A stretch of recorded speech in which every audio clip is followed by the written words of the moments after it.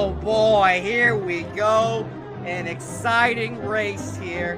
$150. I can't believe I'm in this. I can't believe it.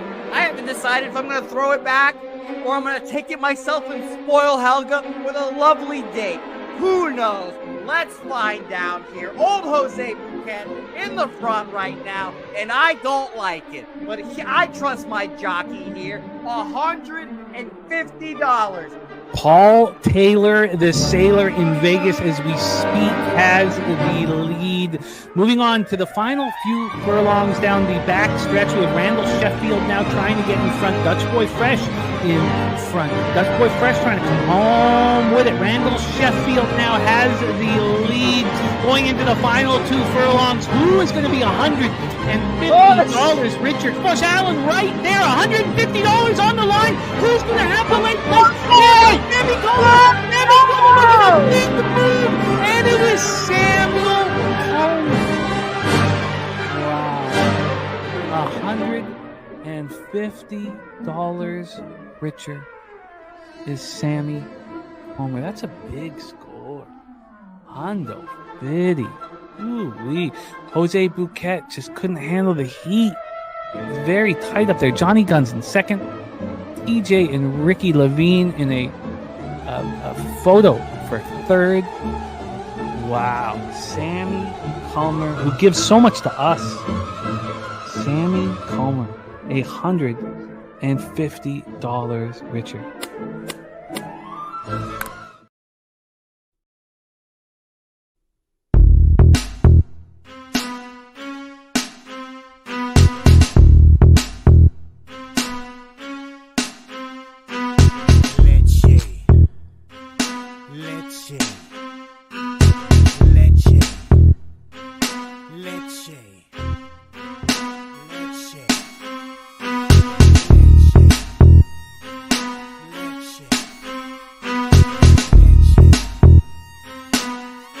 Introducing PubCoin.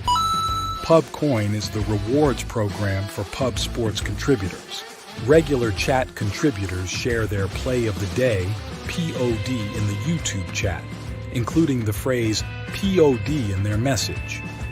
At the end of the week, the amount of units earned are converted into PubCoins.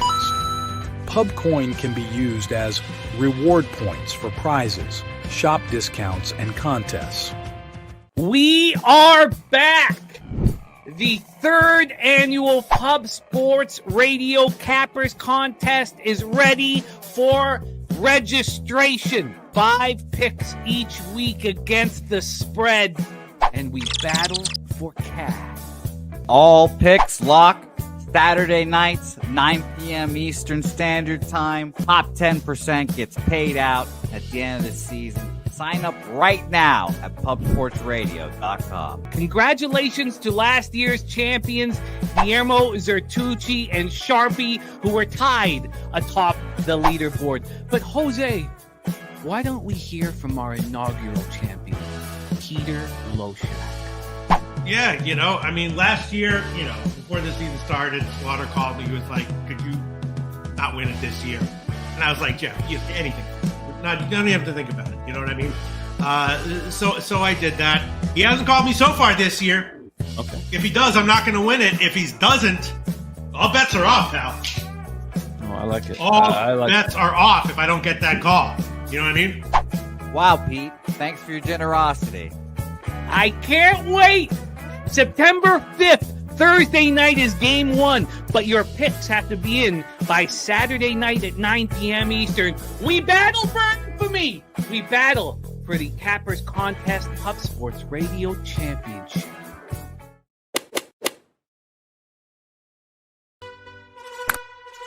Upgrade your membership to Gold.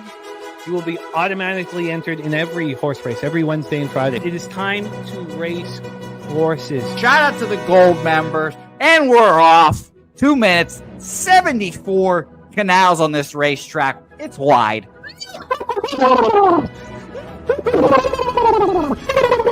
We're racing in San Antonio. Pat Wally moving forwardly. Jeff Slaughter in the mix as well. And as is Randall Sheffield, who's put that beautiful nose out front. But it's actually real grass here, Jimmy. Maybe Kentucky bluegrass here. Oh, look at Unwashed Allen bursting out here. The horses love it. Sometimes they stop and eat it on the way to the finish line. That's why your horses start so far in the back. J-Dub in the mix. Rude Boy up here as well. Jimmy, take it away. There's Oldie. Oldie is moving to the front. We are past the halfway mark in our 2 mile. And there's Ricky Levy. 19 seconds left in the horse race here. It's Fernando Mendoza trying to find the wire. 14 seconds left. Can Fernando Mendoza take this home? Here comes Kenny Can. Kenny Can wants a piece of the pie. Ricky Bobby, 9 seconds left. Can Donut Silks make a run? Can Res Mall make a run to be $50? You son of a bitch! Here comes Tori Coker. Kenny Can, Smoke and Mirrors, Director 97 home. That is the way. Here comes Jason Meyer, the Eldorado custodian. Billy Friedrich, Jones one all coming down to the advantage. Coin! Fired! Nowhere!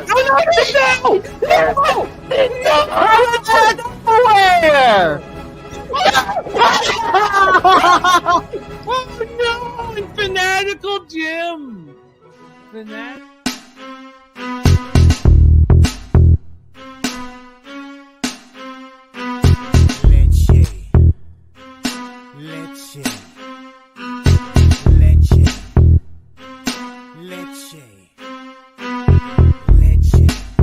Get 'em, Jimmy, where Loshak at? The bottle's getting empty, I'm the cracking, we stacking. Chips, all of this, what I want, plus money winners, that's what I'm on. You can say I'm gone, I prefer elevated, Pub Sports Radio. Time to get educated, who can produce, pay the juice, let loose. What up, cappers, gamblers, punters, hustlers, low baggers? Happy Friday, August 23rd to all of you. Thank you for watching Betting with the Bag right here on Pub Sports Radio. Going for the week sweep here, which is great. And I almost I was fortunate in CFL, but I almost cost it with the late double up on the Padres. But the Dallas Wings breakdown, and that was too easy. And we must remember exactly why it was so easy. 2 games, same arena, 1 day one day off in between.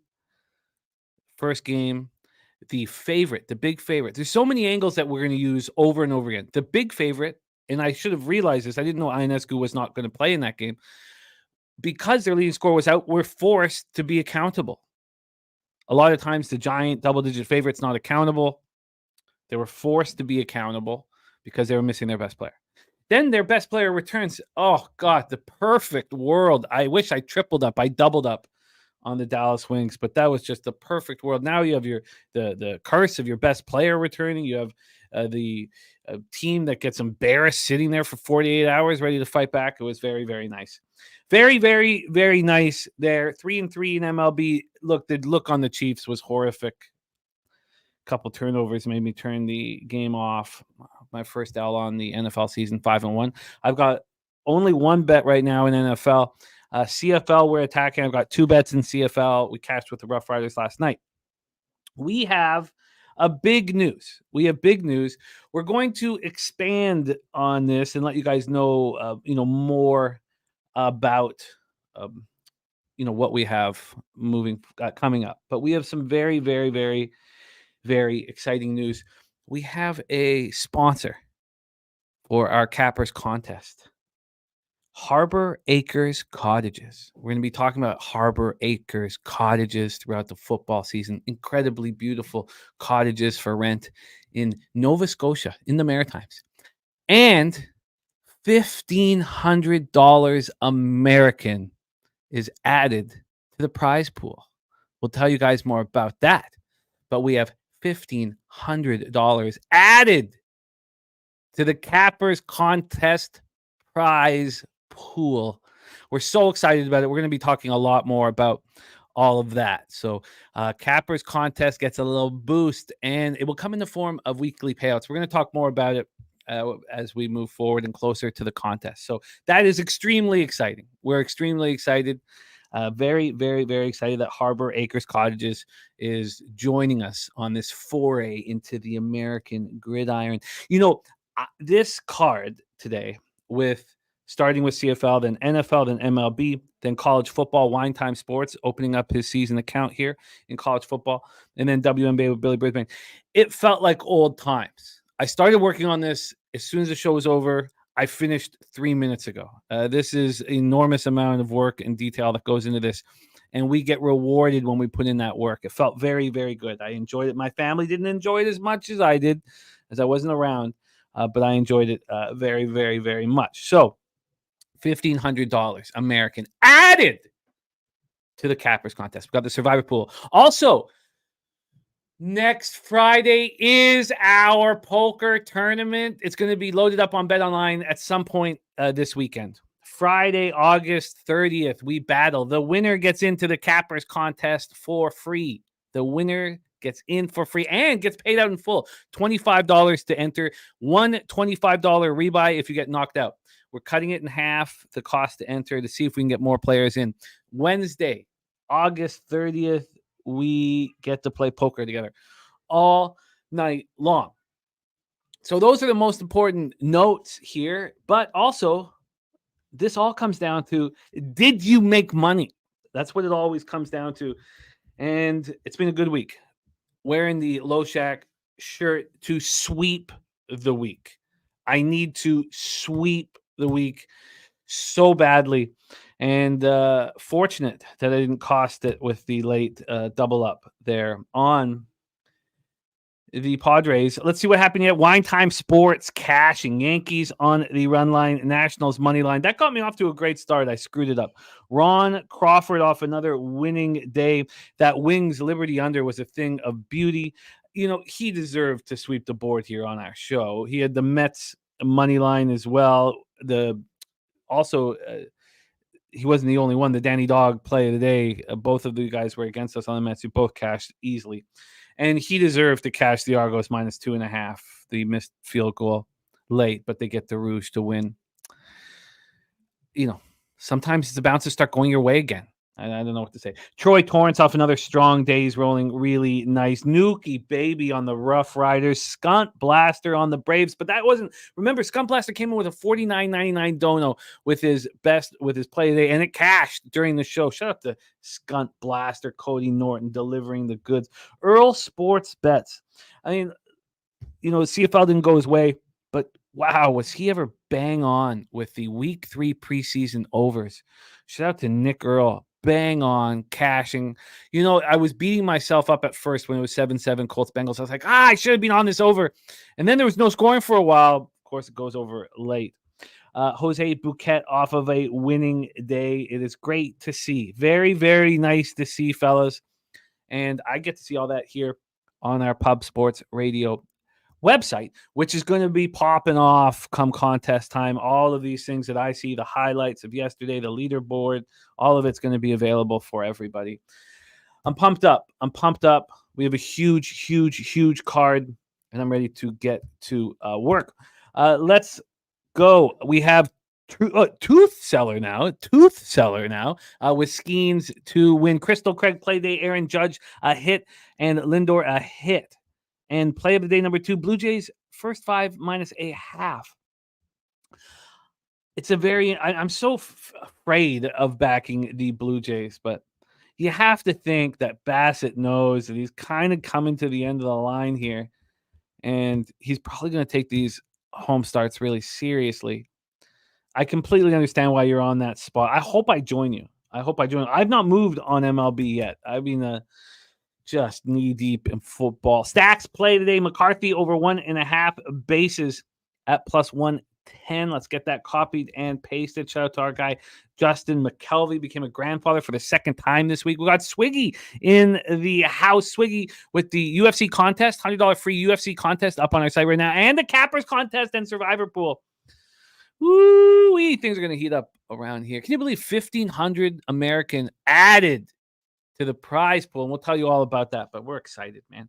Fap win backing David Festa on the Minnesota Twins. Fap win, known around the world for his vat of lube. This man, Fap win, at one point had betted every woman on the Eastern Seaboard.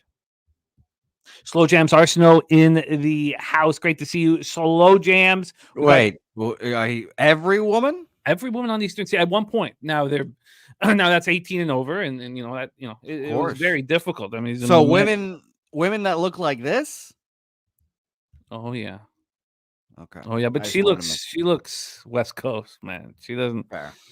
She doesn't. Is this East Coast? Yes, actually, that's British. Actually, that's the Eastern Seaboard for sure. That's Eastern Seaboard for sure. Slow Jams Arsenal zigzag. Yeah, Slow Jams. Slow Jams. You and Ron Crawford helped me with the double up, and I didn't start watching that game until after the first quarter. So after the first quarter, 17-4 Wings over the Liberty. And, I'm immediately beating myself up for not taking the first quarter. And then the Liberty going an 11-0 run. And I got to stop watching. I was like, I'm not helping here. This is doing nobody any good. But took care of business. Easily cashed first half. Easily cashed the full game. Wine Time Sports, serious business. Slow Jam says the Bears, the new Baltimore preseason. Yeah, well, I took it right in the drink hole. Clark Edge in the house. Nunya ready to get to work. Razor Sharp Pick says Happy Kings Plate Day, 6:18 p.m. Eastern. Ooh-wee. I'm going to have a stiff drink in action. I can't wait to watch that race and bet it. Razor Sharp picks off a winning day yesterday. There's Nordy in the house says, let's have a great weekend starting with the Kings Plate. Johnny K ready to get to work. Let's go. Red Girl in the house. Sammy Comer. Look at that. Dude. 150 USD, 204 Canadian dollars for our guy, Sammy Comer. He's going to need it if he wants to move downtown Vancouver. Sammy Comer. Sammy, you've given so much to us. We love seeing this. Now, another announcement about the $50 horse race today. We have to move it. So it's going to be a $100 race on Thursday. You can take the cash or you can take the entry into the Cappers contest, the winner of that on Thursday. Totally up to you. But congratulations, Sammy Comer. And you've given us so much, man. Like, we are indebted to you. It's great that you got the score. You've donated cash to us so often. You've given us winners nonstop. It couldn't have gone to a better guy. We love you, man. Ron Crawford, the dog play day is the LA Angels. And let me go ahead and pronounce the pitcher's name on the LA Angels. Let me go ahead and pronounce it because, I'm sure he was made fun of a lot growing up, but it is Kohanowitz. That's his name. So I'm sure he was made fun of. I'm sure he had to change the pronunciation of his name just to ensure that he wasn't ridiculed growing up. Terry Walker in the house. So let's get this play of the day in from Daby Cab is on that game. Play of the day in from Ronnie Crawford on the LA Angels. And WNBA play of the day, Chicago plus 11. God, wasn't that just a thing of absolute beauty last night? I mean, good God. We're talking, that's the perfect storm. We talk about the perfect storm, but there it is. That is the perfect storm. We explained every single thing that happened and what was about to happen, and we all got paid. Nunya says Chiefs moneyline bad play for me. I foresaw the offensive young gun action, but that defense was atrocious. I don't even think it was the defense's fault. It was the two picks.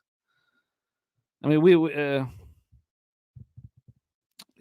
don't blame the, and then Ian Book at the end of the game was doing what I was hoping he would do to Austin Reed. Now, maybe Austin Reed wasn't trying with the huge lead, but it kind of set up okay, but it was a mistake. It was my mistake. And I hate that I led people into that horrificness.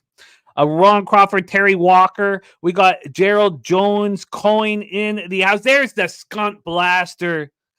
I would say that Skunt Blaster was our most valuable commenter yesterday. And Nanya says, shout out, Harbor Acre Rentals, Cottages in Nova Scotia seems like a solid investment to me. Dude, I love it. Yeah, we're going to be talking a lot about Harbor Acres Cottages. Also, it's less than an hour away from this spot. This, I think it's called Owl Island that I'd not heard of, but Jeff Slaughter's always wanted to go to. So it's less than an hour away from Owl Island. We're thankful. We're very, very thankful the Harbor Acres Cottage is coming rolling with us for the contest. We're very excited. Chris McCarthy, Al Cervic says Bankroll Blitz episode 1, season 2 is this Tuesday. I have no futures yet. It's a future breakdown. We may discuss a little bit about our plans for week 1, but 30 teams of futures. We got to be pretty tight. I can't wait to get back to business. This card felt like I was getting back to business. This felt like what it feels like between September and May. It took hours upon hours upon hours, and I could have used an extra 30 or 40 hours. Nuke says Cottage in Nova Scotia. I'm all ears. Yes, Nuki. We're excited about it. We're excited about our friend Pete and Harbor Acres Cottage is coming with us. We're going to talk more about it, of course, throughout the season, and $1,500 bonus to our payouts is just dope, man. And it's a weekly thing. We'll talk about it more, but it has to do with perfect weeks. Give you a hint. Has to do with perfection. I'm that Heat says I wasn't put in the horse race again yesterday. That doesn't. You know what? If that's the case, we'll put you in twice in our next. That shouldn't happen. I'm going to copy and paste that right here. We'll talk to our guy Jose about that one. I hate hearing that. I'm that Heat. I'm not entirely sure how that would happen. All right. Let's roll. Robert Franklin in the house, 6-0 day yesterday. Robert, you earned that. You earned that with all the hard work you do here on a daily basis. Jarek White also with a big night last night. Love to see it. Sean Pulliam ready to get to work. Great to see all of you guys. We got Action Jackson, Joseph Gomez, BJ in with the best bet. I'll copy and paste that here in a second. Al Cervic says you want to go to bed and wake up on Tuesday. I can't wait. I cannot wait. And look at that. Chris McCarthy signed up for the Pub Sports Handicapping Contest. Good luck, all. I love it. And the skunt play of the day is the Diamondbacks at plus 110. I started moving in the opposite direction now with my copying and pasting. But let's get our guy Skunt Blasters action here. We got my dude ready to rock and roll. Nunya says, shout out Ramon Scott giving those young men a platform. You all got to check out the high school football coverage of El Cajon Valley. Oh, that's dope, man. These are great guys. You're going to see a lot more of him on our channel now that football season is back in business. Copying and pasting as fast as I can because we have a ton of work to do. This is going to be a long show. Nordy says, any golf bettors? Matsuyama just withdrew. The Kong's Clips Kong smash play of the day, Zachary Reese and Boralho parlay at minus 110. Our guy Kong, that's a must copy and paste. I got Robert Valentine as well that you also have added. Rodney M, 9 legacy with his play of the day. We got AOD in the house. Let's get all of this copied and paste it so we can discuss it through this very, very long show.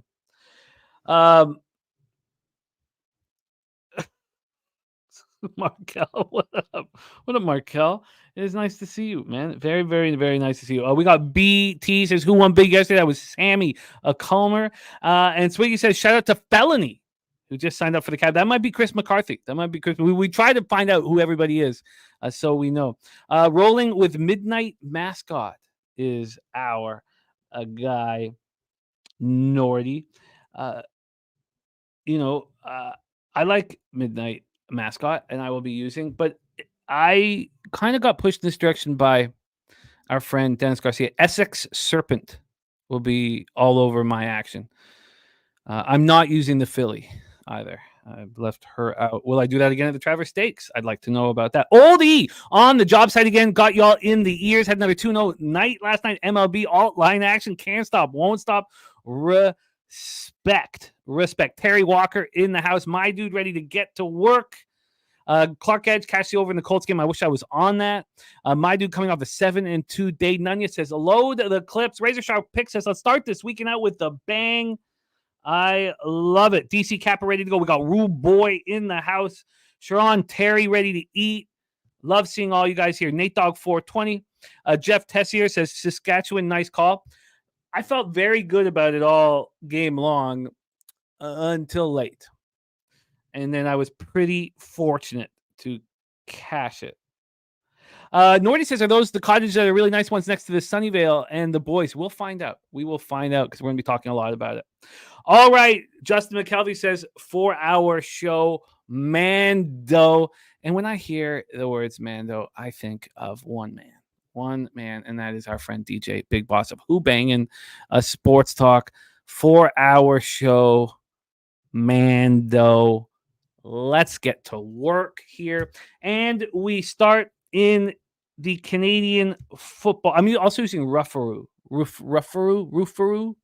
in the King's Plate. I'm going to tweet out my action, but Midnight Mascot Rougharoo SX Serpent is the focus here. And Ron Crawford says Wendy's birthday is Monday. And nice in the house has meant to be taking a lot of people's money. I'm fading them tonight. Latino Heat, Mexican Elvis. We got Ladybug in the house. We got a great group. Let me get everything here. Super True Story in the house. Nordy liking Roufaro 2. Let's get all of this here. Action. Wendy's birthday is on Monday. That's actually what I was looking for. Shout out to Wendy. And shout out to the family. And shout out to Molly, who is now out of the hospital and back in action. Just love the Crawford family. All right, let's get to work here. And I'll be tight, and I'll be quick, and I'll fire shots. Then we'll go into NFL, and then we'll go into MLB, and then we'll go into college football, Wine Time Sports. And then we shut everything down with our guy, Brizzy, in WNBA action. Let's fire away. Hamilton Tiger Cats at Winnipeg Blue Bombers. Tiger Cats 2-8, 1-4 on the road. Blue Bombers 4-6, 3-2 at home. Princess Auto Stadium in Winnipeg, Manitoba. This was something that I had to sit with for a while because I'll be honest, my whole cap around the Tiger Cats last week. And look, I took an L. I went 2-1 on sides last week. This was my L with the Ticats at home. Everybody was on the Elks and everybody got paid out. But it was all about Taylor Powell. The whole cap was about Taylor Powell, quarterback. What Taylor Powell did on the third series, when he'd already run for the first down and he wanted a few extra yards and he got sandwiched, he got destroyed by 3 Elks defenders, was irresponsible. It was irresponsible. It was stupid. There was no need for that. Do you want to be a professional quarterback? It's not just about your skill set. It's about not putting yourself in danger so you can be out there in every play. Watching Taylor Powell, look, I don't want anyone to get hurt. But if you put yourself in vulnerable situations in a violent sport like football, you're not going to play the next week or the week after that, and you take the ambulance to the hospital. That was all your fault, Taylor Powell. You were a fucking thick-headed idiot. But I want him at quarterback because Bo Levi Mitchell is trash and done. And then what? You have Morgan Frost? Is that the scout, the NHL scout that ruined lives? What is the guy's name who came in at the very end of it? Harrison Frost, yeah. More. Okay, sorry. Let's stay focused here. Princess Auto Stadium, Winnipeg, Manitoba. Let's go over the line history here in this one. I have moves on this game and the next, so we will not take too long because I know not all of you love this as much as we do, capping and making money off of Canadian football. This line has gone back to 9.5. I came close to the Ticats at 10.5. Do you think of Winnipeg as a team that's going to win by margin? And they don't. They're not. They're just not built like that. This opened up at Penny at 9.5, got to 9, back to 9.5, got up to 10.5. There's been a 1-point move this morning back to the Ticats. If you go to Bet Online, which got this out earlier, this opened up at 8.5 and immediately was going towards the Bombers. From a total side of things here, it's going down. It's at 47.5 at some books. They're saying my bookie's at 49. Did this just go up? Wow, it did. No, it didn't. That's old. That's stale. Okay, stale. 47.5 here at Pinnacle. So now look, a shout out to Gordon Nikofsky, Blue Bombers, and my parlay with Saskatchewan. Let's go. Excellent work. So, and Nuki says not everyone was on the Elks. Yeah, it was look, I think that we can win that football game against McLeod Bethel Thompson with Taylor Powell at quarterback. But I digress. So let's go. Hamilton comes in off their third straight loss, a disastrous 47-22 setback at home last week versus the Elks. Everything that could go wrong went wrong. First offensive play of the game. Hakanavanu, their receiver who's rolling right now, was injured. It was scary. It was a 30-minute delay. They took him, the ambulance on the field. They took him to the hospital. He was moving his extremities. He's going to be out. He's going to be okay, but he was out. He's out indefinitely. And there was a big break. And you could tell that it kind of took the thunder away from the Tiger Cats. Then halfway through the first quarter, Taylor Powell runs for that first down. He already had the first down, and he goes for 3 extra yards and gets destroyed.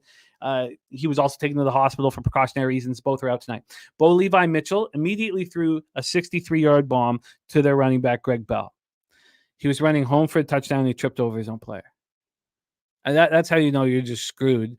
2 plays later, Bo Levi Mitchell throws an interception. Like it was just everything that could have gone wrong was going wrong, and that happened. Their defense got no stops, could get no stops. They were down 32-3 at the half. If you look at the Ticats games, all these games are going over. In the Harrison Frost came in with a meaningless touchdown to Shamar Bridges late.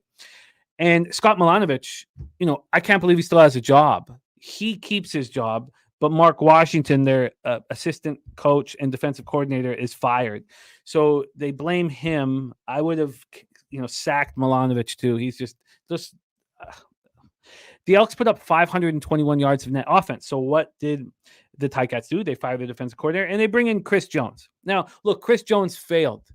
Why did Chris Jones fail? I truly think it was if Trey Ford had started game 1 this year at quarterback, Chris Jones would be the coach of the Edmonton Elks. But he didn't. And that's his fault, and he's going to pay the consequences of that. Now, what Chris Jones is a disliked guy amongst players in the Canadian Football League because he's a hard ass.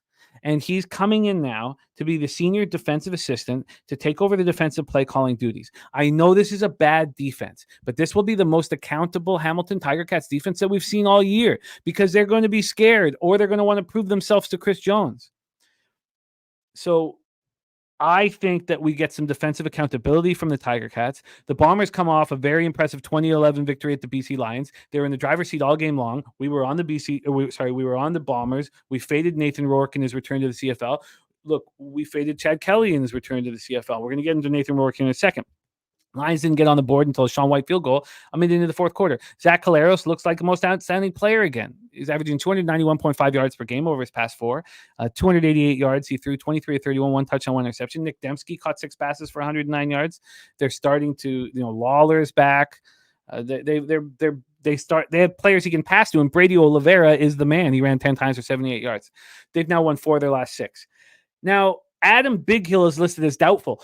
When Adam Bighill wasn't going to be in this game, the star linebacker for the Bombers, I almost took the Ticats at 10.5, but I didn't. I still think that maybe Milanovic is poison, and maybe there's something wrong with this football team. But the Bombers are 9-1 to the under all year. They keep cashing unders. They keep cashing unders for us. They keep doing it. And I am on the under here. I'm on the under here. And I got 47.5. You can get a better line right now than I got. I got 47.5. Let's just see what it is. It's 48 right now. I thought about waiting, but I really think it's right. The right move is the under. I thought about waiting because I think so many people will see the points that have been scored in Hamilton Tiger Cats games and the porous defense and take the over. But I was watching it move towards the under. So that's my action here. So there you go. Big Hill's on the IR, so more than doubtful now. And Ron Crawford liking 33-25 Bombers, Cats, and over is the spreadsheet. And Morgan Frost is NHL player. Oh, thank you, Gordon. I was thinking of the agent, the disgraced agent that did horrible things, but we don't need to talk about him. Ken Mizrahi says, CFL, you need to get rid of the rouge. It's a bad look. Imagine that was the end of the Grey Cup last night. Yeah, it's... Action Jack says, this line dropping. Yes, the side is dropping, but the total is coming up. So with it all said and done here, I'm on the under 47.5 with confidence. I think the Ticats are going to be responsible defensively. The Bombers don't win by margin. So I'm on the under 47.5. I've been cashing on unders all year long with the Bombers. I wasn't on the under in the Bombers-Lions game, and I wasn't on the under in last night's game. But fading these star quarterbacks returning to the CFL, it was basically the under. They could have taken one or the other. Okay, let's roll. Scott Frost, thank you. Dan's guy, yes, thank you, Goran. Okay, so under 47.5 and minus 110 gets my CFL started. Let's move on to the next spot on the board. Saturday, August 24th. I sat with this game for all week. I sat with it because Slatsy's going to be there at the game at TD Place in Ottawa, Ontario, with a couple of his best buddies. I sat with this game trying to figure out, what did I want to do with Nathan Rourke? Do I want to expect the bounce back performance? I was sitting with it. And when it was all said and done, no, I don't. I think there's something wrong with the BC Lions. I said it at the beginning of the year, despite them going 5-1, they've now lost 4 straight games. Their wide receiving core that people say, look how much talent is there. I see it way less talent than we had last year there. And I simply think something's wrong. That's why they've scored average 16 points a game over the last 3. And Nathan Rourke obviously is questioning himself. Remember 2 preseasons ago, he was magical in the preseason. This last preseason, he goes 3 of 13 for 47 yards for the Falcons, and he gets waived immediately. He's questioning himself. This total opened up at 50, minus 105 to the under. It's now minus 108 to the under. Look, I'm not messing with it because I still want to see Rourke and what he does exactly. I tell you what I am messing with is I'm messing with the Ottawa Red Blacks. I'm betting the Red Blacks. They're minus 106 right now. I got them at plus 104. That was this morning. So there's been a 10-cent move since I bet it. This isn't the get back situation. This isn't the bounce back spot. Look, we're going to find the bounce back spot. Nice job, Goran Nikovsky. I love it. We're going to find it, but this isn't it. The Red Blacks haven't lost at home all year, and the Lions are in the throes of this 4-game losing streak. Nathan Rourke's first game was a major disappointment. The Lions were shut out until a minute left in the fourth quarter. Rourke goes 8 of 25 for 126 yards and 2 interceptions. The offense sputters. The team was dominated, and Ottawa hasn't lost at home all year. And, so what I was trying to think about was psychologically what's going through the heads of these players. And I tell you what it is. This is Vernon Adams' football team. That's it. Now, he's questionable. He's still got a knee injury. I think they wait till he's fully healthy. And maybe we wait till Vernon Adams is back at quarterback. This is his football team. They love him. Nathan Rourke comes back like the prodigal son coming back. And so that took me a little while to kind of to figure out in my head. Now, maybe it could be wrong, but G. Martinez says Red Blacks defense is fire. We just watched Ottawa's pass defense look horrible against the Stampeders for the first time all year. I think it's an outlier. That 31-29 win over Calgary was Ottawa's first over since week 6. So the Red Blacks coming off this exhilarating 31-29 win at Calgary. Jeremiah Masoli did everything I didn't expect him to do. 999 days between victories in the CFL. I mean, that's nuts. And he earned it. 27 to 35 for 254 yards. Now Drew Brown's back. I agree with it. Drew Brown should not lose his job based on injury. Drew Brown should be back. You got 3 quarterbacks that can go because Dustin Crum, I think, is pretty talented. Rocky Armstead's a monster. He ran 11 times for 120 yards and touchdown, caught 6 passes for 44 yards. Jalen Acklin is just as sure-handed. He reminds me of a little bit of Darren Flutie. Now, Acklin's quicker, much faster than Darren Flutie, but he's just got sure hands. He can be counted on. And Ottawa's pass defense will be better here. So there you go. I am on, and Goran says Rourke plays. They pay him $750,000 a year. Yeah, Rourke plays. Rourke plays in this game. And remember, though, and it's important, Goran, that's prorated. That's the reason why he was signed at that number here. It's prorated, so it's not like he's getting $750,000 right now. But yeah, he's very expensive. He plays here, but this is Vernon Adams' football team. I'm on the Red Blacks money line. Move on to the final spot in CFL before we get into NFL. Sunday, August 25th, 7 p.m. Eastern with the Edmonton Elks 3-7, 2-3 on the road at the Montreal Alouettes, 9-1, 4-1 at home. Let's get into the line history here for this spot, and then we're going to get into NFL next. So we have on the spread, we saw this go through the 7 and come back, and now it's back at 7. So this opened up I didn't realize it opened up at 7.5 at Pinnacle because it didn't at other books. Let's see what BetOnline did here. So I didn't realize, because I saw 6.5s when I was looking on Monday, but this opened up at 7.5, went to 7, back to 7.5, and was at 6.5. That was all within the first 24 hours, or less than that. Sorry, that was all within the first 24 hours it was available. 6.5 down to 6. The line was moving towards the Elks. It's now at 7. Trey Ford continues to be questionable. McLeod Bethel Thompson will be in. This total right now is at 51.5, minus 106 to the under. This opened up at minus 108 to the under. There's been a 2-cent move towards the over. Action Jackson says this is too easy for Montreal. Montreal did not deserve to beat Saskatchewan. They have the heart of a champion. They're able to handle the toughest moments in a football game. And Moss is doing a great job. And Machocha, the Snake, has done a great job. The Elks come in off their third straight victory, dominant 47-22 victory at Hamilton. Let's start with the Elks. Trey Ford being limited all week with a chest injury, so we expect McLeod Bethel Thompson at quarterback. He didn't have too much to do last week. The Elks were just in complete control, and the Tiger Cats were just just playing so bad. But McLeod Bethel Thompson didn't make mistakes. 15-23 for 234 yards, 2 touchdowns, an interception. Eugene Lewis caught 5 passes for 93 yards, and Justin Rankin was the RB3 to start the year, and now he's RB1. God, he looked good. Ran 17 times for 108 yards, 3 touchdowns. So they're going to run the ball, but this Alouettes defense is very, very strong. It's very, very strong. Ron Crawford has this final score as 28-21 Montreal. So star receiver Tyson Philpott's on the 6-game injured list. Austin Mack has returned after a failed stint with the Atlanta Falcons. He's a monster. Charleston Rambo caught 7 passes for 90 yards. They also have Cole Speaker. So Rambo, Speaker, Austin Mack, Tyson Philpott, who? I mean, I love the kid and I love his dad, but So the Alouettes showed the heart of a champion. They were outgained 433-318, but Davis Alexander and co delivered when it mattered most. Cody Fajardo will be back under center for this one.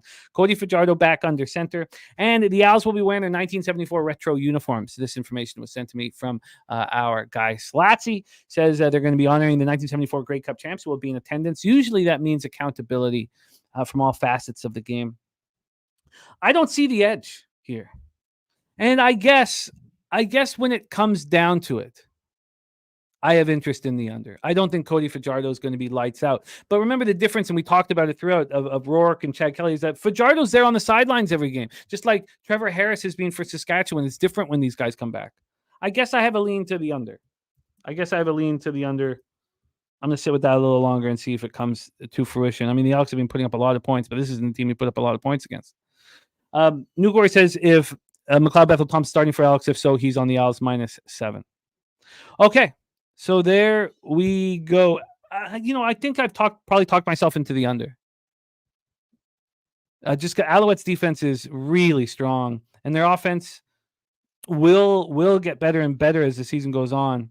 But I don't expect Fajardo to be excellent here. So I think I've maybe talked myself into the under in the Elks Alouettes game. I'm on the under tonight, 47.5. You can get a better line right now. I'm on the Red Blacks +104. I think the market is telling us that it's the right move. Ron Crawford, play of the day in CFL. I missed that. Is the Red Blacks. Love it. Copied and pasted. Okay, that is CFL.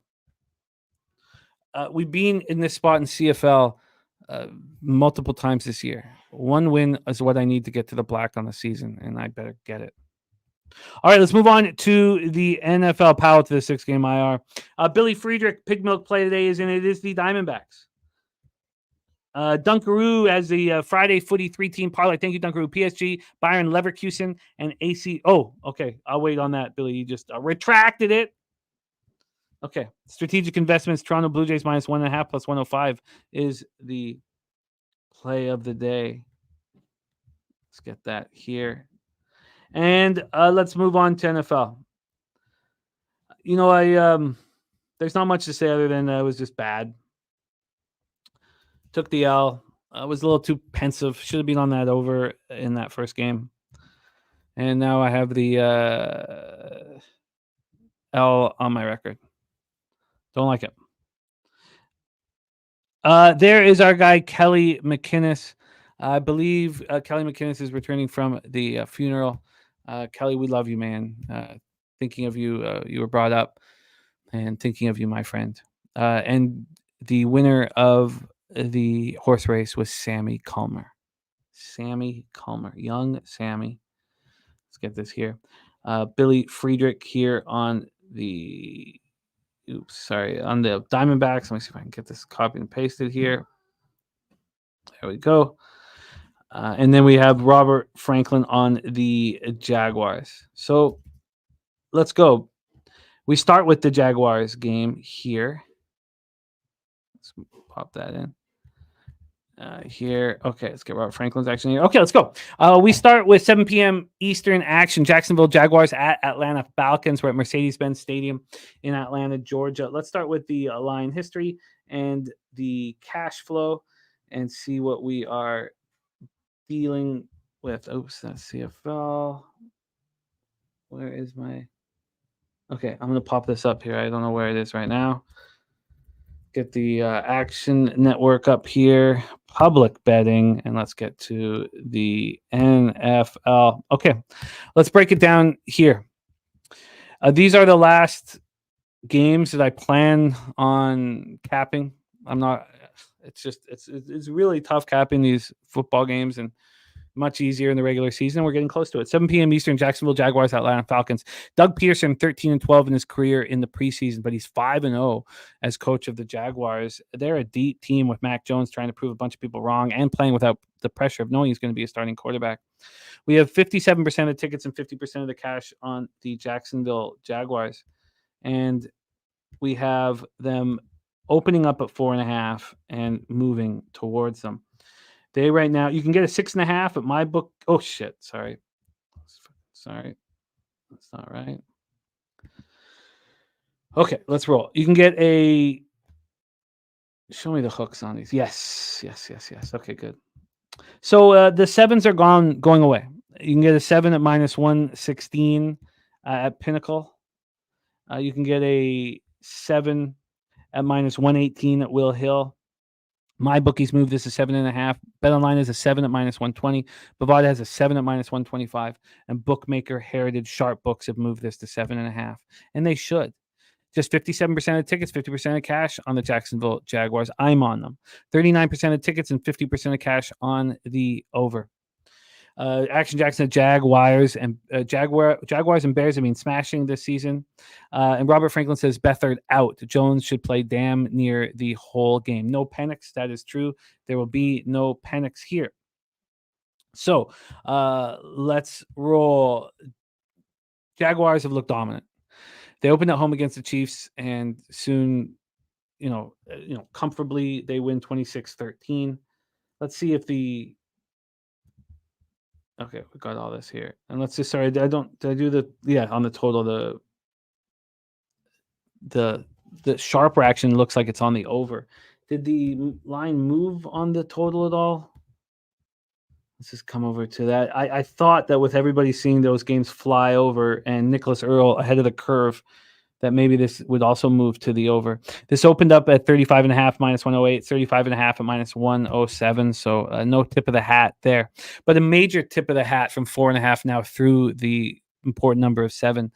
Let's talk about that game against the Chiefs. That was week 1. Trevor Lawrence went 3 of 4 for 42 yards and a touchdown. Mac Jones followed by going 9-11 for 98 yards, and Beathard went 7 of 14 for 125 yards and a touchdown. They followed that up with a 27 victory at home over the Falcons. Saw Mac Jones go 16 of 23 for 210 yards and 2 touchdowns. He had a passer rating of 127.2, and then CJ Beathard, cleaned up the slops and didn't look good doing it. 5 of 7 for 40 yards. So Mac Jones won the backup job, and Trevor Lawrence is going to start here. So we're going to see Trevor Lawrence for, maybe I'm sure I expect if they have one drive where he just rolls down the field and scores a touchdown, I assume that that's all we'll see him. But if he doesn't, maybe we see him for 2 series, max 3, and then Mac Jones is going to take over.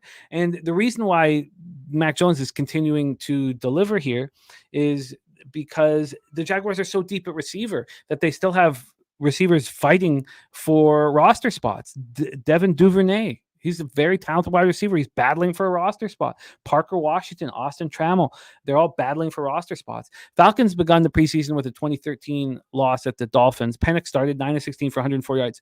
When Penix isn't out there, this team is looking completely lost offensively, and Heineke has not looked good. In that 2013 loss of the Dolphins, Heineke was 4 for 11 for just 11 yards. Nathan Rourke came in 3 of 13 for 37 yards and was waived after the game. They followed that up with that 13-12 loss at Baltimore. They saw Heineke go 8 of 16 for 114 yards. And then to replace Rourke, they bring in John Paddock. You guys remember from Ball State, had the year at Illinois. John Paddock went 9 of 17 for 78 yards. So we know no Cousins. We know there's going to be no Penix. This Atlanta secondary looks bad. I mean, they look weak right now. And of course, these are backups, but they look real weak. And the Jags are scoring at will. They've scored 20 or more in every game that Peterson's coached in the preseason. Every one. So, J-Dub says, why the hell would Penix not play 3 quarters here? I get it. And Billy Frieder says, it seems like another full game over to me. My concern is simply the Atlanta Falcons. I don't want to have to trust them to score. So, how many preseason games before the season? This is the last week of preseason action, my friend. And Joseph Gomez says Penix will be the starter by week 6. UPK Ashiala says Jags, baby. So, at this point, that could be my only action going into regular season. As possible. Wager detects the Jaguars win their division. All right, let's move on to the second spot on the board. 7:30 p.m. Eastern. Miami Dolphins 2-0. This is our first road game of the preseason. The Buccaneers 1-1 at Raymond James Stadium in Tampa, Florida. Isolated thunderstorms may or may be an issue. Probably not. It's not windy. 7 miles per hour. So let's roll. Let's get into the line history for this one. We have this total at 37.5, very high. It opened up at 34.5 and got all the way up to 38.5. Now, this 38.5 was on Tuesday. Now, it was, all of this was correlated with Baker Mayfield coming in to start at quarterback, as if he's going to be locked in, in a preseason game ready to go here, which is what the, markets believe. It got up to 38.5. And now it's down to 37.5. I do think that that's a bit of an overreaction here. So let's get into the spread. And of course, the same thing happened here on the spread. And when we came into the preseason, I didn't fade the Dolphins when everybody was on the Falcons in that week one. I didn't fade the Dolphins because I thought that Mike White and Skylar Thompson, with their comfort in McDaniel's system, would be bet on preseason quarterbacks. Now, I didn't want to get into that huge market move and the steam towards the Falcons, so I stayed off, and the Dolphins won. But it had nothing to do with Mike White and Skylar Thompson. They're playing really poorly right now, and I wish they weren't. This is a real fascinating game, and maybe there is an angle for us to mine here. So this opened with the Dolphins -1.5, and it's now sitting at +3. The +3 as well, when it first moved there, was back on Tuesday, and this was heavily juiced. This was -116. Then on Wednesday, this was -117. Now it's -106. I mean, now it's not beyond the realm of possibilities that this gets to a 3.5. So you have to ask yourself, do you want to get in the way of this line move? And it's not. That's what we have to ask ourselves here. Let's go. So Baker Mayfield. We'll start. Todd Bowles 10-14 in the preseason, 3-5 as head coach of the Bucs, and he says he's going to expect the starters to play in this game, and he said for some amount of time. The Buccaneers opened their preseason with a 17-14 win at the Bengals. Kyle Trask played the first half, and John Wolford played the second half. That's been their go-to system. So now it'll be Baker Mayfield, then Kyle Trask, then John Wolford. In game one, Trask played the first half. It was 12 of 20 for 144 yards, no touchdowns and a pick. And then Wolford played the second half, going 12 of 18 for 131 yards. They played pretty well. Mike Evans, Chris Godwin haven't been in either of the preseason games. We don't expect to see him here. They don't have a wealth of talent at wide receiver, but enough for them to tack on yards. They followed that same routine in a 27 loss at Jacksonville. Trask played the first half, 12 of 19 for 108 yards and touchdown. Wolford came in the second half and looked bad, 7 of 14 for 52 yards. Mike McDaniel's 5-3 in the preseason, and McDaniel stated straight up, some starters will play. The Dolphins won their first game, 2013 at home over the Falcons. And like I said, White and Thompson looked bad. White was 4-14 for 26 yards. Thompson was 8-19 for 95 yards, a touchdown and a pick. Then in last week's 13-6 win at home over the Commanders, we got to see Tua. Tua delivers a perfect 5-for-5 drive, culminates in a touchdown before Skylar Thompson and Mike White struggled. Thompson was 8 of 15 for 61 yards. Mike White was 11 of 20 for 116 yards. Part of the reason why I thought these guys would succeed in preseason is there a clear number 2? I know they say it's Mike White, but it feels like it's still sort of up for grabs. And then the other problem here, and this is so legitimate, is that this wide receiving room is beat up. I mean, even guys like Braylon Sanders, guys that we thought, we could maybe count on in the preseason, they're all hurt. Willie Snead, of course, Waddle and Hill, Odell Beckham Jr., River Craycraft, they're all hurt. So it's Braxton Berrios and Malik Washington. Both offenses have been so bad. So that's the problem. Okay, so here, I'll tell you what the problem is. And I want to, no, Jonathan Yim, I'm not. I'm taking care of the kids. This would actually be a great time to go, Johnny, because it's not going to be crazy busy. But it's going to have a huge monster race. But I can't go up there today. So sadly, but I'd love to figure out a time we can go. All of us go up there together. But okay, so here's my problem with this one. It's that the offenses have been so bad. So you have to think that the coaches want to see them deliver. Now, does Mike McDaniels really need to see Mike White and Skylar Thompson deliver with no wide receiving help? Probably not. But you have to think that Todd Bowles wants to see some legitimacy from his offense. My dude says, love Dolphins. No way Kyle Trask has a good game. Just call him Kyle Trash.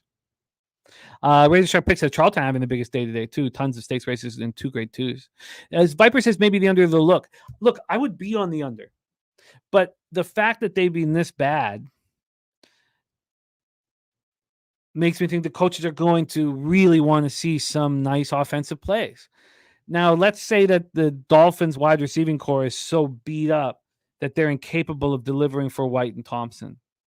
If that's the case, I find it very difficult to believe that Trask, Wolford, and even Baker would be that good. The UPK Yashala Haktua play day is the Dolphins. Holdman Nuts play day is the Rockies' first 5. So, I guess when it's said and done, I think this move to the over doesn't make that much sense. And I would already be on this under. I would already be on it if it wasn't a situation where, I don't care that Baker's playing the first series or 2. So I kind of like the under. I feel like this has gone too high. Might be better off as a in play under in case Baker rolls. Let's see where BetOnline has this at 38. So they have added 7 cents of juice, but they haven't touched it in 2 days at 38. I like the under. I just the Dolphins don't have the battle at wide receiver, based on all these injuries of players we thought might be battling for W3. Okay, I might have talked myself into the under here. Okay, Clint Zerlgan says, I agree with the Raiders spot. I think coach wants all the momentum possibly going into week 1. My dude says Raiders should 100% win too. Bet that money line. Says Dobbs is trash and not going to do shit. Says Raiders are going to start O'Connell or Minshew. Well, they're not going to start Minshew. Minshew's not playing in this game. So why don't we roll into the final spot on the board before we get into Major League Baseball. 10 p.m. Eastern, we have the San Francisco 49ers 1-1, 0-1 on the road at Las Vegas Raiders 0-2, 0-1 at home, Allegiant Stadium in Las Vegas, Nevada. So Shanahan's 12-11 in the preseason. Let's get into the line history here for this one. This total is very low. It's very, very low. 32.5, slightly juiced to the over. This has come down from 38. Wow. I mean, that is a monstrous move towards the under. Then we have the Niners now at -9. It's just flying towards the Niners. That last move was 16 minutes ago. Another 1.5 move. Now it was juiced to 7.5. I mean, I like where I'm at with the Jags, and it's an interesting situation here that we will break down. Let's go over the cash flow. I don't know if we did for the second game. So sorry, 65% of tickets, 75% cash on the under in Bucks Dolphins. That makes me a little nervous. Makes me not want to. If it's public, the under, and we know, especially with Nick Earl crushing those overs yesterday, 61% of tickets, 64% of cash on the Dolphins, and line moving towards the Buccaneers. I think the Dolphins just don't want any injuries. I'm starting, even though I hate this move because of Baker Mayfield, I'm starting to lean towards the Buccaneers in that one. Now I'm sitting with it. And then in this one, we have 46% of tickets and 55% of cash on the 49ers. Mark my words, this is not dumb money that's moving this line towards the 49ers. 64% of the tickets and 68% of cash on the under. And we've seen it drop all the way down to 32.5. Jarek White on the 49ers -7. Robert Franklin on the 49ers first quarter -0.5. And Kenny Can hit king high straight flush 1,500 high hand at casino yesterday. I'd love to see it. Love to hear it. Nate Dogg leaning for the Vegas, on Vegas 7, leaning over. Okay, remember, this is a 9 now. Let's see what it is over at 365. Did they also move it to the... Yes, they have a 9. So this is just an alarming move towards the Niner fans. Okay, so Shanahan and the Niners opened their preseason with 17-13 loss at Tennessee. Dobbs 14-20 for 146 yards in a pick. Brandon Allen 7-13 for 98 yards. They followed that up with a 16-10 win at home over the Saints. Purdy started and did not look good. 2 3-and-outs combined for 11 yards of offense. He did not look good. And Dobbs got the bulk of playing time. 12-21 for 133 yards. Brandon Allen 7-10 for 36 yards. And we got to see Tanner Mordecai 4 of 6 for 44 yards. Purdy and a bunch of the offensive players are going to start here. One final preseason tune-up. Look, Kyle Shanahan was not pleased. He said that. I mean, they did not look good, and he wants them to look good. Now, those were backups that shut him down. Backups shut him down against New Orleans. And, I mean, if we know anything about Antonio Pierce, is that he gets accountability defensively. Much love, Razor. Go get that cash today, my man. So we expect Debo and George Kittle to be on the field to start this game. And we expect Purdy to get the opportunity to deliver. No McCaffrey, of course, he's got that calf injury. And then you have the Ayuk and Trent Williams, waiting for the new deal, all of that going on as well. And the running back room is messed up in San Francisco. It's beat up. So, Cody Schrader and there's Matt Breida citing Cody Schrader. Cody Schrader doesn't look like he's capable, but he's not getting, holes to run into. So this is all because they're going to go get a touchdown on the first play. Or the first series with Purdy at quarterback. 9 is a lot of points. The Raiders opened up their preseason with a 24-23 loss at Minnesota. Minshew was 6-12 for 117 yards and touchdown. Aiden O'Connell 7-9 for 76 yards. And then Anthony Brown went 1-3 for 24 yards. It was waived right after the game. They lost 27-12 then at home to the Cowboys. So Gardner Minshew started 10-21 for 95 yards. Won the job.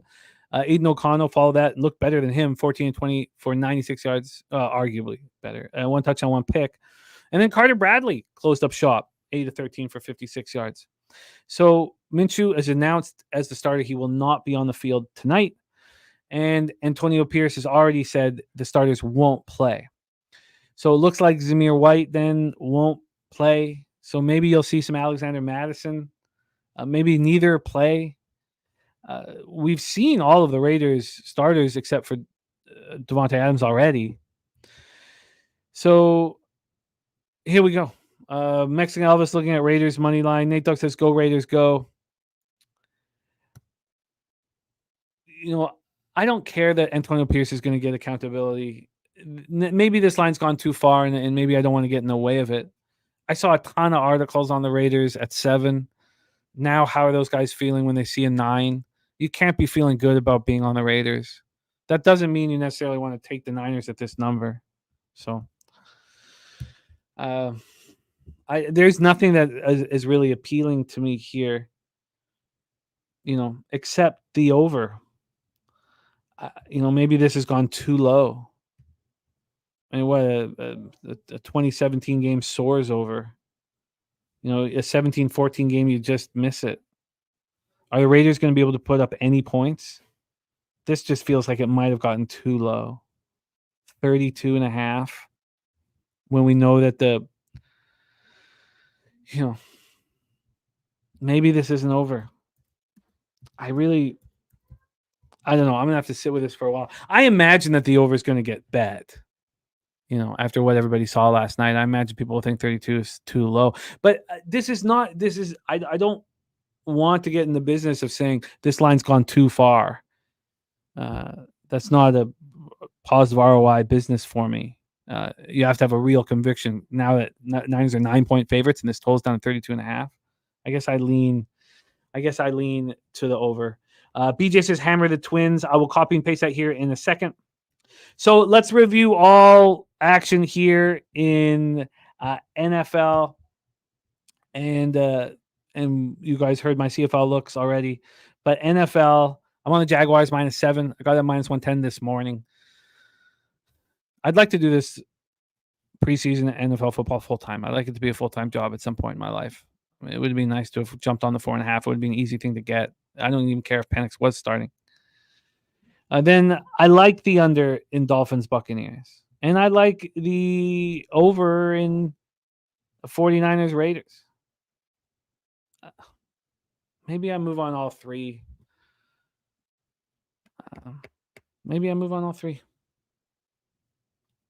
So that is my action. My dude says he's heavy on the Dolphins. Coin puts him under 35.5 in his pocket on Tuesday. Look, Coin, it was a sharp move. 32 is very low. I'll have to sit with those totals for a little bit. Would I be uncomfortable if Jaguars -7 was my only NFL action? No, I would not be. I'd be fine. I'd be fine with that. Okay, that is NFL and CFL. We are going to be doing college football after MLB. Wine Time Sports will be joining with us. Okay, so let's roll into Major League Baseball. We got BJ saying hammer the Twinkies. Let's copy and paste that. That is Festa. We've already heard Fap win on Festa. Stacks play today is McCarthy over 1.5 bases. I got Crystal Craig's plays of the day. Skunk Blasters on the Diamondbacks. Got 9 Legacies action. I don't have the dog play today. Oh, maybe I put it under the game. I don't see it. I don't know if I have it from Ron Crawford. But I will mention that as we go through, and Jose can tell me if I do or not have it. All right, that is the gridiron. It's time to get to the diamond. Oh, there it is. Angels. Yes, I do have it, of course. Yes, I do. I have it in that game. Thank you. Okay, let's roll. Please welcome to the show, coming to us from San Antonio, Texas, star of our MLB programming here. Say hey plays of the day.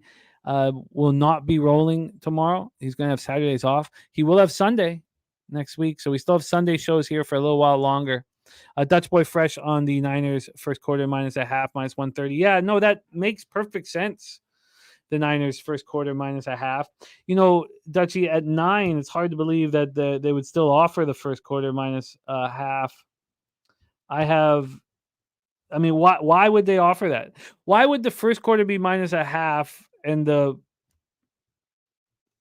first half be -7? I mean, that just doesn't make any sense. It doesn't make any sense. And I'm not one who sits back and says, maybe because Pinnacle's not offering first quarter lines. We'll ask Jose what Bet Online is doing. It doesn't make any sense, Dutch. Do we feel like we're taking advantage of the books? Because I just don't believe that really happens. I mean, I'm looking at it right now, though. Doesn't it seem like the play? I mean, I feel you, Dutch. It's so fishy.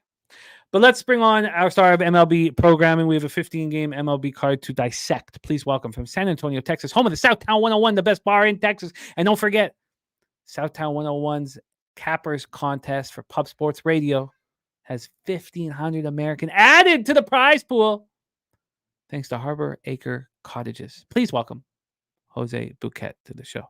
Jose, how are you? I'm excited to find out what a cottage is. Yeah, man, I want to know the difference between a cottage and an estate. I'm interested in all these things. So There's no, I don't know, a state. I don't know what you're talking about. But in Canada, if you are from the west, you have cabins. And if you're from the east, you have cottages. So I grew up with cabins. I didn't know what a cottage was until I came out here. that's funny because in America, in the East, they're cabins. Because I stayed in a cabin in Tennessee, so that's very funny. I don't know. You guys are weird, but I like the sound of that. I want to stay in a cottage right outside of Owl Island. I mean, come on. It's dope. And also 1,500 American added to the prize pool. Of course, that's going to be a great time. I cannot wait for all this stuff. Cappers contest. I'm signing up on all Tuesday, so I cannot wait as well. So it's going to be a great time.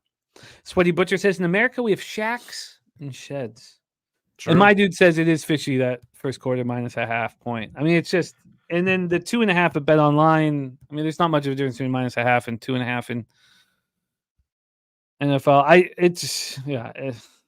And also my first quarter action, I have a negative ROI on historically. So, okay, let's get to work, Jose. But tell us, how was yesterday for you? I went 3-3 yesterday, so I had a slight winning day because of taking plus money, so that's always nice. God damn it, the Padres, man, they fucked us.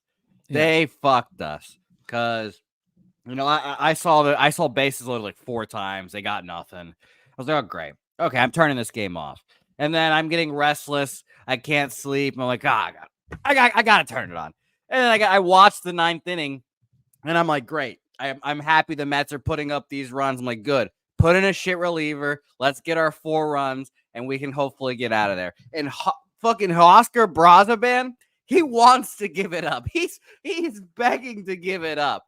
And the fucking Padres just simply cannot get the fucking 4th run. It screws me. It's funny as well, Jimmy. The Padres are built like a team that, hits home runs, et cetera, and they play in one of the most like pitcher-friendly ballparks in baseball. So watching Jake Cronenworth and Jackson Merrill fly out to the warning track really set me on edge on that. But, whatever. 3-3 day yesterday. Shout out to my little Venezuelan children. They got the job done. Nuke, if you're asking me legitimately, I tend to believe that those lines, if you're a favorite, I think those lines are pretty sharp. I think that Venezuela probably gets their dick pushed in today by those Taiwanese kids. So they're minus 125. Taiwan is. Take them if you'd like them. But the Texas team is going to win the Little League World Series. So you guys can mark that one right down. Apparently they have a shitload of pitching. I don't watch this bullshit, but I was told this yesterday when I was watching this game. So, yeah. Well, I beat myself up for not taking the Astros. I just fear fading a good pitcher after a horrible start. And it's, 25% of tickets, 50% of cash market not moving. That one hurt. That's a huge game changer of getting a plus 140 or, whatever it was. Yeah, that was nice. Shout out to Arrighetti. Yeah, he looked very, very good. And the Astros look very, very good. And the Orioles are falling off. So let's roll. Dunkaroo says, why y'all on the D-backs? Top 2 hitters, Cattell, Marte, and Walker, both injured. They have a lot of depth offensively, but we'll get into all of that. Let's roll, Jose. 6:40 p.m. Eastern, we have the Cincinnati Reds, the Pittsburgh Pirates. We're at PNC Park in Pittsburgh. Let's start with the weather here. I might need to bring it back up. I do need to bring it back up, so let's bring up Swish and get to work. Have you moved on anything here to start the show? I actually have. I haven't tweeted it out yet because, I'm going to wait. But I saw our guy, Fap Win, put in Minnesota Twins. When does he bet baseball? Never. And BJ as well. BJ also. And yeah. And when BJ put it in, I was like, you know what? Fuck. I'm going to put it in. Minus 145. I already have that locked in. I'll tell you that now.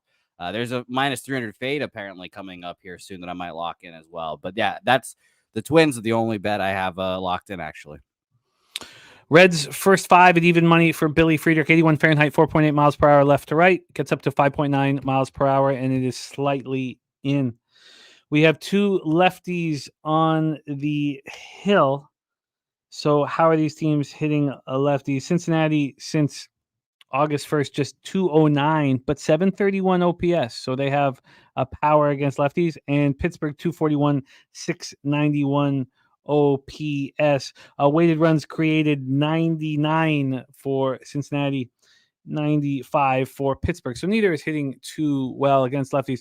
Andrew Abbott, 10 and 10, 3.72 ERA, 1.30 whip, 138 innings, 114 Ks, 52 walks, 25 homers. Last start was at home versus the Royals, 5 innings, 4 runs, 4 Ks, 1 walk. It's funny, his road numbers are decent, but then you see from Gifted Cartel saying Abbott has a 10 ERA on the road in his last 30 days. I'd be curious to see how many of those he has, how many starts he's had on the road in those 30 days. Jake Burns says, the easiest fate on the board every single day is Seattle Mariners. I want them today, of course. Oh, I don't. Fuck them. They're garbage. No, that's perfect. I want everyone to think that, but I do want some things to correlate enough for me to pull the trigger. Coin saying the great Votto hanging him up. Yeah, you guys are kind of dicks up there for not letting him play one baseball game in Toronto, huh? That's fucked. What is this? Is he a sick kid? Is that what's up? Is he sick? Is he a sick child? God, I wanted to watch him play. What is this? Give him one. Throw him a bone. This isn't a fairy tale. This is a business. They did this for Albert Pujols for fucking 3 years. All right. Shout out to Wager Detective with the $5 dono. Our guy, Wager Detective in the house. And says, is there a pitching change? No Abbott. Clint. Let me refresh my odds here. Actually, I have a. Oh, yes, it's Farmer. Odds. Oh, Buck Farmer. Buck him down. Well, shout out to Buck Knife. No odd movement change either, really. Wow, that's important. Thank you very much, Clint, for that. And Trap God with the teaser, that makes sense. Jags -0.5 and the over 26.5 and 49ers Raiders. So no Andrew Abbott. Interesting. But we do have Bailey Falter. So can you get the Buck Farmer breakdown set up? Bailey Falter, 6 and 7, 4.02 ERA, 1.25 whip, 107 and a third, 75 Ks, 31 walks, 13 home runs. Last start, 5 2/3, 8 hits, 2 runs, 8 Ks, no walks, and 7-2 win at home versus the Mariners. He's been good at home. 3 and 3, 3.61 ERA, 256 opponents batting average. And let's hear your plan and your thoughts on Buck Farmer. Let me just go over the line history and the cash flow here before we hand it over to Jose. I'll have all this set up so we can be moving very quickly, as we've got a lot of work to do here today. So we have, of course, I don't know when the change was made. Jose says that there's been no movement, but let's just see. We have the Pirates at -110. They opened up at -107. They got up to -121 at 6 p.m. last night. Got up to -123 at 6:30 p.m. And now we've come back to -110. This was -111 at 8:30 in the morning. So yeah, I think I agree with that this market move wasn't predicated on who was starting necessarily on the Reds. From a total standpoint, we are sitting here with a 8.5 -111 to the under. Open up -103 to the under, so 8 cents of movement. And when we talk cash flow, we have 73% of tickets, 82% of cash on the Pirates, 73 and 82, and 76% of tickets, 76% cash on the over. Jose Bouquet, buck them down, Buck Farmer pitching, take it away. Yeah, one inning of old Buck Farmer, and that's probably it. 1-2 max. He's gone 2 innings 3 times this year, 4 a couple times actually. But middle reliever from Georgia Tech. Shout out to him. I'll just mention that RotoWire has after. Oh, so sorry, Abbott's still the primary. They have it listed as that. Okay. However, I don't know how 100% facts that is. I'd be a little surprised, honestly, if they did that, because I don't think he's done that all year. So we'll see. But the thing that kind of tipped me off and it has me a little interested in the Reds is that the line changes, or the pitcher changes and the line doesn't move at all, even when we go to a 1-inning reliever and potentially a bullpen day. So I'm going to stay off. They got me in the ass yesterday. The Reds did. Paul Skeens did his thing. But yeah, I just ended up moving on this game. But like I said, the only interesting part of this game for me is the fact that we've changed pitchers, and who knows, maybe Abbott's still going. But the line really has not moved much, so it makes me feel like the Reds are pretty It left. must be because Abbott's still going as a full primary. I mean, that's Yeah, so I don't know what to expect either from that. Like I said, I don't think he's done that in his career. And who the hell in the top 3 the Pirates lineup are you trying to get him to avoid? It's like, is it the Reds? I mean, are they? I have not looked at the wild card chase in the NL, but like, are we really doing this? Why are we making this guy's life more complicated than he is for a young pitcher trying to establish himself in the majors right now? I don't know. There's bad ball here by the Reds, I think, but no action from here. yeah, none for me either. Kind of like having that 6:40 game to get locked and loaded, but I'm off of that. It's better when we hit the early game and we're feeling good about ourselves like yesterday. Mm-hmm. Yeah, no doubt. Okay, let's roll on. We got the community and new knowledge in the house. We got Jermaine Conley ready to get to work. Outside new traveling laws ready to eat. So let's move on. Next up, 7:05 p.m. Eastern, and we have our first guest of today's show. I will bring him up as soon as I see him backstage. 7:05 p.m. Eastern with the Colorado Rockies, 47-81, 18-48 on the road at New York Yankees, 75-53, 34-28 at home. We're at Yankee Stadium in the Bronx. Let's get to the weather here in Yankee Stadium. 79 Fahrenheit, 5.7 miles per hour out to left center. Then gets 4.8 out to left field. It keeps moving until it's just right to left a couple hours into the game. So Kyle Freeland going up against Carlos Rodon, another spot where we have 2 lefties on the hill. Let's start with the total. Sorry, the total sitting at 8.5 minus 115 to the under. This got to 8 at 9:40 a.m. Got to 8 again at 11:32. Got to 8 again at 12:06. But we're sitting at 8.5. There's been 3 cents of movement towards the under in this Freeland Rodon start. On the money line here, we have Colorado at plus 270. They opened up at plus 240. Yankees have gone from minus 269 to minus 306. 37 cents of line movement towards a already enormous favorite. There's our guy Topset in the house. Coin saying Chisholm back. Jermaine Conley says Yankees roll here on a Friday. Tooth Sellers got Rodon over 7.5 strikeouts. So let's roll here. I'm going to copy and paste Joey Marinaccio, Nate Dogg 420 on Judge to hit homer, and my dude moving on Steer over 1.5 hits, runs, and RBIs. Mike Wilkerson on Yankees team total over 4.5. So we have this monstrous move towards New York Yankees. Let's take a look at the cash flow. First off, the total, we've had 3 cents of movement to the under. We've seen it go to 8 3 different times. 96% of tickets, 97% cash on the over. Then 97% of tickets and 94% cash on the New York Yankees. I mean, that's just wild. Our guy, Swiggy, says, oh, and there's Trisha in the house. 11 entries for Drexler today. Wow. Yeah, I can't believe that. I've never seen my guy have more than like 4. Wow. What? It doesn't have an entry in the King's Plate. Oh, yeah. Let's go. Oh, all right. Don't slander my man. All right. At least you didn't call him well, whatever. Okay, let's stay focused. Here, Swiggy says the only thing worrying about the Yankees is how they're hitting lefties.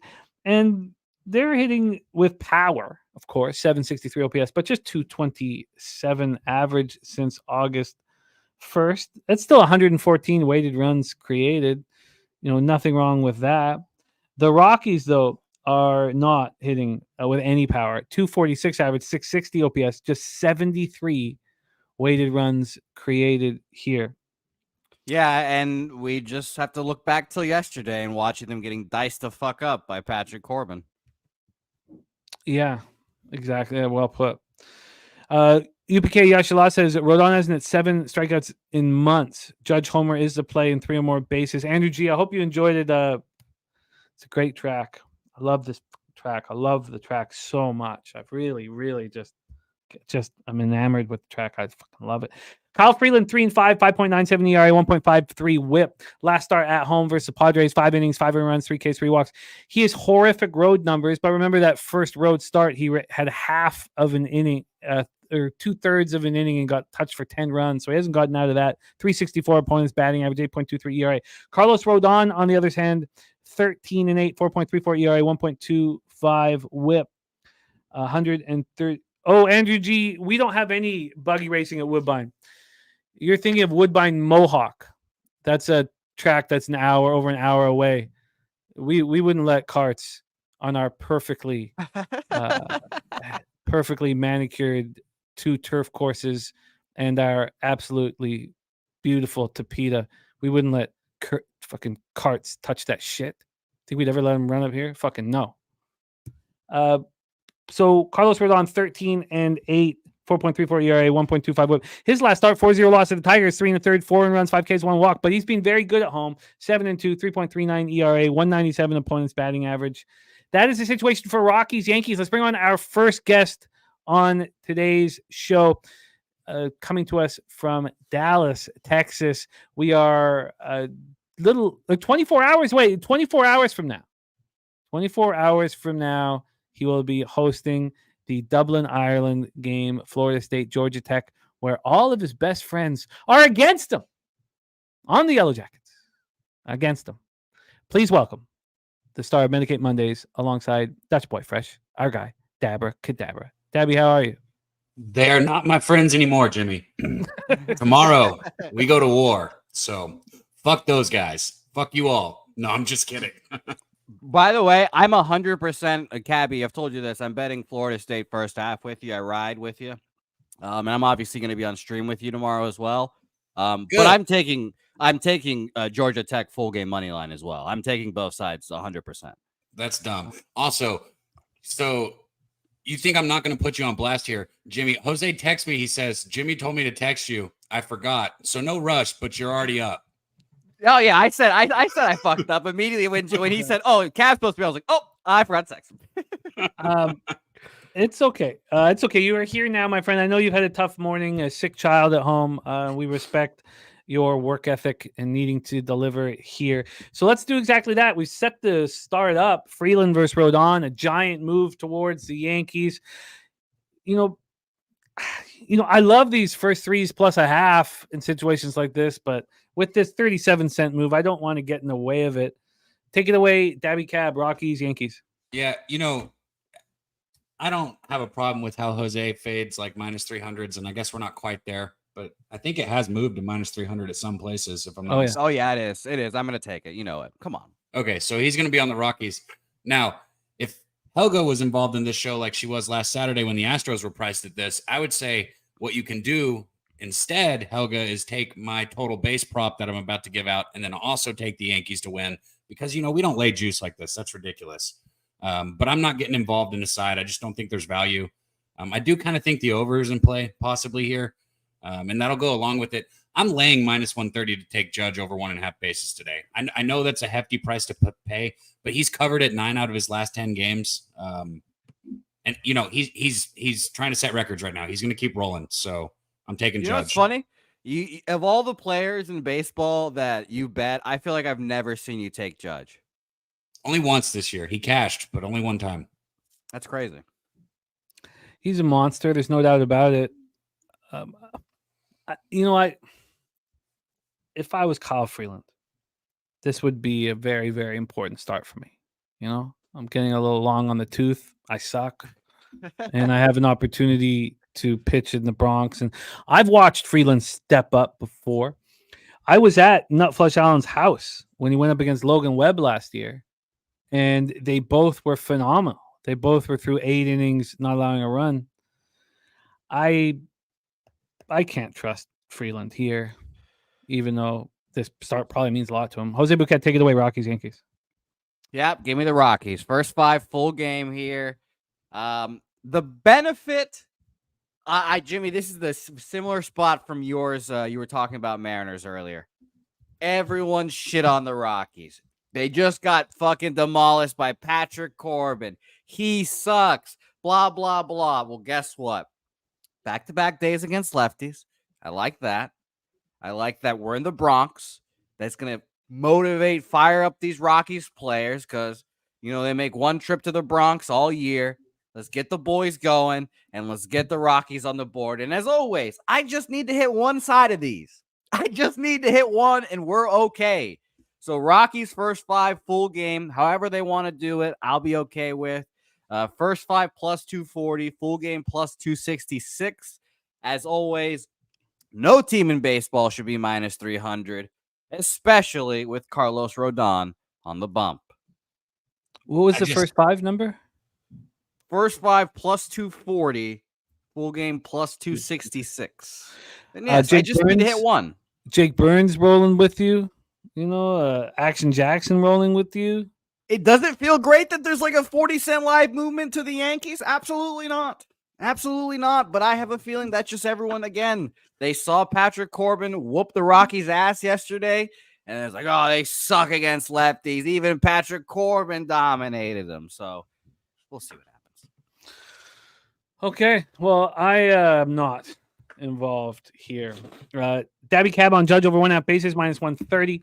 Jose on the Rockies first 5 plus 240. Full game plus 266. And Jake Burns, I'll calculate the minus 300 record that I've done this year. It's obviously win-loss record-wise, it's probably losing, but bet unit-wise up, I'm sure it's up. The first like month, 2 months, 3 months, all the minus 300s lost, and it was crazy.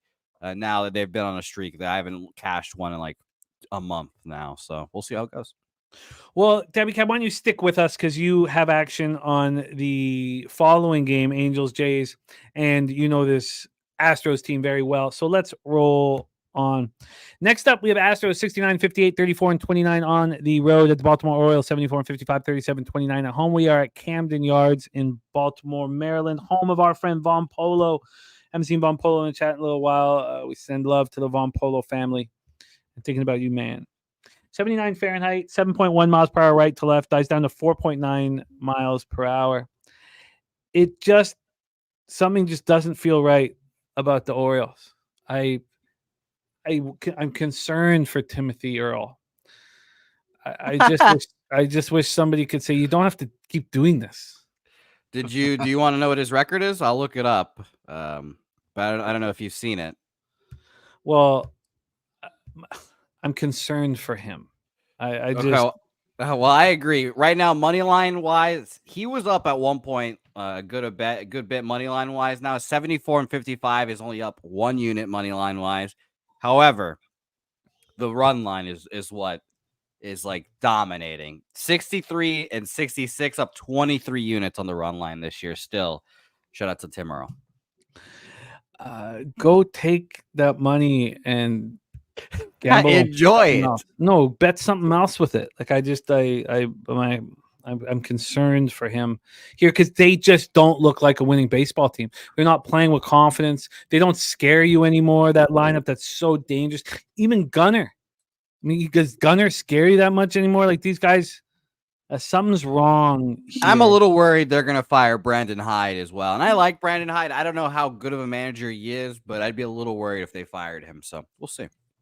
LJ from H-Town says Astros have won 15 out of 18.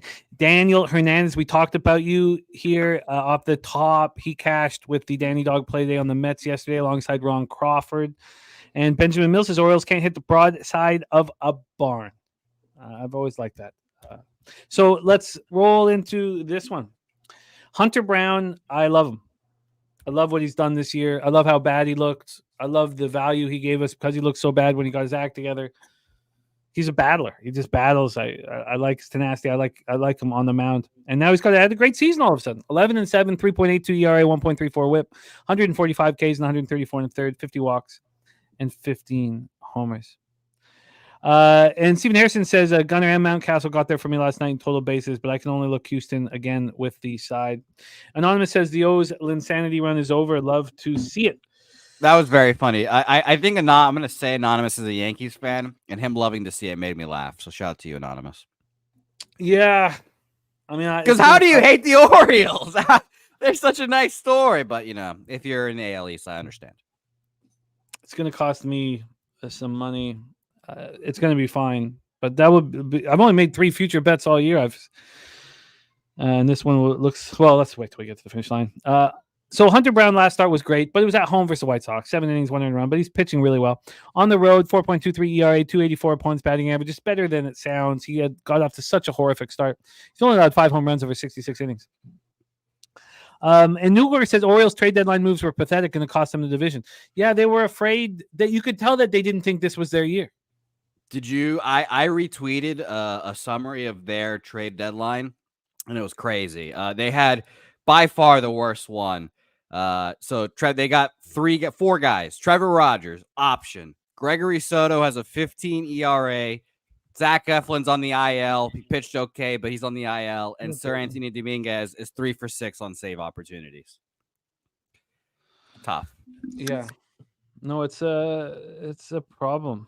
Yeah, and by the way, on the opposite side of that, Jimmy, the Kansas City Royals, they traded for Lucas Ursig, and this is a few days old now. This is actually yesterday. This is July 30th. Lucas Ursig, 0 ERA, 14 Ks, no walks. Paul DeJong hitting almost 300 with 3 home runs for them. Which is crazy. That gonna last another 10 minutes, do you think? Maybe 15 more minutes? It's helping them right now. It's helping them right now. That's all that matters. We know what that guy does. Michael Lorenzen, a 2 ERA with them. I mean, it's just congratulations to those teams. They fucking did it. Well, speaking of bullpens right now, the Oakland A's 7-8-9 is so good. I mean, the A's are going to be good. I was certain that we were cashing that full game under, yesterday after a bit. But let's go back here. Hunter Brown going up against Cade Povich. I mean, that's what it's come to. But Cade Povich coming off a nice start. It's 5-1 loss at home versus Red Sox, but he went 6-30. He only allowed 2 earned runs. At home, he's got a 3.58 ERA. He's allowed 4 home runs over 32 2/3, 269 points batting average. This is not a bad ball player. So let's break this one down. We said 79 Fahrenheit, 7.1 miles per hour right to left, ice down to 4.9. Line history-wise, the Orioles are plus 105. They opened up at plus 103. 2 cents of movement towards Baltimore. There was really no movement in the game yesterday, but only 25% of the tickets were on Houston. Here, the 8.5 is minus 109 to the over. This opened up at 9. A legit 9. Minus 107 to the over, minus 105 to the under. Now we're at 8.5, slightly juiced to the over. So we have a move to the under and no move on the money line. When you get to the cash flow, you have 60% of tickets, 76% of cash on the Astros. No movement towards them. On the total, 85% of tickets, 84% cash on the over, and it's a half-run move to the under. I guess we should pull up the Orioles are not hitting hard at all. 230, 673 OPS versus righties. And the Astros aren't hitting lefties. 236, 678 OPS. They're 236, 678, but they're still 99 weighted runs created. So it's a little better than it sounds. Coin saying leaning back to the well with Baltimore under 8.5. Jose Bouquet, take it away. Daby Cab follows. Astros Orioles. I love this game. And this is, again, another spot. Everyone's shitting on the one team. This line stinks. I agree with you, BJ. Give me the Baltimore Orioles to win this fucking game. This line stinks. After yesterday, I thought, Hunter Brown and a AAA pitcher, at least minus 130. Nope. No, this line stinks. Everyone's going to shit on the Orioles. Give me the Orioles here. Full game money line plus 105. And yes, their bullpen is going to be terrifying, but that's what you have to do in these cases. It's the same thing I always say in a game like this, because, of course Jose would love this game because the line does stink, and this just does feel weird. But before I took the Orioles, I'd just take the over. If the Orioles are going to win, I just think there's going to be runs. Well, the issue there is that the Astros are fielding a AAA lineup. Shout out to the AAA Astros because I know some of them, they're nice guys, but they've got my guy Shea Whitcomb up there. Jake Myers is man. Says you, motherfucker. How many of them do you know, and how well do you know them? I know one, Shea Whitcomb. Shout out to him. He's a nice guy. Okay. I just know him for friend of a friend. That's it. I was over exaggerating a little bit, but the point of that is to say this: they're obviously Zach Zenzo, like Mauricio Dubon's been up. He's not a good hitter, really. Like it's not your classic, your Astros lineup as well. And you guys heard me stumping for the Astros really hard yesterday. As I said, there's no way they should be a plus 130 to this team. I'll say this. I don't think the Orioles should be this cheap against the Astros. So that puts me on the Orioles. Good luck. Thank you. You're right. I get it. I get it. I think this, if they're telling us that Cade Povich is going to have a nice start, I trust Hunter Brown to have a decent start. DC Capper on the over 8.5. It's gone from 9 to 8.5. BJ says in the truck listening to you guys, this line smells. Why so low? Yeah, I agree. Nasty Nate, chicken sandwich bet right now. Astros, Orioles. Lay your cluckers. Where is it? What did you get on the Orioles? Plus 105. Yeah, I get it. I fear fading Hunter Brown, but I get it. And Povich off the back by side. I wish I got this first 5 under 5. I was just so caught up with football. All right, chicken sandwich bet is on officially. Shout out to you, Nasty Nate. Justin. I mean, this is a pretty sharp move to the under. You're probably right. You are probably right. I don't know if I get to the Orioles, but I mean, I fear. Jarek White, there's over backers. DC Capper on the over 8.5. I certainly want the under here.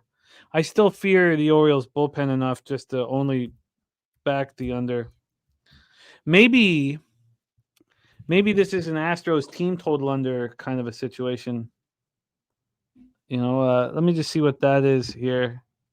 But I don't think I need to bother with that because I've got, my ROI with first 5 unders have been so bad lately, which obviously makes me hesitant to do it. But God, that 5 would have been nice. It's minus 137 now.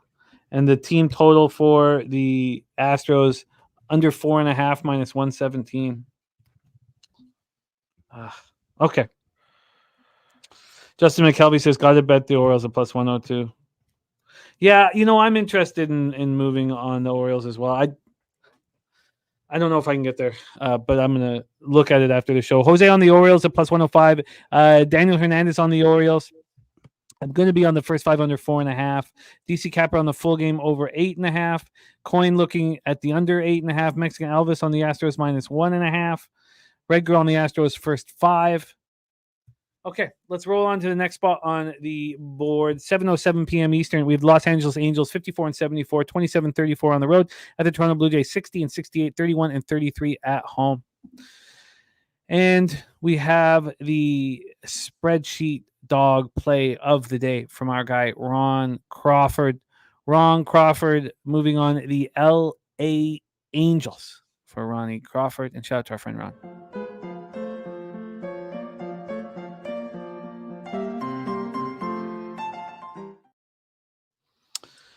All right, let's roll here. We talked about the pitcher on the hill, a pitcher that I didn't know much about, Jack Kohanowitz. Jack Kohanowitz, 3rd-round pick in the 2019 draft out of high school, out of Pennsylvania.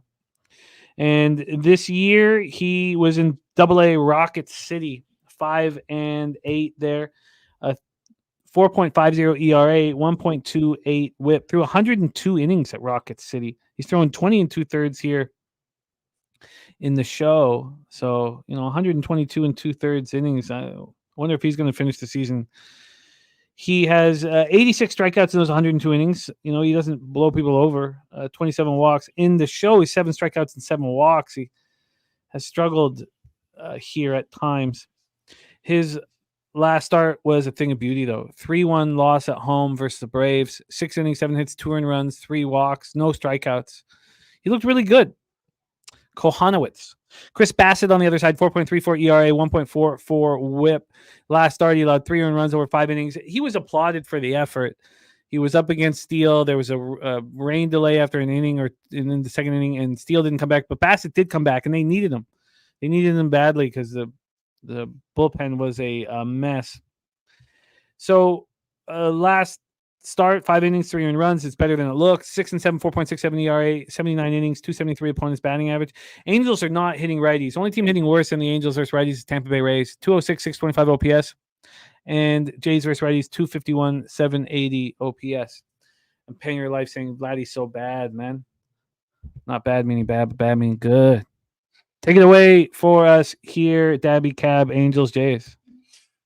Yeah, I haven't been able to communicate a ton. I added a bet in the Padres game. I haven't pulled the trigger yet in this one. I think this is a good spot, though, for the Jays. I know they've had a bad season, but they're still better than the Angels. You got a veteran on the mound here with Bassett. You got to love when you don't know a pitcher and you see a name like Kahanowitz or however the hell you just said that shit. You got to love that, right? You don't know somebody and it's Kahanowitz. You did say it, though. He pitched, pretty good against the Braves. He gave up 10 base runners, though, in those 6 innings. So there was a lot of traffic on the bases, and he, I guess, got out of it, which maybe that'll be a trait that he shows as a pitcher going forward. But for me, he's still giving up in his 20 innings he's pitched. He's given up 27 hits, 7 walks. So that's a lot. It's a lot of traffic. It's a lot of traffic in 20 innings. I like the Blue Jays here.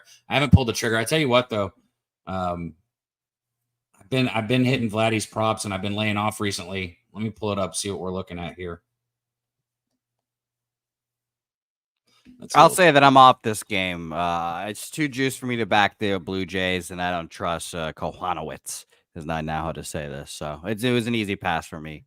I just think the Jays aren't good enough for this. We also didn't get into the cash flow. Let me do this. 85% of tickets and 91% of cash on the over. 85 and 91 on the over in this one. And we have a 9. And this opened up at 8.5. It got up to 9 once before and came back down. But now it's back at 9. So we have a half-run move to the over. And then on the money line here, we have these Jays at minus 196. And that's crazy. This opened up minus 181, so 15 cents of movement towards them. And then when we take a look at the cash flow, we have 88% of tickets, 89% cash on the Blue Jays. Daby Cab, continue, my friend. Yeah, I'll take I can get a minus 106 for Vlad's total bases at 1.5, so I'll take that. I'll make that official. Okay, let's grab that here for you for Cab. We have Vladdy's total bases over 1.5. What was the juice? Minus 106. All right, you are in business, Daby Cab. So next up for us is Guardians Rangers. And did you say you added a spot on what? Padres game. In the Padres game. Okay, so we will have you back here shortly. Guardians. Oh, I bet the Guardians Rangers game also. Yes, yeah, I got that Guardians Rangers game. I have it all set up, and then we'll bring you back for the Padres game late. So you are in business. So Daby Cab thus far has given us the Vladdy Guerrero over 1.5 bases. That at minus 106, and he's also given us Judge over 1.5 bases minus 130. Crystal Craig says Jays have dominated LA last 2 years. They get out to quick starts too. The new Jay players and the rookies are hitting. They sure are. They sure are. Shout out to Joey. Let's roll on. Daby Cab, we will see you shortly, my friend. Say what, my man? No, you're good. It's not the Rangers game right now, though? No. Oh, okay. My bad. Okay, let's roll. 7:10 p.m. Eastern with the Arizona Diamondbacks, 72 and 56, 35 and 30 on the road at the Boston Red Sox, 67, 59, 29, 32 at home at Fenway Park in Boston, Massachusetts. Let's get into the weather to get us started in Boston. We have, where is the Red Sox weather? 77 Fahrenheit, 7.7 miles per hour out to right field. Stays between 7.7 and 6.2, so not a big deal here. By the way, Gift of Cartel says Toronto's last 30 days at home, their OPS 795 versus righties. Angels last 30 days versus righties on the road 629. Yeah, it's a huge difference. It's a huge difference. I get it. Maybe it's a cash cow situation. I just don't trust the Toronto Blue Jays. But let's talk about this one. A very fascinating pitching matchup here. Nasty Nate says Red Sox smash. Very fascinating situation here. We have Ryan Nelson versus Brian Bayo. Both young stud pitchers got off to terrible starts this year, and both are coming on. Brian Bayo had a couple great starts in a row. His last start at the Orioles, and I believe you probably called this, Jose, about a month ago, 3.5, 4 weeks ago. And Jermaine Connor looking at the Diamondbacks team total over. Brian Bayo, 4-3, 5.28 ERA at home, 286 opponents batting average, but he's been much better of late. Much better. Now the Diamondbacks are raking 269, 888 OPS versus righties. Red Sox versus righties 286, 820. Red Sox bullpen, Jose believes, is coming around. Statistically, they've been bad in August, and the Diamondbacks bullpen's been very good. And Ryan Nelson has been very good, delivering 8-6, 4.35 ERA, 1.29 WHIP. Looks like he's in complete control. All year he's been better on the road than he's been at home. Now he's just completely rolling. And stacks play today. McCarthy over 1.5 bases at plus 110. McCarthy over 1.5 bases at plus 110. Shout out to our guy Justin McKelvey. Stacks, stacks, stacks, stacks, stacks, stacks, stacks, stacks, stacks, stacks, stacks, stacks, stacks. Let's get into the line history here. We have Ryan Nelson and the Diamondbacks at plus 114. They opened up at plus 120. 6 cents of movement towards the Diamondbacks. On the total, we have this sitting at a 9.5 minus 114 to the over. This opened up at 9.5. It got up to 10 for a while, and it's back at 9.5. We still have had 9 cents of movement towards the over, but not nearly as extreme. Cash-wise, 32% of tickets, 41% cash on the Diamondbacks, and on the total, 68 and 66 on the over. Well, Brian Bayo has been pitching very well, but with this market, how do you not fade your Red Sox?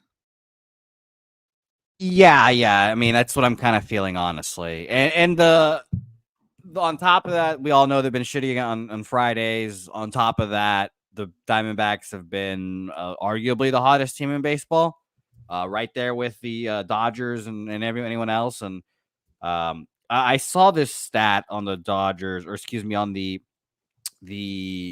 Diamondbacks, and read my guy Red Sox Stats tweeted it out, because the Red Sox just went through their very gauntlet phase of their schedule, and then now the Royals are about to go through there, so it's going to be very interesting. But the Diamondbacks 22-8 their last 30 games.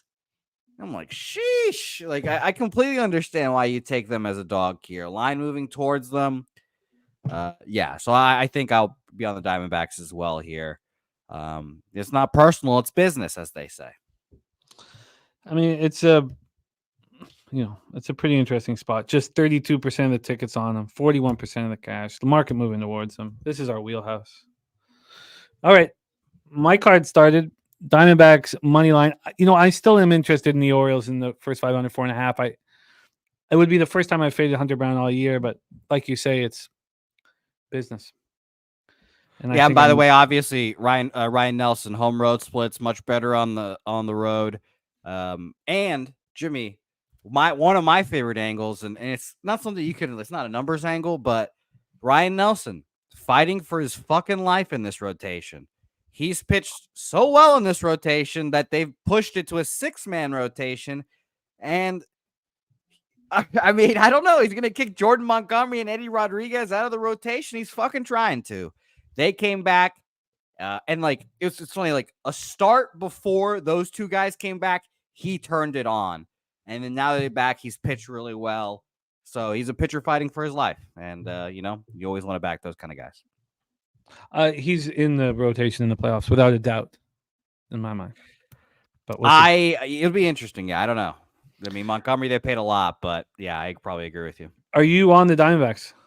Yeah, I'm on them. I just moved on them plus 112. I will be there as well. And what's the market moves here again, Jimmy, for BJ's sake? Sure. I imagine he just means the side, but I'll give them both, side and total. This total is at 9.5. There's been 9 cents of movement to the over. There had been quite a bit more. It went up to 10. It's back to 9.5, but still 9 cents of movement on the over. On the money line, we have the Diamondbacks opening up at plus 120. They're now at plus 114. 6 cents of movement towards them. And cash flow wise, 32% of the tickets, 41% cash on the Diamondbacks, and 68% tickets, 66% cash on the over. Okay, let's roll here. Oh, yes, Chapiadora play of the day was the Blue Jays on the run line. Right, strategic instance? I thought I had that. What does that mean? These are opportunities for you to type them into your computer and learn all about them. All right. Yeah, strategic investments play today. Jays minus 1.5. That hot tub that Strategic Investments has on its property in the Dominican Republic, full of beautiful Dominicana ladies. That would be pretty nice. Back starting to tighten up. Let's roll. 7:10 p.m. Eastern with the Chicago Cubs 63-65, 27-36 on the road at the Miami Marlins 46-81, 24-42 at home. Here we go. Lone Depot Park in Miami, Florida. Kyle Hendricks. I was confident he was going to have a good start against the Jays. And I would have been screwed. You were on the over. There is a full run move to the under. I wanted the under. I didn't move on it. And you got that 3-run triple from George Springer in the top of the 9th inning. God bless him. It ruined Hendricks. Now, the Cubbies still won, but it would have cost me. And he's been bad on the road all year, but I feel like he's coming around. And then we have Max Meyer. I mean, you couldn't think of two pitchers in more opposite of situations. Max Meyer, the 3rd overall pick in the 2020 draft out of the University of Minnesota. This year, he was in AAA Jacksonville. 1-3, 4.34 ERA, 1.48 WHIP. He's not looked very good in the show. He's had 8 starts, 3-3 with a 5.58 ERA. He's allowed 9 home runs in 40 and a third, but he allowed 9 home runs in 58 innings in Jacksonville. 33 strikeouts and 12 walks. He's not known for having this incredible K to walk ratio. He's not proved why he was the 3rd overall pick at this point, Max Meyer. So Max Meyer's last start, 4 innings, 4 runs, and 4-0 loss at the Mets. At home, he's got a 5.48 ERA, 274 opponents batting average. The most of the home runs he's allowed this year have been on the road. Cubs first righties 237, 713 OPS since August 1st. Marlins just 249, 682 OPS. Cubs bullpen is starting to slip, and the Marlins bullpen has not been very good since the mass exodus at the trade deadline. Gifted Cartel says Marlins already touched Hendrick this season. And LJ says Marlins 46-18-2 to the over at home. The best trend going so far. So there you go. Marlins, Cubbies. Let's pull up the line history and the cash flow and hand it over to Jose. For this one, we have the Marlins at plus 109. They opened up at plus 110. A cent of movement towards them. On the total, we have the Marlins sitting at, or this total sitting at 8 minus 115 to the over. This opened up at 8. It got up to 8.5, back to 8. Again at 8.5. This was all this morning. Now back at 8. Only being 2 cents of movement on the over. So basically, we've had no movement in this game. So why don't we take a look at the cash flow, see if there's any extreme amount on any side. And there is. There's 82% of tickets and 81% of cash on the over. On the money line, there's 37% of tickets, 48% cash on the Marlins. So that is a legit coin flip situation. But the total isn't. Take it away, Jose. Cubbies at the Marlins. This is a game I'm going to stay off. I feel like I'm trying to catch a falling knife with Max Meyer. So I'm staying off. I've faded Hendricks this year. He's cost me money. So easier to just stay off this kind of tricky game than try to force action. I mean, don't we expect a good start here from Kyle Hendricks? I guess the market's not going to allow me to do anything. It's very coin flippy on the side, but it does feel like we're going to get a decent start from. Let's just take a look at this last few road starts here for Kyle Hendricks. I knew he was going to have a good start against the Jays, and I left money on the table there. He isn't allowed. I mean, it's only 3 good starts in a row, and they're not great, but they're decent. His last 2 road starts, he's allowed 9 runs in 10 innings. Okay, I'm comfortable staying off of it. Daniel Hernandez, though, he is on the Marlins' first 5. Outside new traveling laws is on the Marlins plus 110. And nothing for me. Jermaine Collins saying the Cubs should be at least minus 125. Okay, let's move on. We don't need to be involved in that one. And then let's bring back our guest because we have Texas Rangers at Cleveland Guardians. Please welcome Dabra Cadabra back to the show. Dabby, Rangers, Guardians, a progressive field. We have Nate Eovaldi and Tanner Bybee going up against each other. Let's take a look at the weather first in Cleveland. In Cleveland, let's go here. Give the cartel. So basically, I have 2 games on the road out of the month. Hendricks ERA 8.10. Yeah. I do think he's pitching better than his numbers indicate, but there's no reason to actually bet money on him. But let's talk about this spot in the Rangers Guardians game. 75 Fahrenheit, 7.3 miles per hour in, dies down to 5.9 miles per hour here. Drewski looking at this first 5 under 4.5. Jermaine Collins says Rangers can't come back from the grave. Jermaine Collins saying Rangers dead, can't even pump life into them. And Panger Life says Cleveland too easy. Getting to the line history here. We have this total at 7. Wow. Jesus. Opened up at 7.5 at a pick'em. That was at 5:39 p.m. yesterday. It moves to 7 at 11 this morning. Wow. And it's a legit 7. It's only minus 108 to the over, minus 104 to the under. That's a surprise. What's the first 5 at?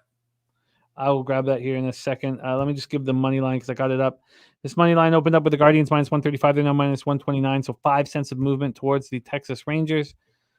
The first 5 total here is a 4.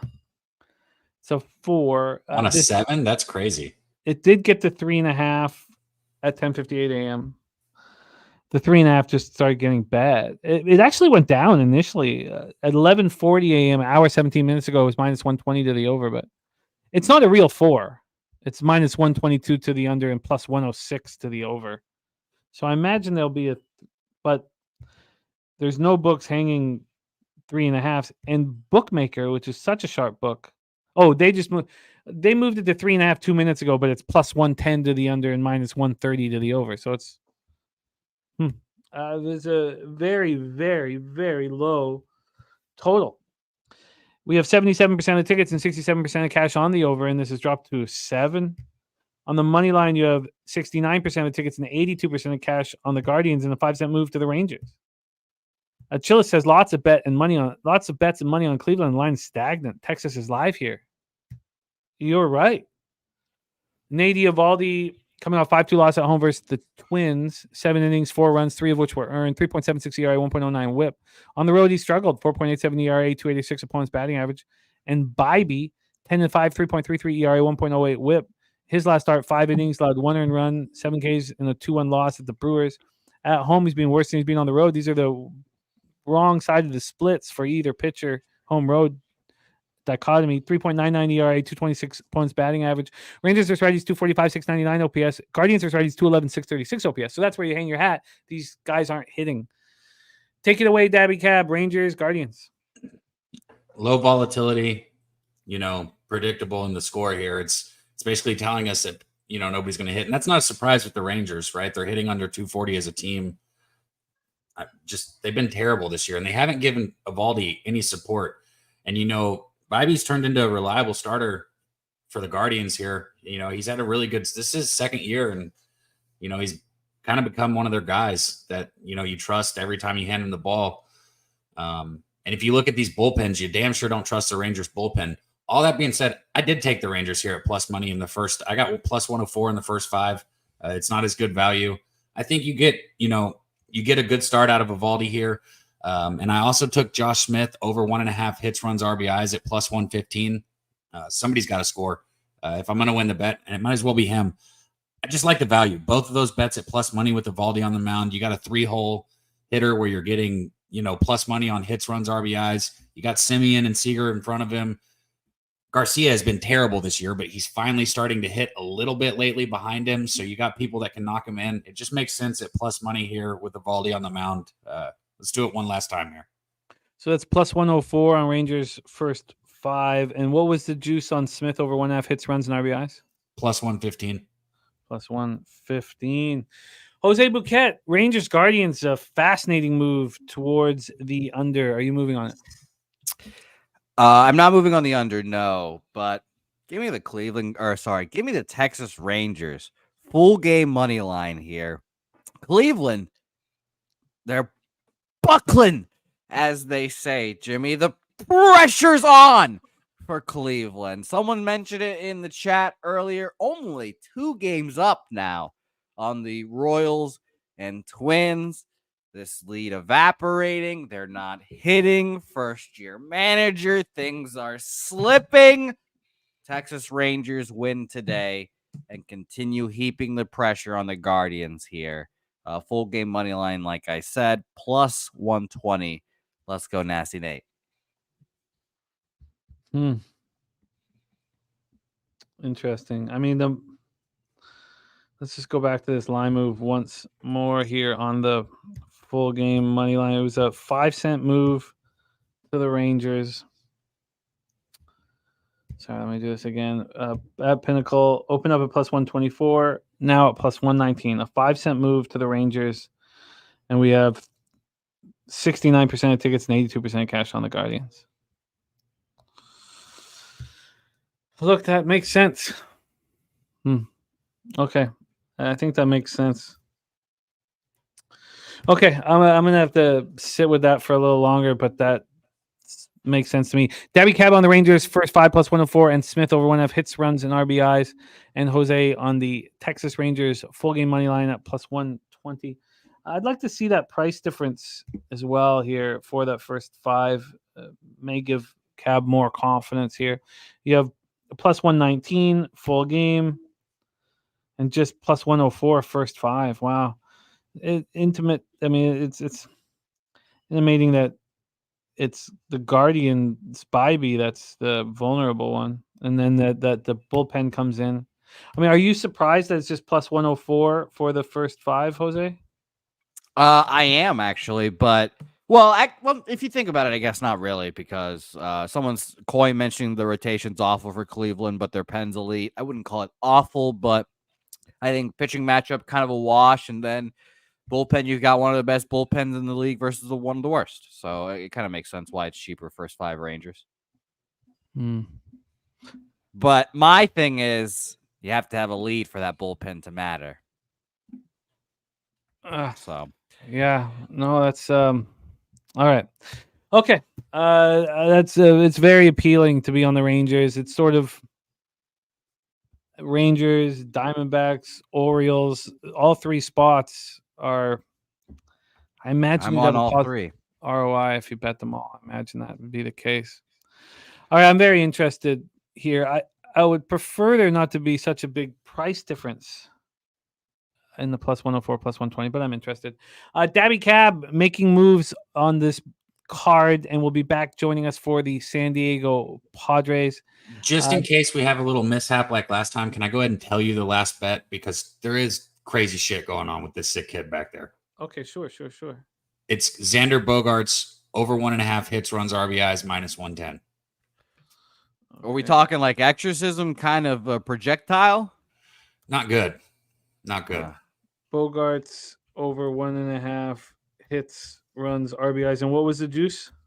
Minus 110 or minus 111. Excuse me. Let me double check. Minus 111. Well, Cab, I'll mention this. Remo said it, and I agree. Blue looks very slimming on you today, Cabby. Man, fuck you for always commenting about how I look, Jose. I don't like him anymore, Jimmy. What are you talking? I'm giving you a compliment. You look, man. I'm down 14 pounds. I've been doing great. I've been getting back in shape. So thank you, I guess. You're welcome. Yeah. If it makes you feel better, I have not noticed any of that shit. Thank you, Jimmy. I'm glad that you don't look at me like Jose does. I appreciate that. Jimmy, are you still in the gym? Well, no, not last weekend. Not since the that's just a no. Not since the breakdown at the poker party. Oh God, you need to get back, Jimmy.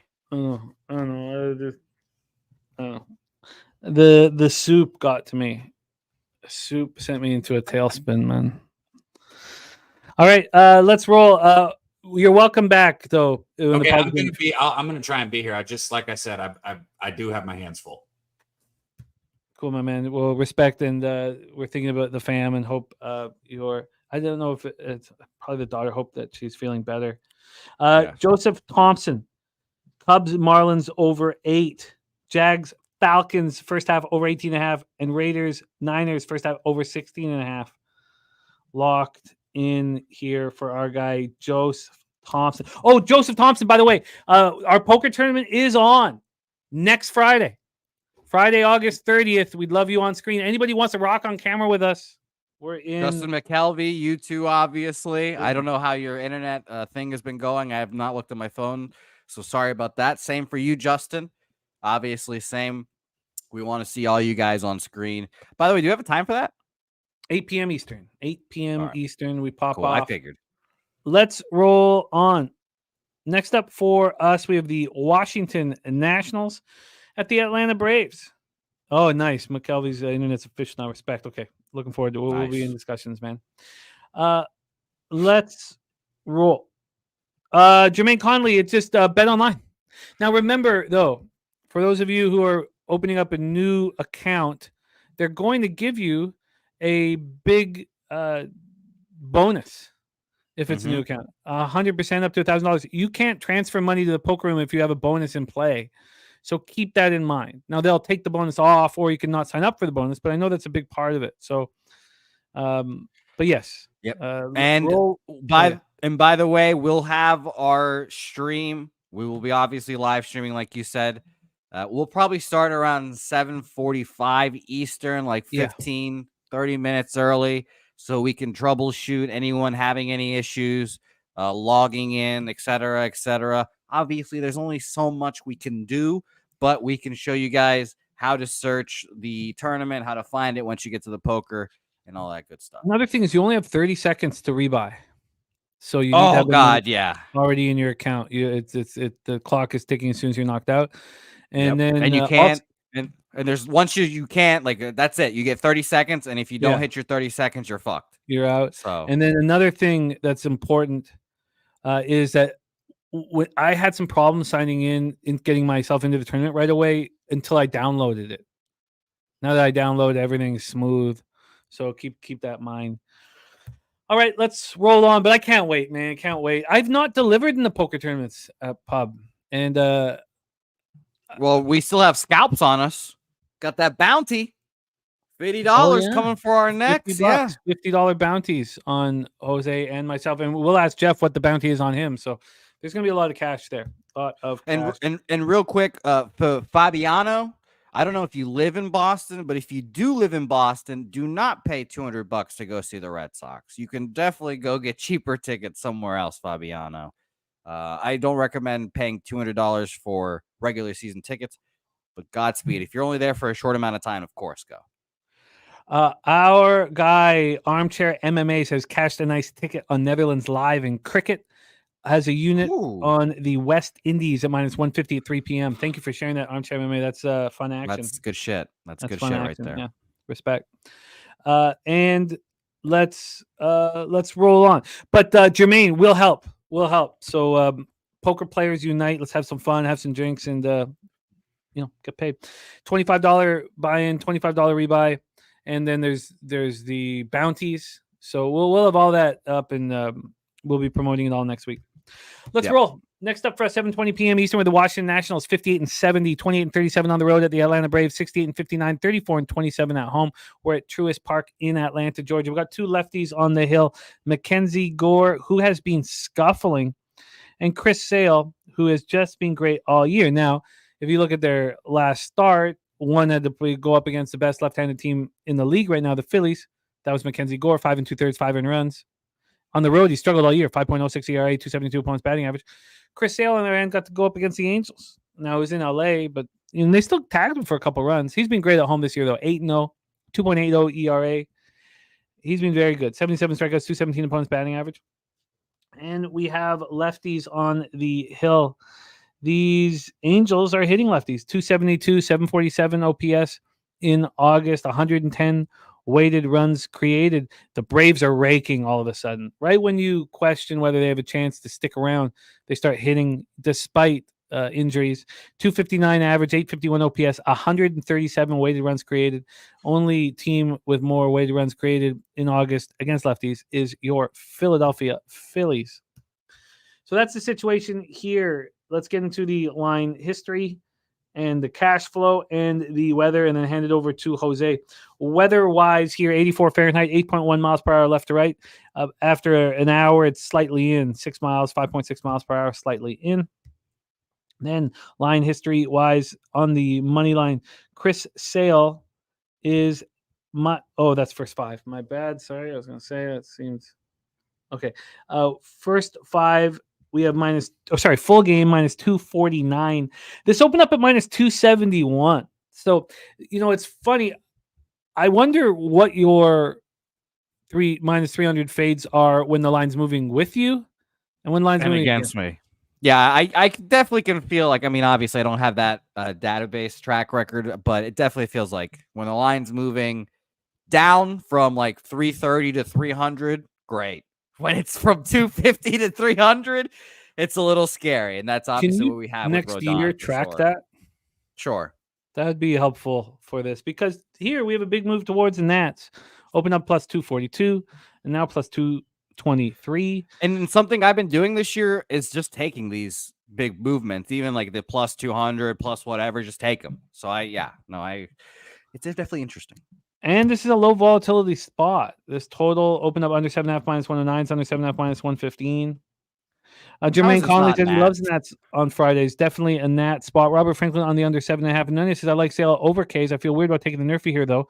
Might actually parlay Braves first inning money line and first five money line. How is this not Nats first five plus a half here? Because I don't trust Mackenzie Gore and the Braves being raking lefties. The market is telling us that it is, though. Yeah, that's what I'm saying here. And I think today, I guess I'm saying this selfishly for myself. I think today is a day of overreactions. We see the Braves beat the Phillies 2 out of 3. The Braves are back. We're going to blah, blah, blah, blah, blah. Nationals slap them in the face here. Mackenzie Gore struggling. It's not fatigue. At least I don't think it's fatigue to say that. He faced the Phillies last time out. You just mentioned how the Phillies are the best team against lefties in division. Tough opponent. Nationals against the Angels before the Phillies, 5 runs, all of them unearned, 6 walks, bad. Crushed against the Giants. Arizona it was a decent start, and they're a good team against lefties, but you're right. It's scary to back Mackenzie Gore here.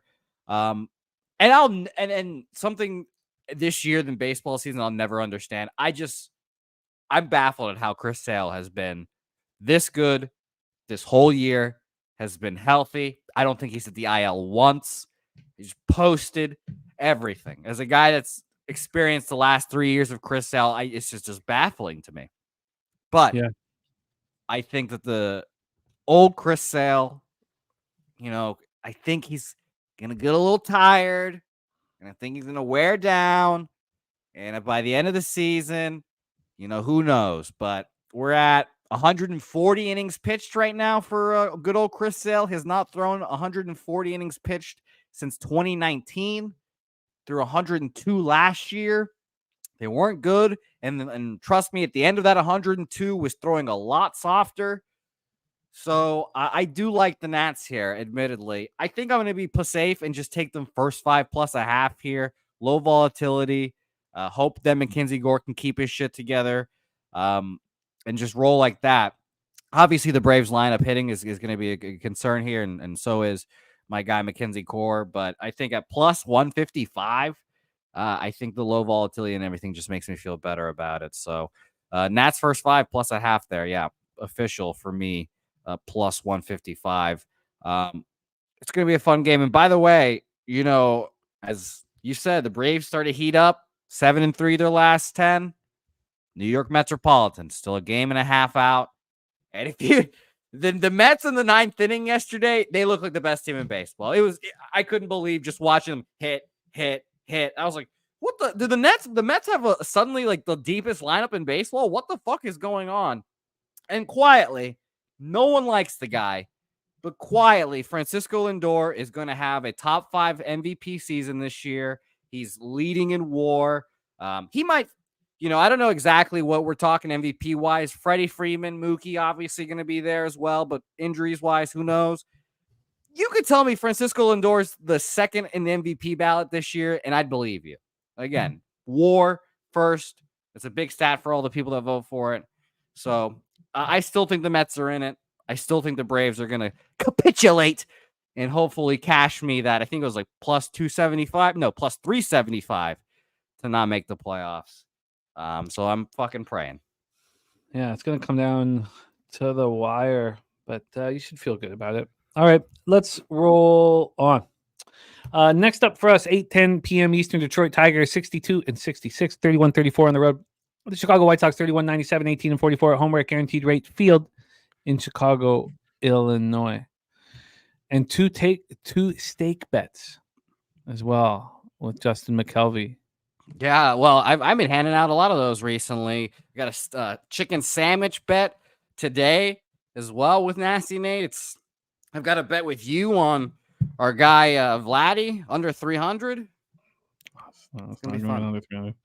Paul Thompson in the house. Sophia again, 12-1. That boy, Paul Thompson. All right. Give the Cartel says Gore ERA last 60 days on the road is 8.06. Braves OPS versus lefties 6 days home 7.72. What do you think? Something's fishy. I understand why Jose's on the Nats first 5+1/2. If I was making a bet solely on market with the low volatility of 7.5, I think Jose's got a great bet. I'm not going to do that, but I think he's got a great bet. And I think it's definitely a balance as well. Like I have to walk this balance of, capping, primarily and mostly based off market, like how I do, because at the end of the day, I've kind of accepted like, maybe I don't know everything about baseball here. And if the market is pushing me in a direction, I have to listen at times, even when it sounds crazy, like backing the fucking Mackenzie Gore shitty last month over the best left-handed team in baseball for the last month. Yeah, no, I understand. I understand. And your record's been consistent all year. You're very close to being in the black and a very difficult sport to cap. Let's roll here, though. Guaranteed Rate Field in Chicago, Illinois. Let's start with the weather. We have 80 Fahrenheit, 7.3 miles per hour in. Dies down to 6.4 miles per hour. We have Kyder Montero versus Chris Flexen. Chris Flexen, 2-12, 5.46 ERA, 1.52 WHIP on the year. Not been very good. But he's been pretty good at home. 1-5, 4.37 ERA, 266 opponents batting average. He's a guy that has a career based on getting soft contact. He's not a guy that's going to strike out batters when you need it. Just 45 Ks and 70 innings at home. 85 and 122 overall on the year. Kyder Montero, eye test, this kid's a good pitcher. He's not showing that until that last start, really. 5 innings, 5 Ks, 2 walks, 4-0 win at home over the Yankees. On the road, he's got a 4.76 ERA. And just 22 2/3 on the road. Most of his starts have been at home. So Adam Beck says poker on screen with sports gamblers is a dream. Yeah, I'm looking forward to it. Paul Thompson says watching Saddling now, give you a shout if anything catches my eye in race 2. Thank you. Benjamin Mills says Montero is flat out awful and coming off a spectacular start versus the Yankees. I don't know about spectacular, but it was really strong. 5 innings, 2 hits. So the Tigers are hitting just 240, 677 OPS versus righties. White Sox 251, 711 OPS. And then we also have the situation where, the White Sox bullpen is so bad. The Tigers bullpen is very good, but it's really taxed. All these bullpen days, but it doesn't seem to be affecting them. This total is at 8.5 minus 114 to the over. This got up to 9 at 2 a.m. And then at 2 a.m. it was a legit 9, minus 101 to the over, minus 107 to the under, and then back to 8.5. Overall, we have 2 cents of movement to the over. That's it. Just 2 cents of movement to the over. But it did get to 9 for a minute. And then on the money line, we have Kaiser Montero minus 147, opened up minus 158. So there's a move towards these Chicago White Sox. Let's get the cash flow up here as well. Cash flow wise, 71% of the tickets and 80% of the cash on the Tigers and the move to the White Sox. You have 78% of tickets and 79% of cash on the over. The Tigers just play under baseball. And unfortunately, I've watched a bunch of interviews. Chris Flexen, he's a nice guy. Players like him in the clubhouse. They cheer for him. I want him to succeed. Kaiser Montero is turning the corner. These are two pitchers with very, very inflated numbers, and this total is not high. Take it away for us, Jose. Kaiser Montero, Chris Flexen, Tigers, White Sox. Did you see Coyne's comments here? And Justin also added to this. He started with, the White Sox have lost 18 straight Chris Flexen starts. 2-22 their last 14, like with Chris Flexen on the bump. Good God. And guess what? Today they become 3-23. Chicago White Sox, full game money line on my card here, plus 133. You mentioned the line movement again here. And again, these line movement and betting based off market, it is not a 100% thing. But if it could be a 50% proposition with me taking a shitload of plus money here, plus 122, plus 130, etc., I am totally okay with that because I will be a winning capper by the end of the season here. And sure, Chris Flexen, I understand, 2-22, etc., and all that. But I just don't think that Kaiser Montero is going to have another just back-to-back great start here against the Yankees. It was good. And by the way, bad team going against the Yankees. He was at home for this one, so not exactly perfect like the Rockies start, but playing the Yankees, big deal for young pitchers, old pitchers, whoever. They go up for it, and he pitched really well. I have not seen him made back-to-back good starts all year. He had a 6-inning shutout against Cleveland, 5 earned runs against the Dodgers, 6 innings, 1 earned run against Seattle, 5 innings, 4 earned runs against the Giants. So I think he gives up some runs here. And you just mentioned the Tigers, and someone else said in the chat, the Tigers are a rotation of one guy, and Kaiser Montero apparently as well. So 2 guys. And this bullpen has been just, I don't even know what to call it, I guess, because they've just been, I guess just manufacturing all this drama with all these starters getting pulled, etc. Who is available? Great question. Joey Wentz threw 33 yesterday. He's not going. Faedo on the paternity list. Bo Brisky threw 32 on Wednesday. Didn't throw yesterday. I'd be surprised if he went. Tyler Holton, back-to-back days. He's not going to go. Brennan Hannafy threw 20 pitches on Wednesday. He probably will be forced to be available today. Shelby Miller, 1, sucks, and 2 is available. Has not thrown in 2 days. Sean Grunther, whatever your name is, 8 pitches yesterday. He'll be available. And Will Vest hasn't thrown since Sunday. I'll take my chances with a shitty White Sox lineup and those relievers. Yeah, I get it. Flexen's last 2 home starts have been really good, and I get it. The White Sox bullpen's been a little better. I just don't know if I want to put actually bet it.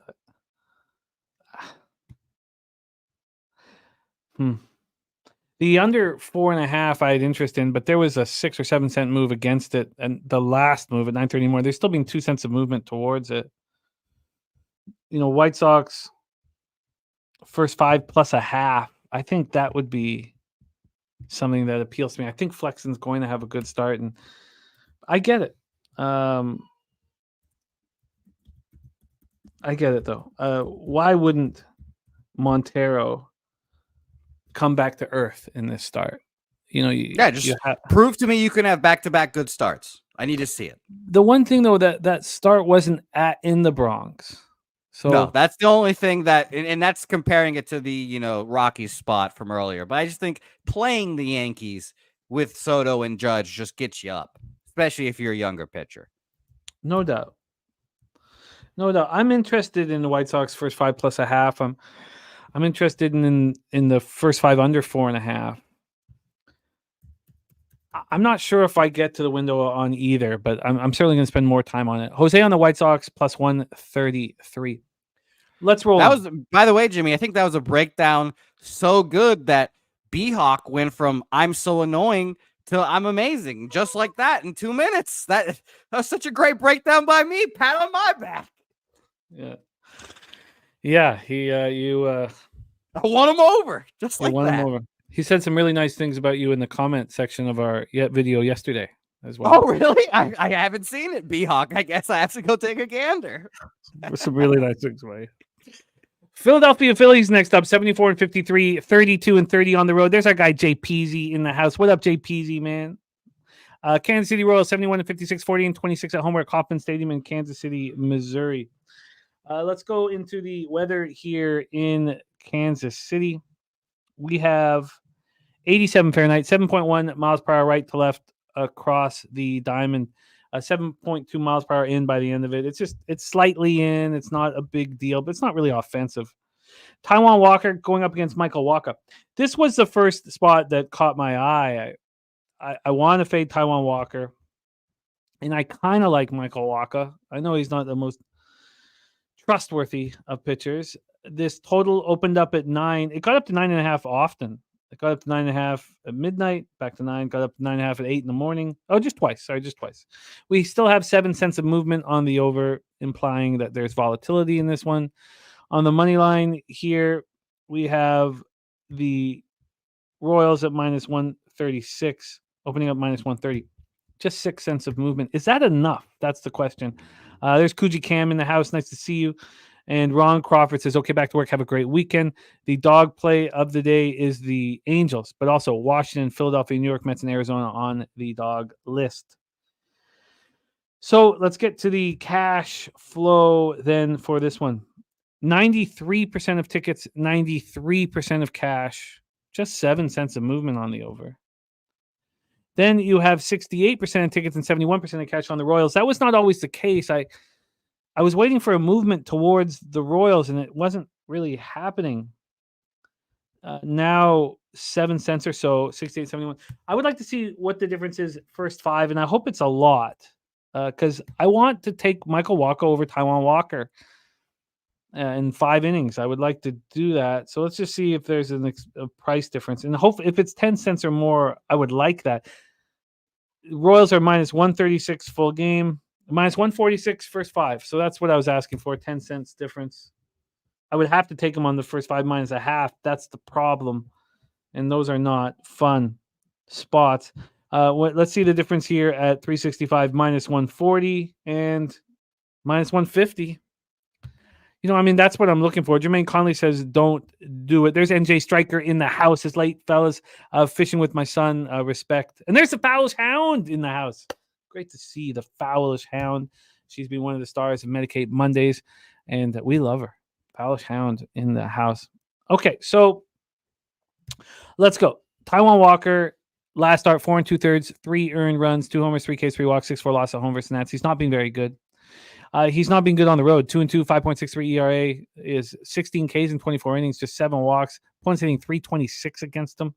My dude is on Kansas City money line. He's parlayed that with Witt Jr. over 1.5 hits, runs, and RBIs. That's a plus 125. Michael Wacha coming off a great start at the Reds. Didn't allow a run. 6 innings, 9 Ks, 1 walk. Very good start. At home, 5-1, 3.14 ERA. Only allowed 6 home runs over 57 and a third. The Phillies aren't hitting righties. 236, 64 OPS. The Royals are 298, 850 OPS. Jose Bouquet, take it away. Phillies, Royals. Yeah, stay off game for me. I will say it is fishy to me that the Royals are such big favorites. I know that Taijuan is not very good, so it honestly leads me to be like, if the Royals are priced at this high, it means they're probably going to win. So I probably lean Royals here as well. But I just didn't want to move on this game, so no action for me. I think I do want to move on the game. The question is, has the line? I wanted to move on this game, the whole time. I just wanted a sign, and there was one sign here. It was at 8:35 a.m. There's a 9 cent move to the Royals from minus 129 to minus 138. I think I might wait on this. Like if we get to first pitch, and I mean, who wouldn't want to fade Taiwan Walker? Man, he's I just agree so with you. fadeable.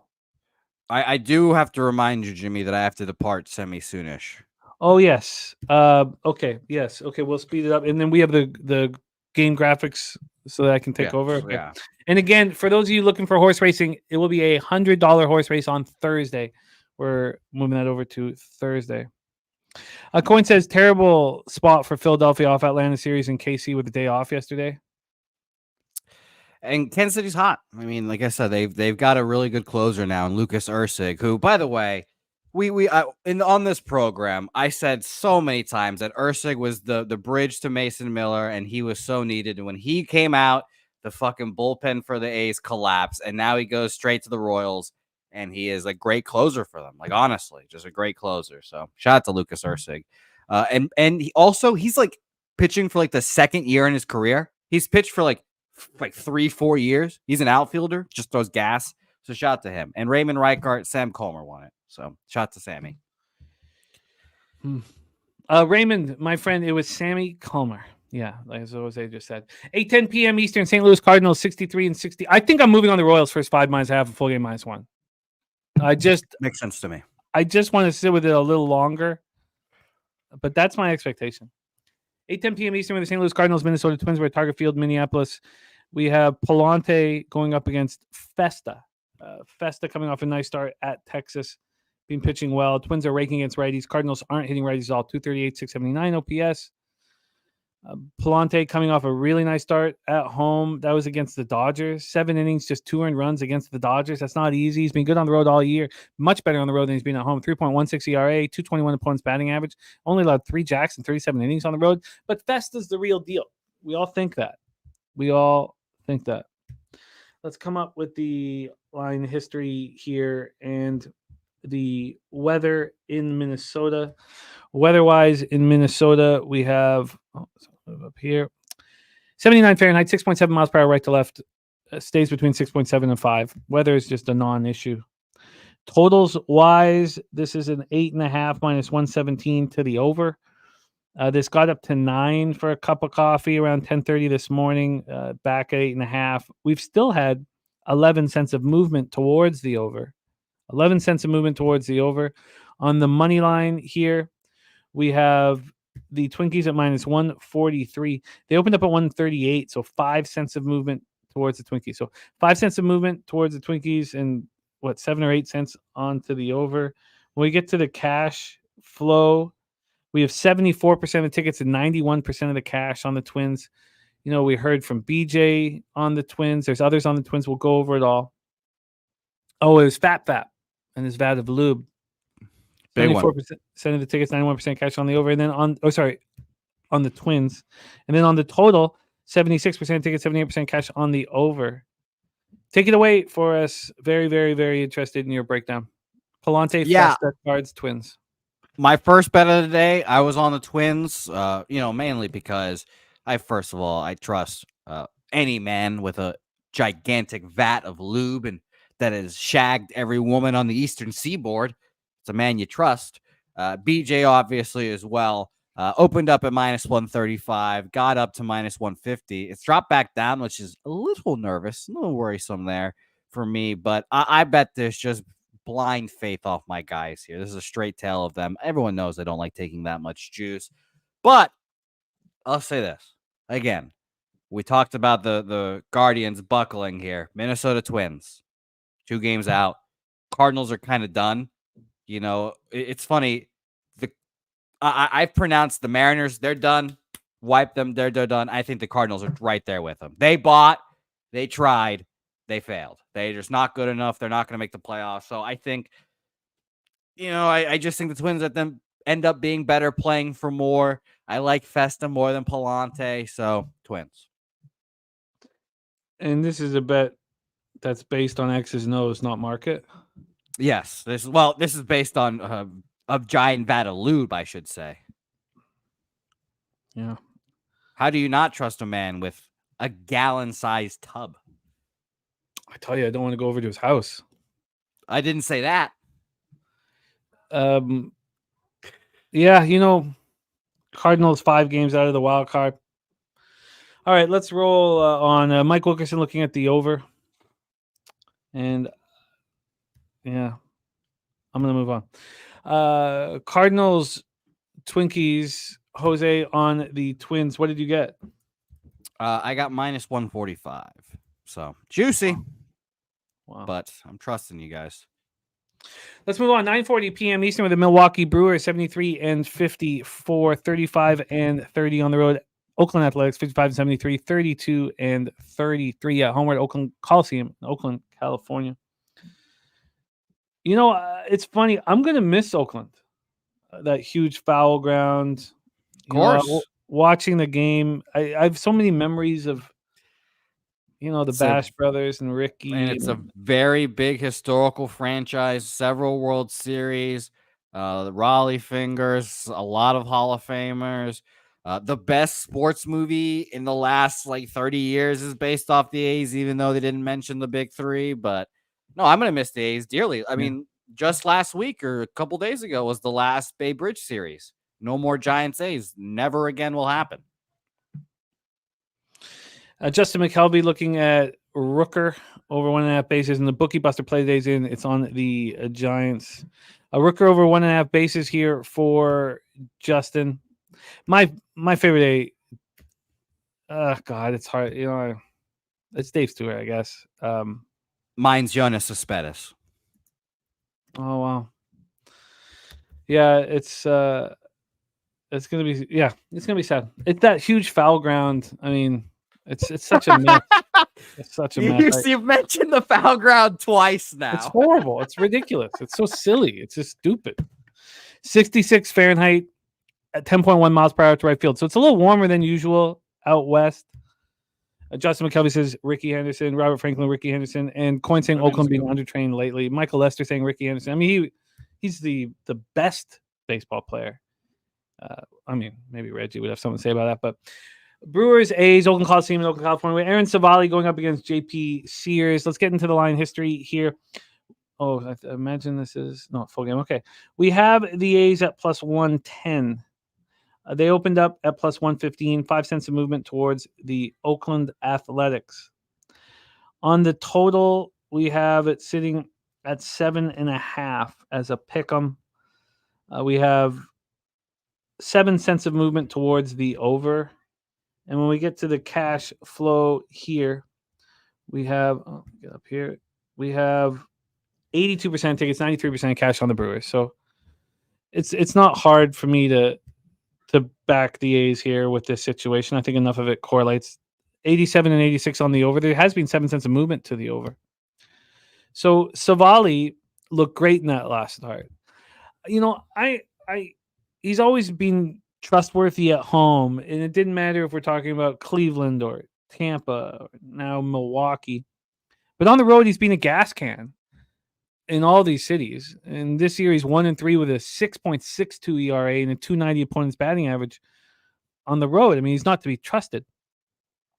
Nunya says Bull Durham is a good sports movie. It's a great sports movie. I like Very it. good. Yeah. Very good. We have the Savali on the road issues. And then we have JP Sears coming off a great start at home versus the Giants. He had a little hiccup, but he's pitching very, very well right now.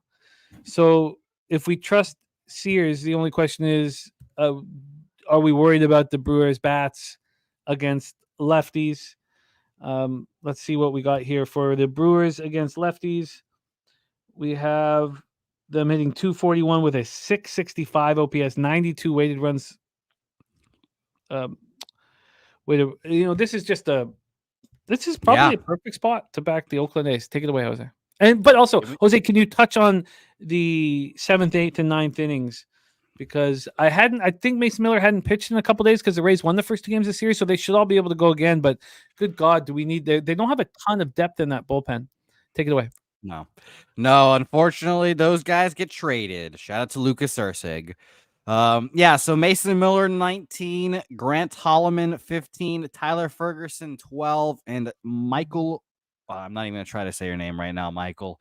13 pitches. So I think they all will be available again, for sure. But Agree wholeheartedly.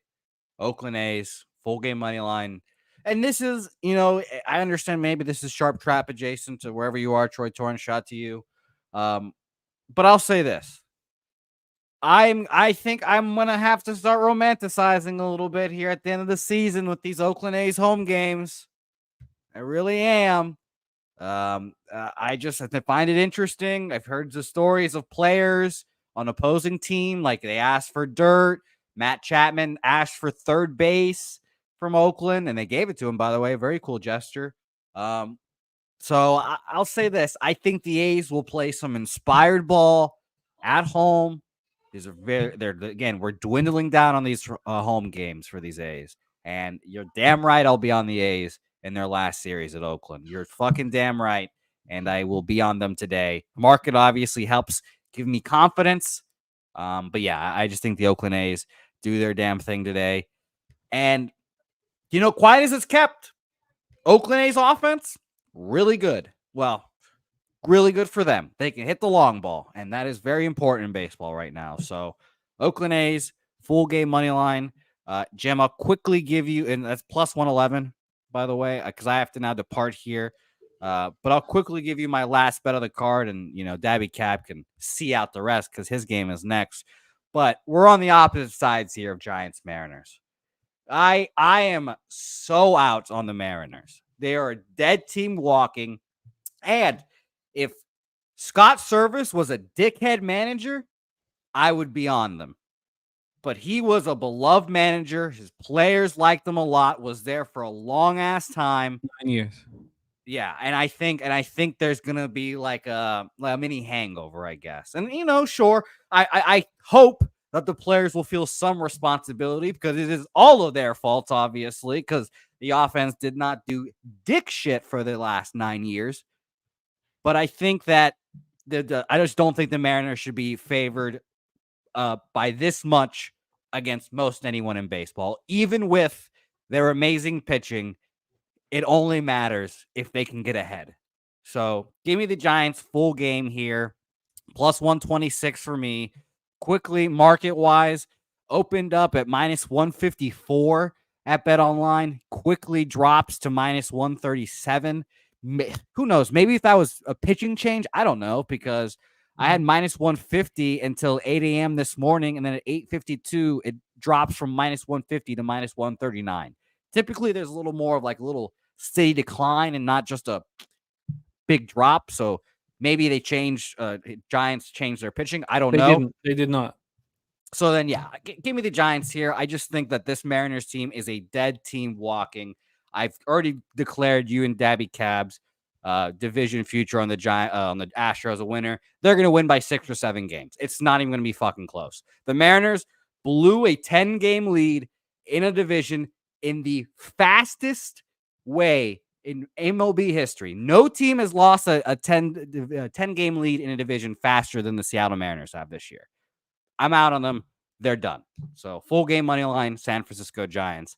That is my card. It is a hefty one today. It is a big one. This is a very, very important day for us. Jose on the Giants plus 126. Jose, good luck on your travels, taking care of your mom today. We'll be thinking of you, and go get that cash. I will retweet your action. We will touch on that Giants-Mariners game once more. Jose on the Giants at plus 126, and I'll review the rest of your action here. Jose, can you set us up with Mets Padres here? Yeah, of course. Good luck, everyone. By the way, I thought this line was a little suspiciously low, so do with that whatever you will. I think the Mets are definitely alive in this game, but I didn't move on it. Good luck, everyone. Nunya, Paul Thompson, Billy, Justin, Jimmy, good luck as well. I am personally guaranteeing, Jimmy, a winning day from this fucking guy right here. Winning day guaranteed right here. And when I have that winning day, I will be on Daby Cab's live stream tomorrow morning, Georgia Tech, Florida State. I'm going to roll it over. We're going to continue that winning vibe on the Florida State first half. And then guess what? We're going to laugh at everyone on Georgia Tech at halftime. And then I'm going to quietly bet Georgia Tech money line. And we're going to pull that one off too. So God bless everyone. Hope everyone has a great weekend. And good fucking luck. There he is, Jose Bouquet. Let's roll here. And Jose, you can let Wine Time know that we will be ready for him in within 10 minutes. I haven't seen him in the chat, so if you could just do that too. Thank you, my man. All right, let's roll. Petco Park, San Diego, California. We've already heard from Daby Cab. He's on Xander Bogaerts, over 1.5 hits, runs, and RBIs. Met 66 and 61, 31 and 28 on the road at the Padres, 72 and 56, 35 and 30 at home. Let's take a look at the weather at Petco here. God, this is a real hefty card. Baseball is a real battle, man. Let's get into the weather here at Petco. Oh, I don't have. Here we go. 72 Fahrenheit, warmer than usual. As we said, the same thing in the Bay Area. 6.9 miles per hour left to right, slightly in. By the end of the game, it is in. That takes a little while. Blackburn versus Musgrove. Let's get into the line history here. From a line history standpoint, we have this total at 7.5 minus 116 to the over. Gets up to 8 for a little bit, comes back to 7.5. 4 cents of movement towards that over. When we get to the money line here, we have, let's go for Musgrove. We have Musgrove at minus 135, opened up minus 129, 6 cents of movement towards Musgrove back from the IL. He's had 2 starts since returning from the IL. He's been on a pitch count. He started with 63 pitches in his first start. Second start, he had 73 pitches. That second start was in the thin air, Colorado, and he looked really good. He's looked really good in both starts, but he hasn't made it through 5 because of the pitch count, which we hope is gone. 4 in the third, 3 hits, 1 earned run, 6 Ks, 2 walks for him. So sitting at minus 135, is that enough of a market move for us to trust against Blackburn, who's looked horrible on the road all year long? This total, I just did that, right? The total 7.5. Yeah, we did that back and forth, and then 6 cents of movement towards the Padres. Let's get into the cash flow and see if it correlates. We have 6% of tickets, 7% of cash on the under. 93 on the over. That's wild. That's so wild. Line not moving. Now, it did go up to 8 for a cup of coffee, but imagine for the people who would be so excited to, who have a big bet on the over, to see it go up to 8 and then just see it come back down.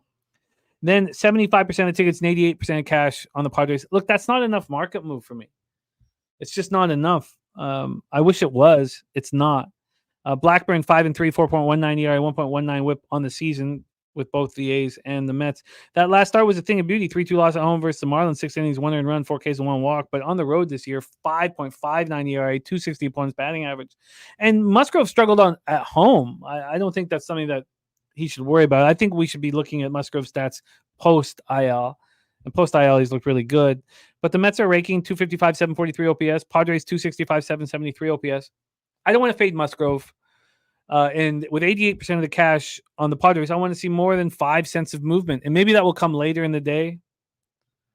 And if it does, I'll be interested. I'll put Padres question marks. I'm certainly not moving on this when this game or when the show's over. The Chilla says Petco will be rocking Padres smash. Let's go into the Giants Mariners spot. We've already heard Jose's plan on it. Let's discuss it. T-Mobile Park in Seattle, Washington. The roof's going to be closed. There's rain in the forecast, so closed roof. We have Hayden Birdsong going up against Luis Castillo. Birdsong 3-3, 5.01 ERA. That last start, 2-0 loss at the A's. He pitched well, 4 2/3, 3 hits, 1 earned run, 5 Ks, 3 walks. On the road, he's struggled. Only 22 in the third innings on the road. He's allowed 5 homers. He still has 28 strikeouts. I mean, he's got 5 pitches. 235 opponents batting average. He's a good young pitcher, but they're asking a whole lot of him. Coin leading to the under 7. Luis Castillo on the hill, 5 in the third, 4 in runs, 2 homers, 6 Ks, 3 walks, 7-2 loss at the Pirates. At home, he's been great this year. 2.85 ERA, 232 opponents batting average. Giants versus righties is 222, 682 OPS. Those are the same numbers as the Mariners, exact same numbers. What I wanted to do, and I really wanted to do it, was back the Mariners. But I wasn't just going to do it on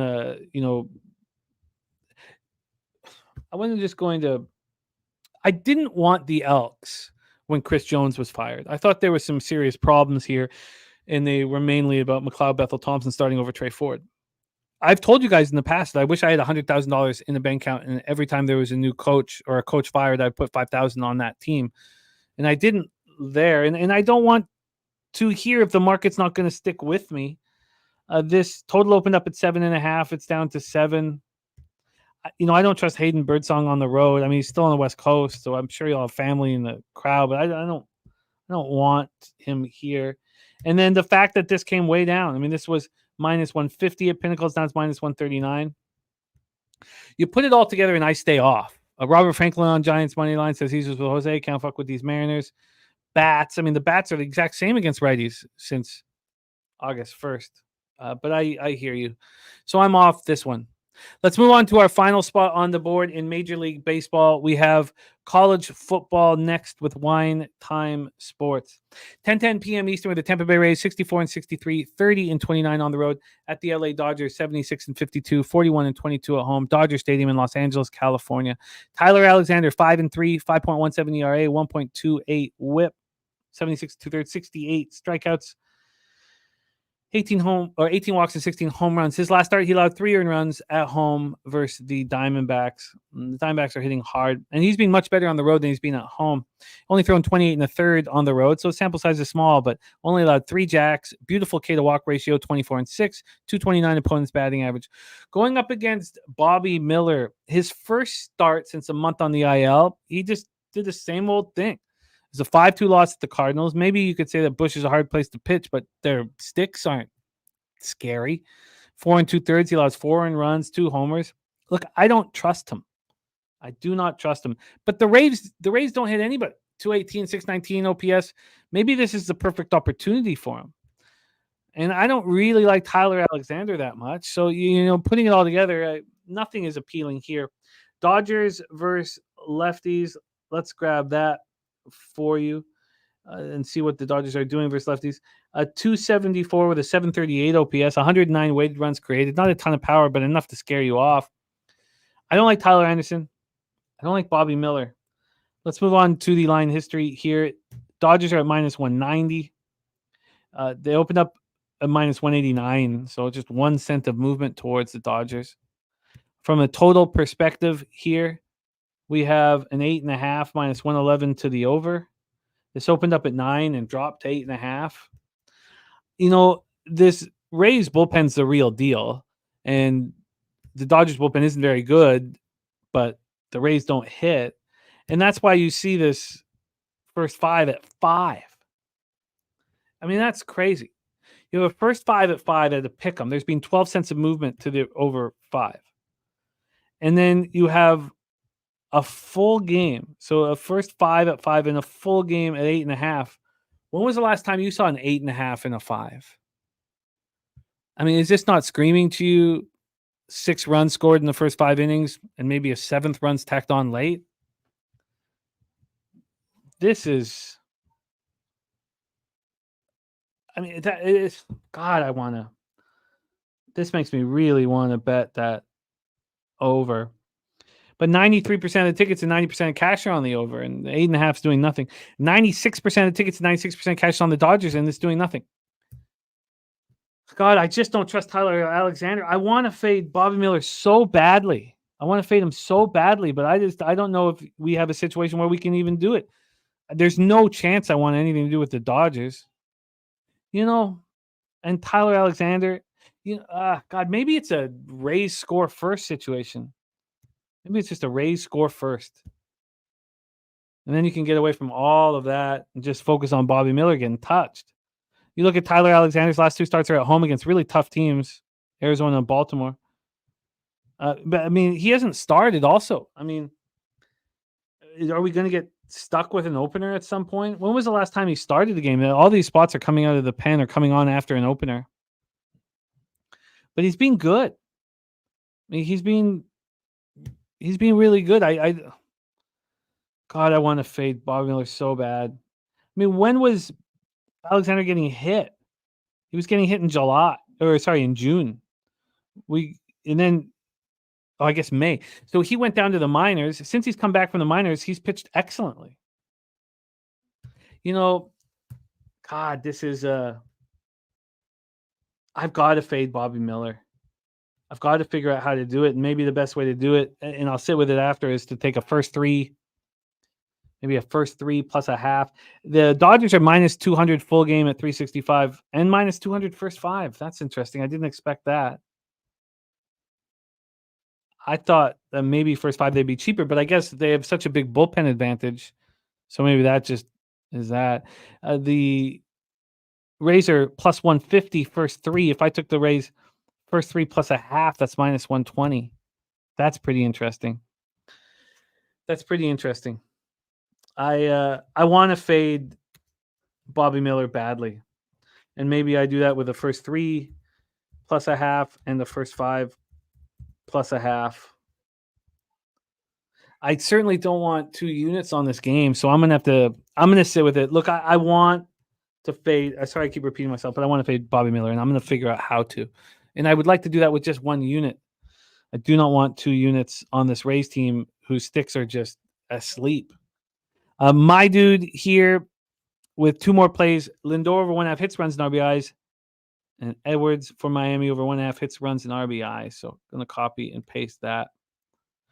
Billy Friedrich says this is a first 5 and full game over 2. I mean, can you believe a 5 and an 8.5 though? A 5 and an 8.5? Okay, well, I'm set though. I'm going to back Tyler Alexander here, and it's going to be of the first 3, first 5, focusing on attacking Bobby Miller.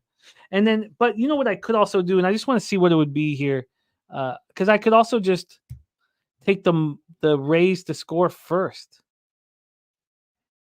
Rays to score first here. Let me pull that up. Or even a run in the first, but I'd rather have Rays first team to score at minus 120. God, I wish I was getting a better line than that. Maybe Rays to score first. Okay, I'm going to finish this score.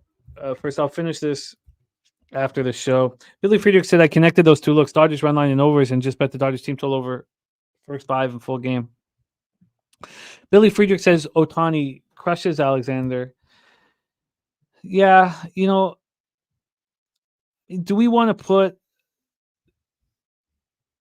I mean, he hasn't faced him this year, right? So this is in the past. I mean, this is a 30-year-old Tyler Alexander. Got to pitch around 1 guy. Maybe that takes away. But if you can get that run in the first inning. Okay, look, I'm going to need more time on that one. Let's review all MLB action before we get into our first foray in college football with our guy Wine Time Sports. He'll be opening up his account here. Let's review all action in MLB before we get into college football. So we have the Skunk Blaster, Diamondbacks plus 110.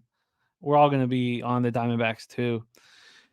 9 legacy play days, Nationals on the run line. It says Mackenzie Gore does well against the Braves, and a run line parlay with Yankees, Jays, Guardians, Twins, Dodgers, and Diamondbacks. Then we have Billy Friedrich also on the Diamondbacks. We're going to be on the Diamondbacks, so that's all nice to see. And then, oh God, I've got so much. You put in all this work on a card. You break it down with all these great cappers in the chat and on screen, and then when the show's over, I mean, that's the most important time for me to attack. Aaron Judge, a hit, and Francisco Lindor, a hit. That's Crystal Craig's play today. She's parlayed them together at plus 100. Her play today number 2 is Jays first 5 minus a half. Justin McKelvey stacks play days McCarthy over 1.5 bases. Fat win on the Twins and Festa, and BJ hammering the Twins. Cab gets his card started with Judge over 1.5 bases. Jose's on the Rockies first 5 in full game. Jose's on the Orioles, and I'd like to join him. Orioles in the first 5 under 4.5. I do not want to fade Hunter Brown, so maybe I just take the first 5 under 4.5. Then Ron Crawford's play today, dog, is on the Angels. Daby Cab's on Vladdy. Guerrero over 1.5 bases. I'm going to be on the Diamondbacks. Jose's on the Diamondbacks. He got 1 plus 112. I'm joining everybody on that. Daniel Hernandez, Danny Dog play today number 2 is Marlins first 5 money line. I'm off Cubs Marlins. Daby Cab's on the Rangers first 5 at plus 104. He's on Smith over 1.5 hits, runs, and RBIs plus 115. Jose is on the Rangers, and I plan on being on the Rangers as well. Jose's on the Nats first 5 plus a half. Justin McKelvey's on Ozuna RBI. Robert Franklin's on the Nats full game plus 1.5. I'm off that spot. Joseph Thompson is on the Cubs Marlins over 8. He's also on a couple football spots that we will talk about later. Jose is on the White Sox plus 133. And look, I want the White Sox first 5 plus a half and the first 5 under 4.5. God, this is a nerve-wracking card. Then I want the Royals. I want to fade Taiwan Walker. I want to attack him with Michael Walker. I do think it's sort of a little bit suspicious how big of a favorite that the Royals are at home, and I think they're that big of a favorite for a reason. Problem is you have to take first 5 -1/2 and Royals -1. It'd be a heavy investment in this card. Jose's on the Twins, and he's not taking the -1. He's got a -145. We talked about Fap and BJ as well on them. Jose's on the A's +111. Look, I want to be on the A's. First 5 in full game and attack Savali off that great start that was at home and attack them here in Oakland. I don't think I move on the Padres. I think there's too much money on them for it only to be moving 5 cents. And Jose's on the Giants. I'm no longer going to be on Seattle first 5 in full game.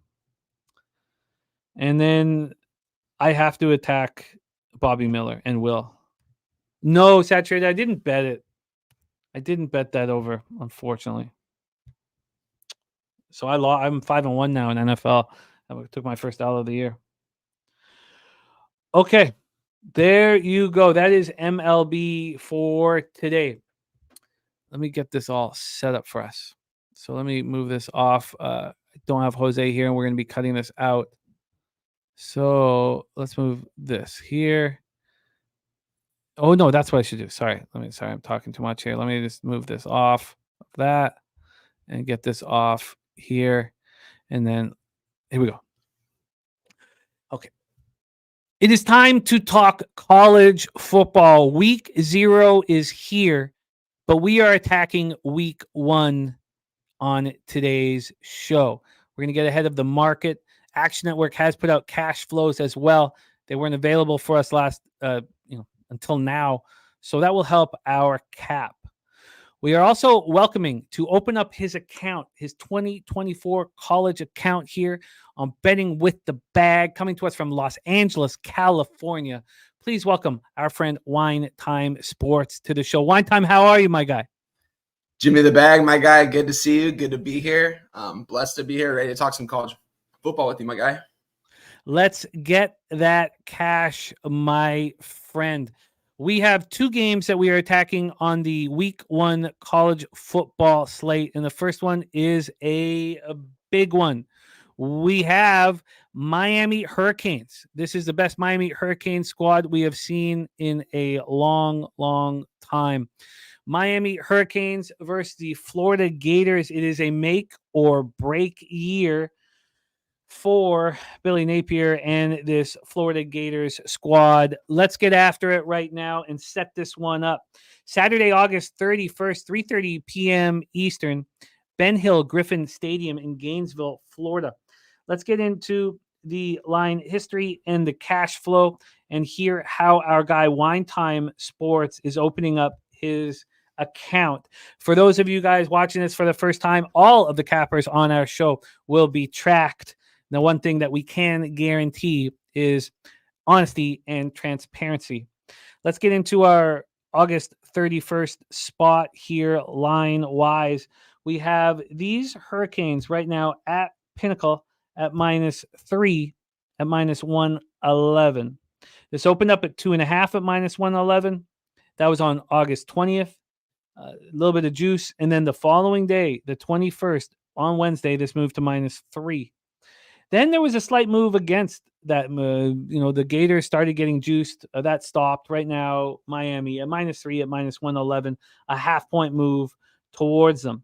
Let's get into the total for this one. We're using Pinnacle line moves.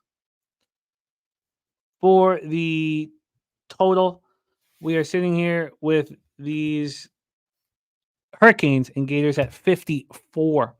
This opened up at 54. There's been no movement. This has been available for 3 days, and there's been no movement. Let's see what BetOnline has done. BetOnline first to the market. BetOnline has movement. This opened up at 56 at BetOnline. This opened up July 8th at BetOnline. Shout out to BetOnline for having the balls to get to the market first. If anybody looking for a new account on BetOnline, if you go through our website, pubsportsradio.com, and use our link and promo code PubSports, they will give you a 100% bonus up to $1,000, and it doesn't have to be Bitcoin. It can be cash. And we have our big poker tournament in 1 week at BetOnline, Friday, August 30th as well. This opened up at 56, got down to 55.5, back to 56. That was July 27th. Then there was a 1.5 point move the afternoon of July 27th down to 54.5, now 54 and sitting there. There's been no movement at BetOnline since August 14th on this spot.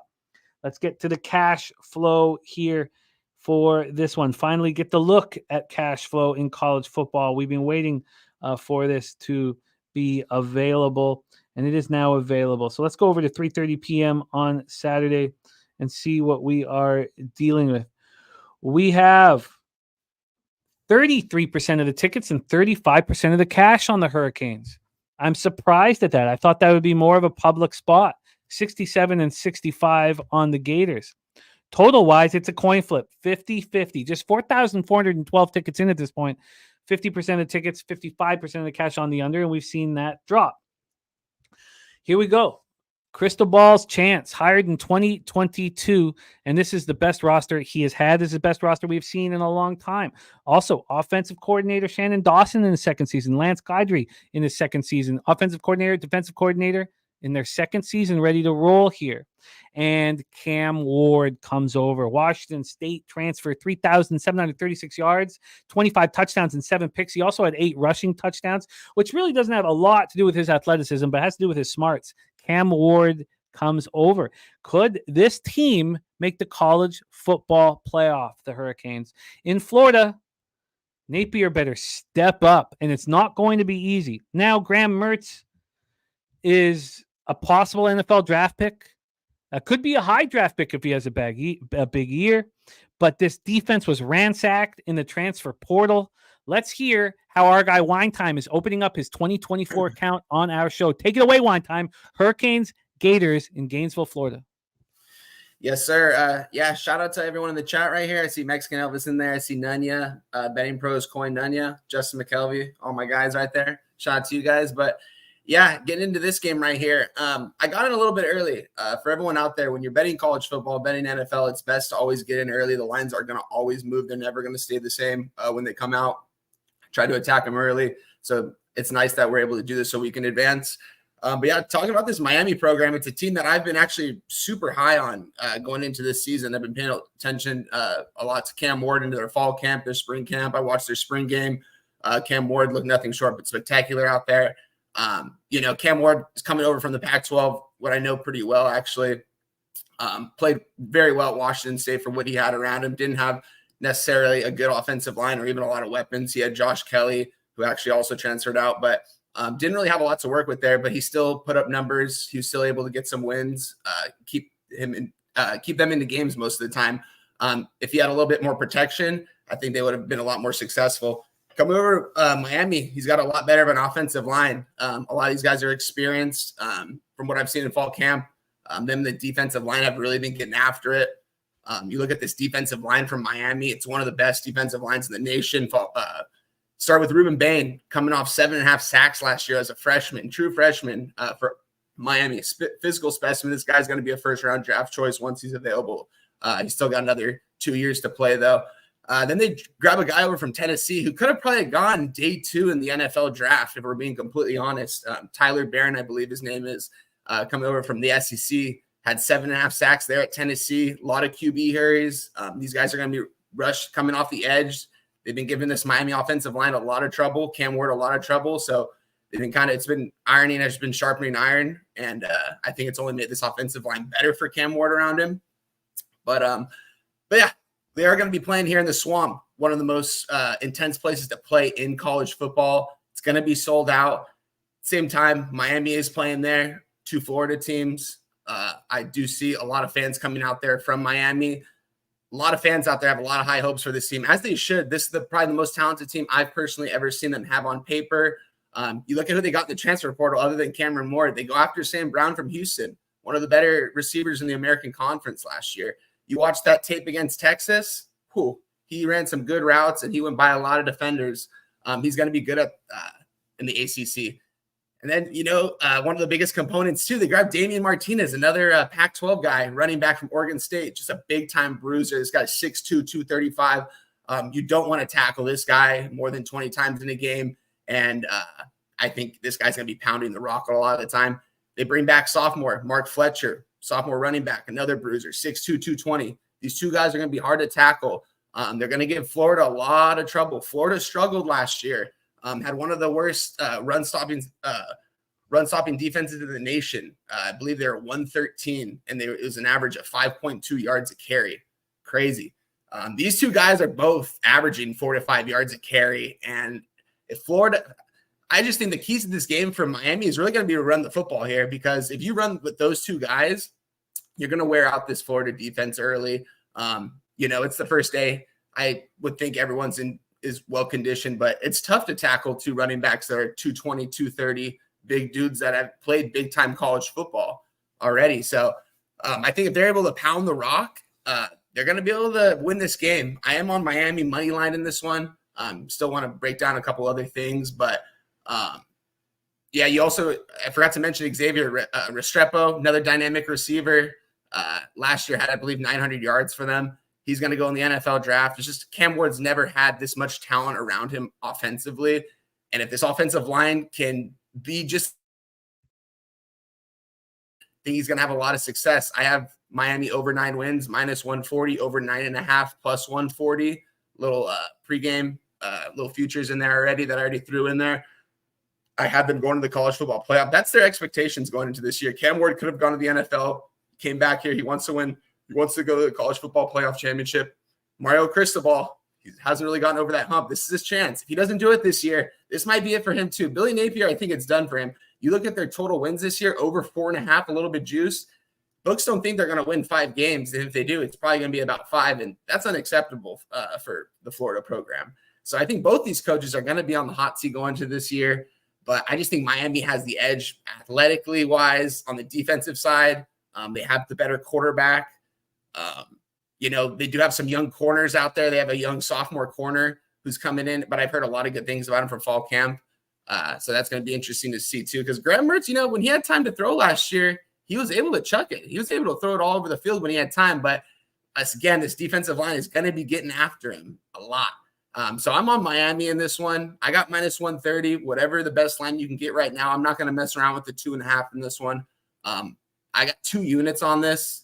I don't throw 2 units on a lot of plays. You guys know that in the chat. I always say if I'm going to throw 2 units. This was close to a 3-unit play after I saw the market. Because when I look at the market now, like what Jimmy said, I thought this was going to be a public spot. I really thought that everyone's going to be on Miami because, you bring in Cam Ward, you bring in Damian Martinez. 34% of bets, 36% of money, something around there from what I'm seeing. I'm liking Miami a lot in this spot. It might be a 3-unit play before kickoff. Just depends on where this line goes. I probably should throw in that 3 units right now, but I'm going to stick with my 2 units. But Miami money line. It's so fishy that a team that's expected to win or has the number for wins at 4.5 against a team that's at 9 or 9.5 is under a field goal dog. And then to see that 67% of tickets and 65% of the cash are on Florida.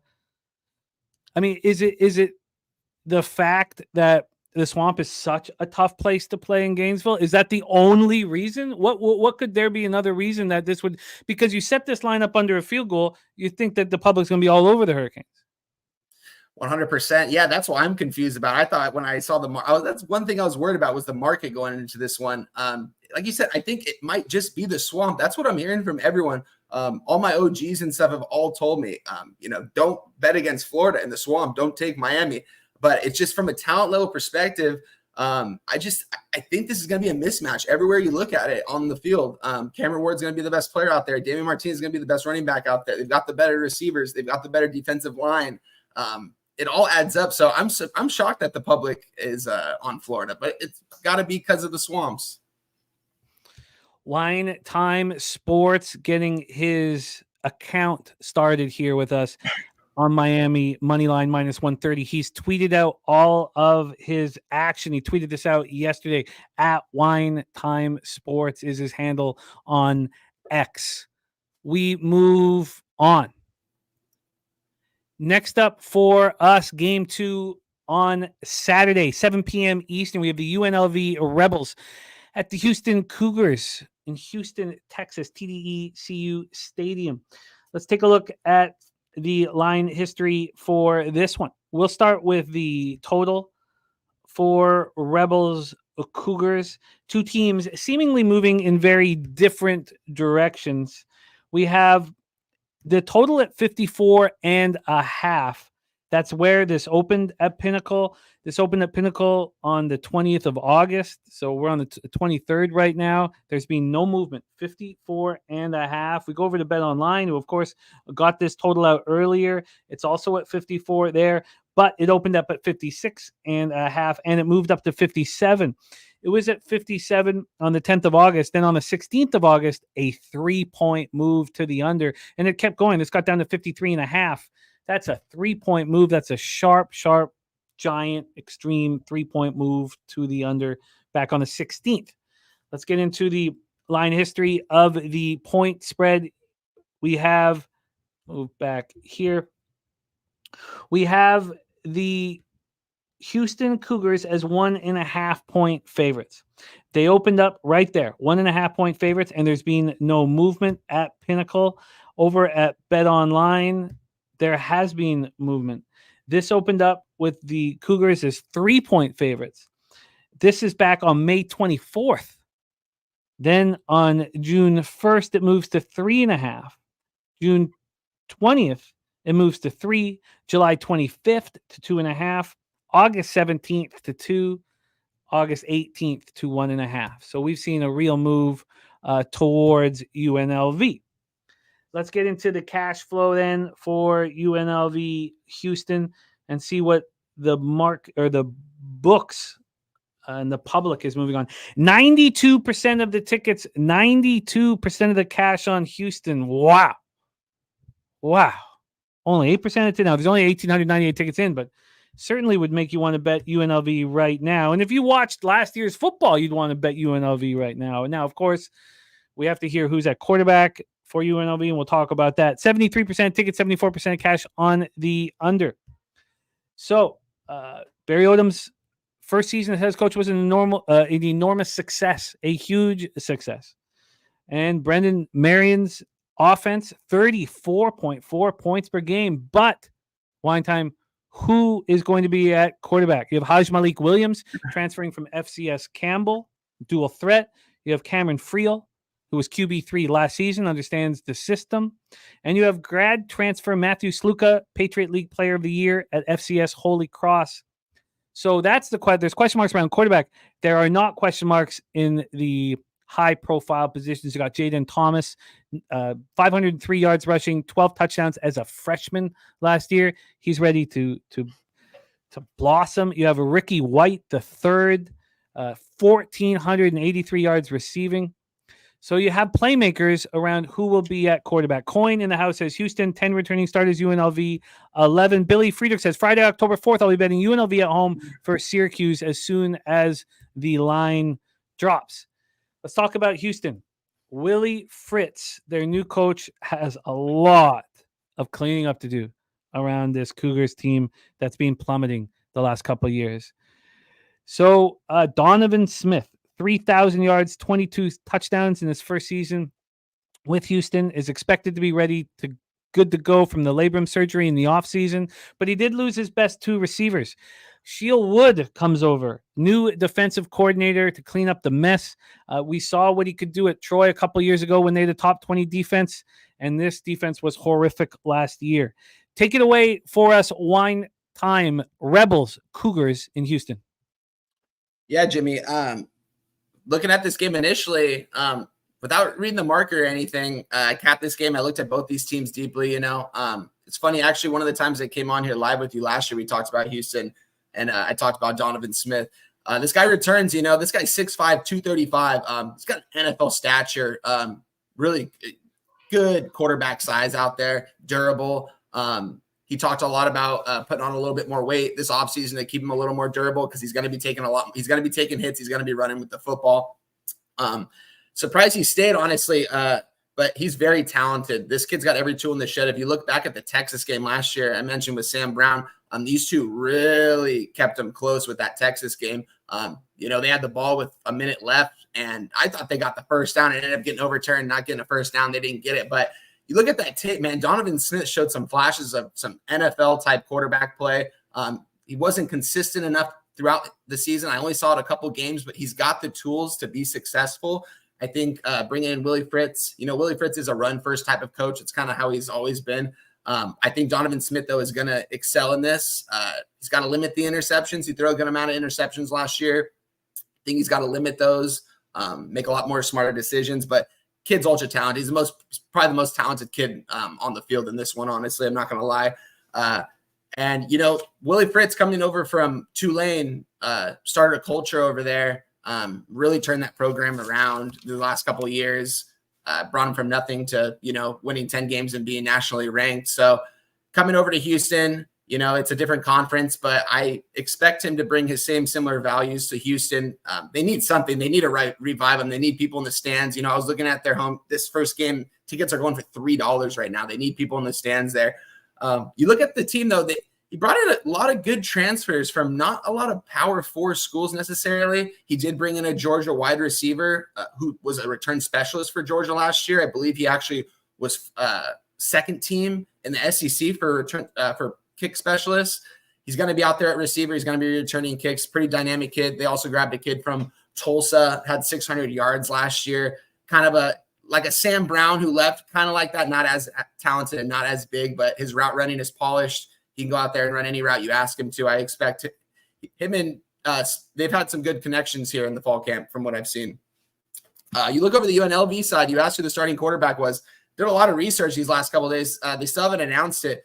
It's looking like Matthew Sluka, transfer from Holy Cross, is going to most likely be the guy.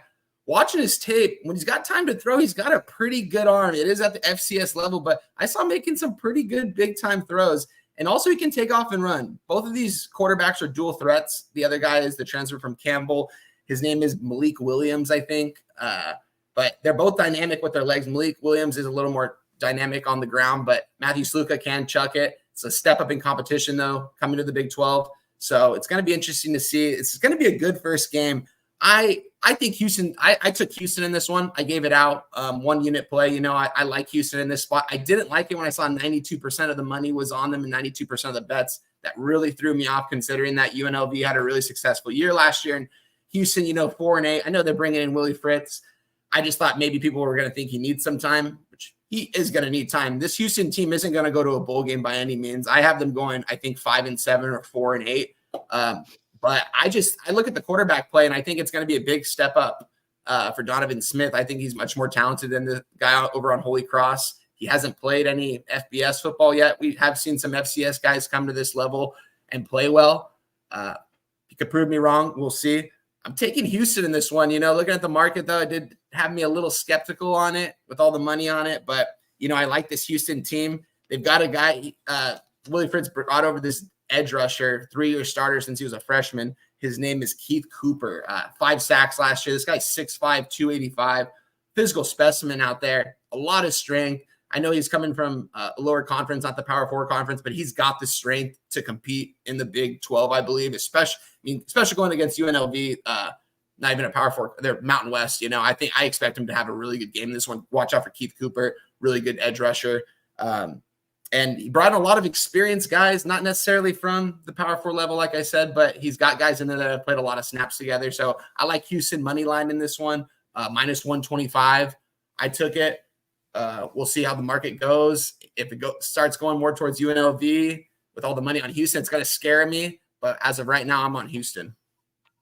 Houston Cougars money line at -120 with some reinforcements on defense. You think that Shield Wood can? I mean, that's the biggest question mark around the Cougars, and the UNLV has playmakers despite the questions at quarterback. You think that the Houston defense can step up enough, at least against a UNLV caliber football team? I do think so. They've got, like I said, they did get some key transfers who have been playing a good amount of football, and they're not necessarily super young either on the defensive side. So I do think I thought 7.5. Sorry, I admit you cut out there for a second. What was the very last thing you said? Did you say you got this at 57.5? That's where I opened up at? Yeah. Oh, yeah. Sorry. Back in May over at Bet Online. Yeah. Gotcha. Yeah. I expect kind of a track meet in this one with the quarterback play, and Houston's defense did struggle. I expect them to do better. It's going to be the first game. It's going to be interesting to see. It's going to see can their fans show out for this one and kind of give them something to play for? I would like to see it. This Houston program's really hunting for something. They need some kind of success quick. Willie Fritz, it might take them some time, but I think they can get the dub in this one. Houston Cougars money line for Wine Time Sports. Wine Time, thank you so much for making time for us. For those of you fans and friends of Pub Sports Radio, you will be seeing a lot of Wine Time here on our channel. And it all goes down tomorrow. Tomorrow with Florida State, Georgia Tech live stream. Wine Time will be a part of that, and it'll be a part of everything that we're doing over here. Wine Time, thank you so much for your time. Please support him at Wine Time Sports on X. Wine Time, any last words for the Cappers supporting the show, my man? Yes, sir. Thanks for having me, Jim. It was a blast, man. Whenever I'm able to do this, it's always a blessing. So looking forward to doing this some more. Hopefully we can just keep cashing these winners every time I come on. That's the goal, right? I'm looking forward for the live stream tomorrow, though, with Daby Cab. Check us out there, guys. It's going to be a lot of fun. A lot of people on different, I know a lot of people are on Georgia Tech. Got a couple, I think Daby Cab's on FSU. It's going to be fun either way, though, whatever happens. So make sure to check it out. I love it. There he is, Wine Time Sports in the house, breaking down 2 games for week 1. He's on the Houston Cougars as well as the Miami Hurricanes. It is time to move on to WNBA. Man, we got that cash yesterday very easily. Although, as I told you, I did start watching after the first quarter and that 11-0 run. I was like, maybe shouldn't be watching this when the Liberty went on an 11-0 run. But we cashed first half easily. We cashed the full game easily. It was the perfect storm.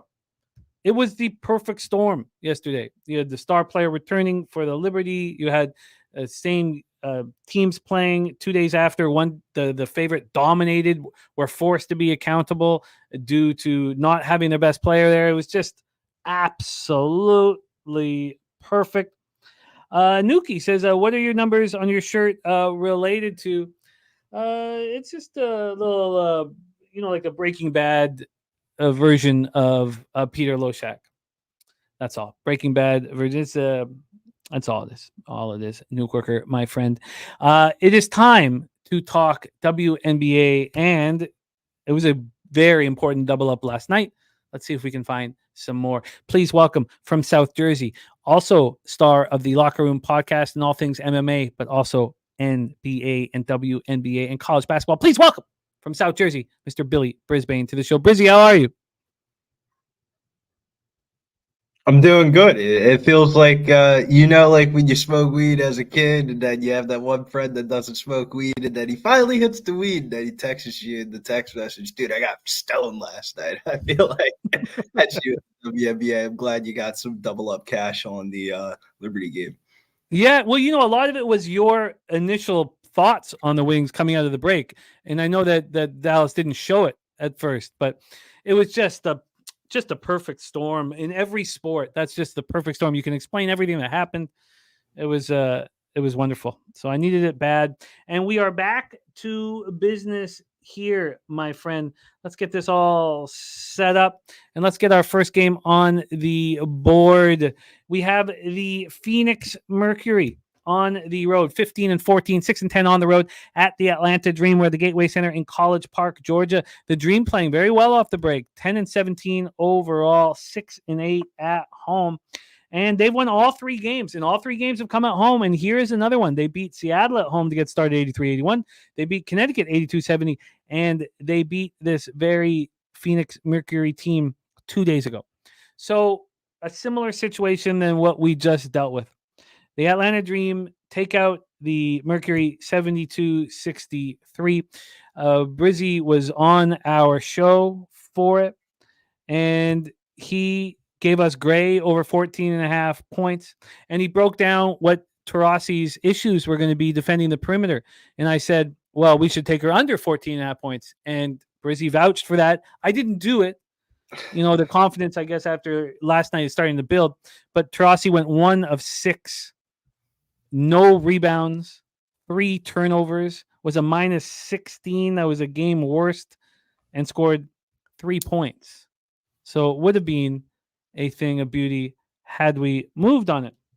Let's take a look at the line history and hand it over to our guy, Brizzy. So first off, let's get over to WNBA.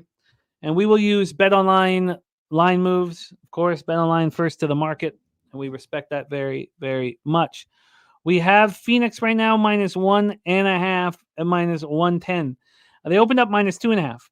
It got up to -3. This is last night.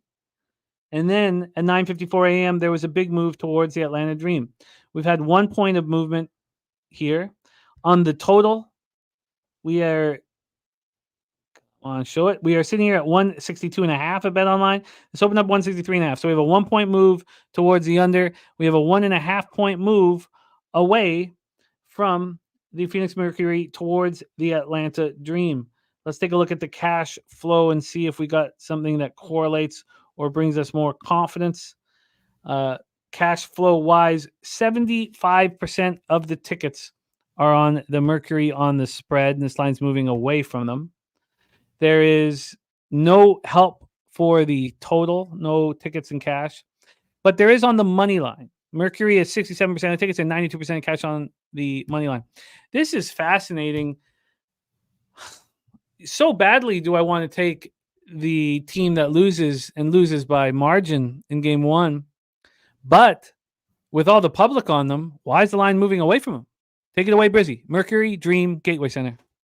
Oh man, it's since the UFC Australia card, it's been like chalk has been hitting, and everyone was asking me, when's the plus money and the premiums coming? When's the plus money and the premiums coming? And I said we had the Atlanta Dream on Wednesday. That's a big spot. We got the Dream, and we had the Alicia Gray. The best spots in sports betting are when the eyes, heart, stats, and script all kind of like line up the same, and I kind of don't feel the same for this one. That Wednesday night game was a sold out game for the Atlanta Dream at home. Tina Charles was moved to second all-time scoring list on the record. The Mercury have been a better team this season, but the Dream have been playing better basketball of recent. They covered 7 out of their last 9 games, winning 3 games since the break. The last time these two teams played on Wednesday, Atlanta got off to a hot start in the first quarter. They were up 19-6 at the end of the first quarter, and then they proceeded to give the game away, but then they had a strong fourth quarter end up winning the game by margin.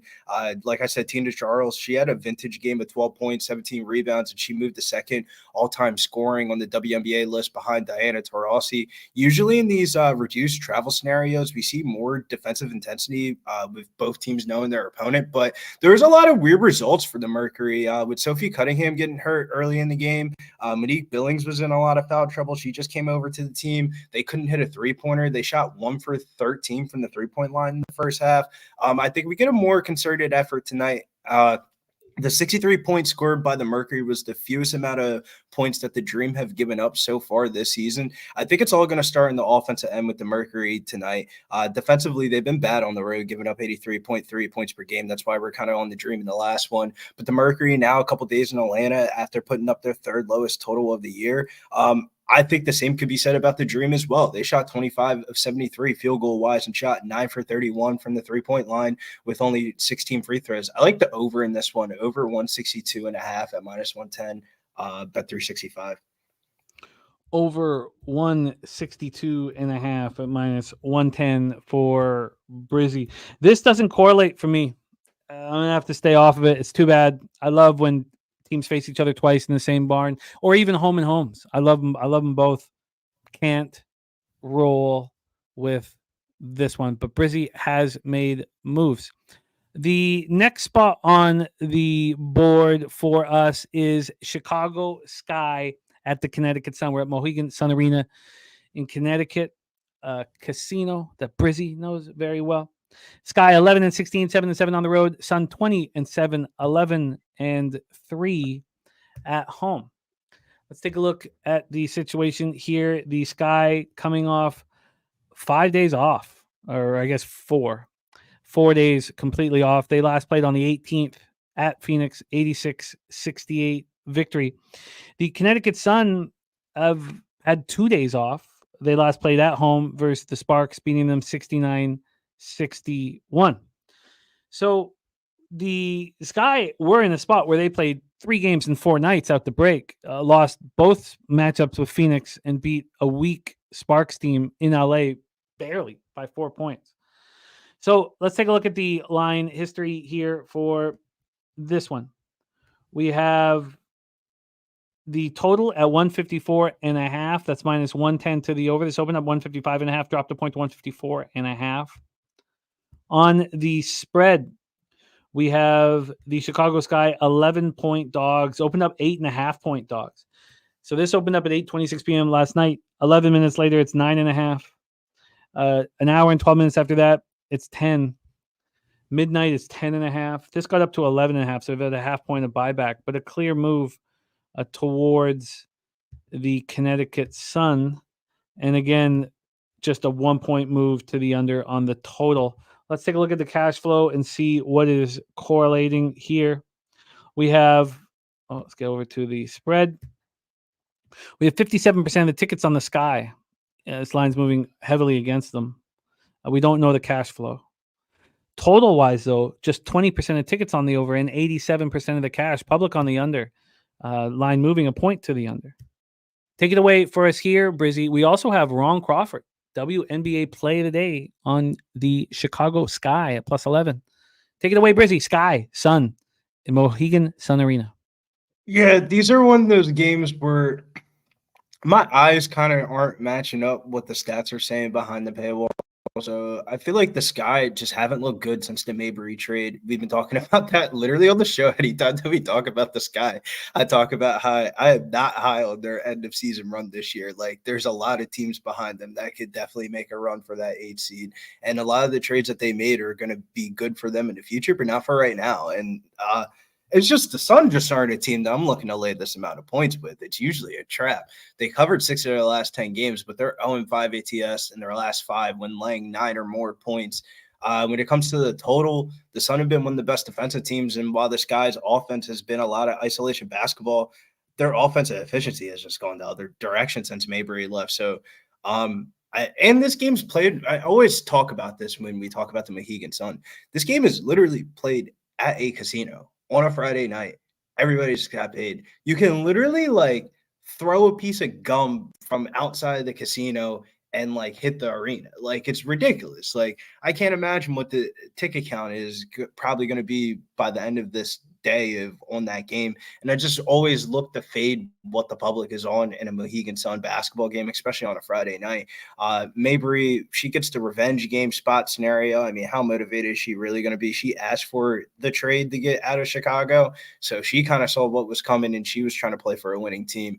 I think the Sky could definitely cover the plus 10.5. It would tell me to bet the plus 10.5. But on a slate where we have PFL fights and shit like that, why am I betting? I mean, he gets some basketball game pass. But I would probably say Sky in the under, but they don't correlate. I think if the Sky cover, the game probably goes over. If the Sun win, then they probably goes way under, like a 130 total. Like how many times have we seen Connecticut Sun game where we're like, whoa, this is women's basketball at its finest?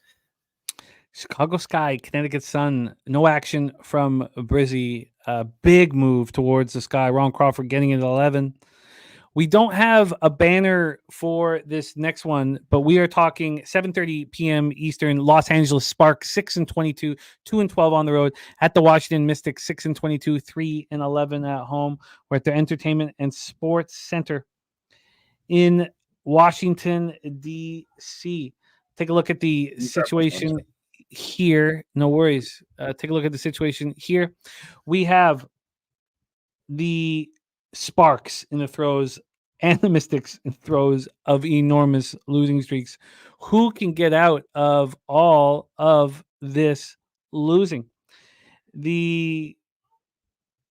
Right now, as we speak, the Sparks have lost 5 straight games. They've lost 7 of 8. It gets worse if we keep It counting. does get worse, bro. I can't bet on this fucking basketball team.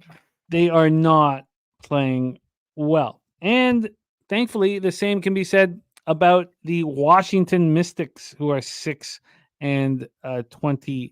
They've also lost 5 straight. They've also lost 7 of 8. Now, it's not quite as bad if you go further, but these are 2 teams who have been losing. Take a look at the rest situation here. We have the Sparks coming off a 69-61 loss at Connecticut. This road trip took them to Vegas, Connecticut. I thought they were going to get smash and grabbed again, Connecticut. So that didn't happen. And now they're in Washington.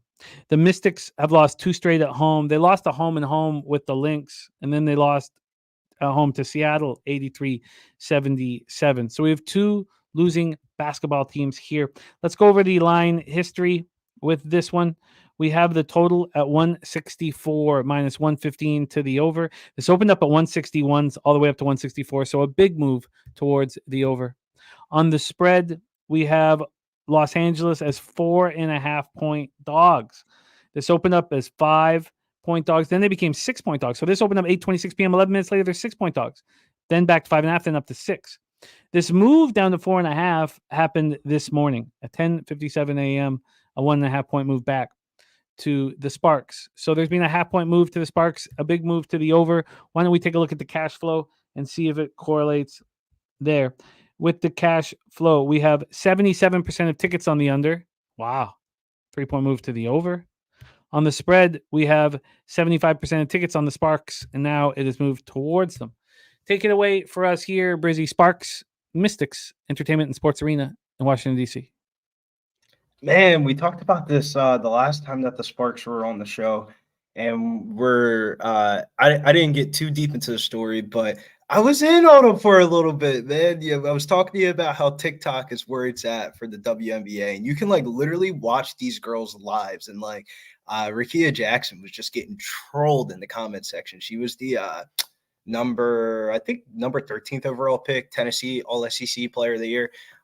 She was getting just trolled and ripped in the comments about this losing streak, and she started snapping. She goes, somebody said something about the WNBA girls not getting paid enough money or something like that, and about how their sports bet is more than what they probably make in their season. And she said, "You got me fucked up. My chain costs more than your whole life, bitch." And she started flexing the chain, and then the Hanby fucking lawsuit came out. I was in, man. I was so in when I gave that out on the show, I think last week, when the Liberty first came back from the break. I actually ended up was playing an outdoor men's league game that night, and I had the plus 15.5, and I kept on telling the person that was on the bench, if this hits 21 or 25, just let me know. We're calling timeout. And it happened. And I just kept on betting it because I mean I hit on the Mercury earlier that day. Now I'm not fucking with this basketball team. I almost went back to the wall a little bit in daily fantasy. This basketball team is really just bad right now. They're 2-10 straight up on the road. And while the Mystics haven't looked the best either, there are some positive things to take away from this team. Like, it's not the same exact team that it was before the break. Sykes and Austin are both looking healthy. They're 16-8-1 ATS this season. The total kind of looks like there's a little bit of value on the under. Both meetings have finished around the 150 total this year. The Sparks are 11th in the WNBA in offensive scoring with a 96.1 rating, and then the Mystics are 10th with a 97.1 offensive rating. LA's only averaged 66 points in their 2 games since the break, and Washington's averaged 76 points per game in their past 3. So I kind of like the leans would be the under, and I actually think the Mystics probably cover the 5.5 because nobody wants to bet the Mystics 5.5. This is like comparable to like when we see like the Spurs versus like the Hornets, and like the Spurs are at home and they're like 5.5. This is only the second time that the Mystics have been favored this year, and they've smoked them. They were down at half the first time that they were favored, but the full game result, they smoked them. But I probably lean Mystics. I hate to say it, but the Mystics first half full game, they're one of the best first half ATS teams in the WNBA. I'm just not high on the Sparks right now. The Sparks team's just got a lot of shit to figure out, and it's just way off the basketball court. They're getting more views on their TikTok than they are in their basketball games. The Mystics opened the year with a 12-game losing streak. Game 4, they played at the Sparks and lost by 2 points, 70-68. Then they played at the Sparks again. This time, they had won a few games. They were 5-15, and they won 82-80. So both times these two teams have met, it's been a 2-point game. This is the final encounter of the year. I mean, saying that makes you want to take the points, but it's clear in the 2 times that they've met, with including the Sparks home court advantage, that the Mystics have been a little bit better Well, And, both of those games were at Cameron Brink, and she was damn near one of the best blocks per game players plus minuses in WNBA. So I kind of throw those results out the window. Justin McKelvey says laying it with the Mystics is a stressful night. Yeah, I'm not. That's the exact reason why I'm not laying it with the Mystics. Like, it's one of those ones where, like, it gun in my head and you told me to pick up spread. I'm picking the Mystics. I'm not telling you to put your fucking money on the Sparks basketball team. Even if you think the Sparks play better, then you should just bet the under. There's multiple ways that the under hits. Like, I just don't see I just don't see either of these teams scoring 80 points. Neither of these teams are scoring 80 points, and the winner of this game is probably going to be like 76, 64, 76, 74, 68. I just think this shit goes way under. I'm shocked that the total's at 162, but it's just a game that there's not a lot of edge in this game. Usually there's some edge in these toilet bowl battles, but this one, I just don't see it. I feel like I'm reaching here for this one. Like, I would probably say the best bet in this game is the Mystics first half. Mystics first half, but not moving on it. Let's talk about the final game on the board, the final game on our show. Las Vegas Aces 17-10, 8-3 on the road. The Minnesota Lynx 20-8, 12-3 at home. We're at the Target Center in Minneapolis. Let's get this set up for you guys. Our final spot on the show today. Thank you guys for rolling with us. The Aces have lost 3 of 4, 2 of 3 since the break. 2 of 3 at home. Now they travel on the road. They lost to the Liberty to get things started, 79-67. Then they beat up on the Sparks at home, 87-71. And then they lost to this very Minnesota Lynx squad, 98-87 on Wednesday evening. So we have an opportunity for a bounce-back performance from the Aces on the road. In that one, the Aces shot 46.5% from the field and 43.3% from 3. The Lynx shot 57.9% from 3 and out-rebounded the Aces. This was all Minnesota from start to finish. So let's take a look at the line history here and see if we can back the team that lost. Vegas is your favorite at -2.5. They've gone -1 and -107. All the way to -2.5. They got up to -3. This is a big move towards the Aces. They're now heavily juiced at that -116. When we go over to Bet Online, we have it opening up at +1 at +1 at 8:26 p.m. So this was a dog to favorite, which is wild, and you'll get a better sense of it when you look at the money line. So let's get that up here. Money line wise, right now at Bet Online, Vegas -145.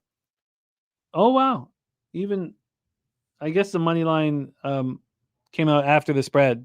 So it had already moved towards Vegas.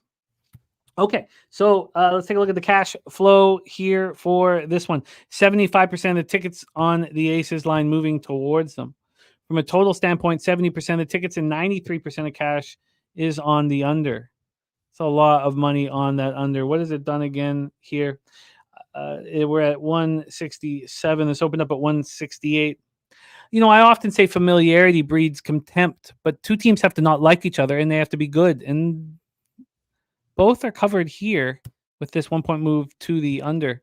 Take it away for us, Brizzy. Last game on the board, Aces Lynx at the Target Center, Minneapolis, Minnesota.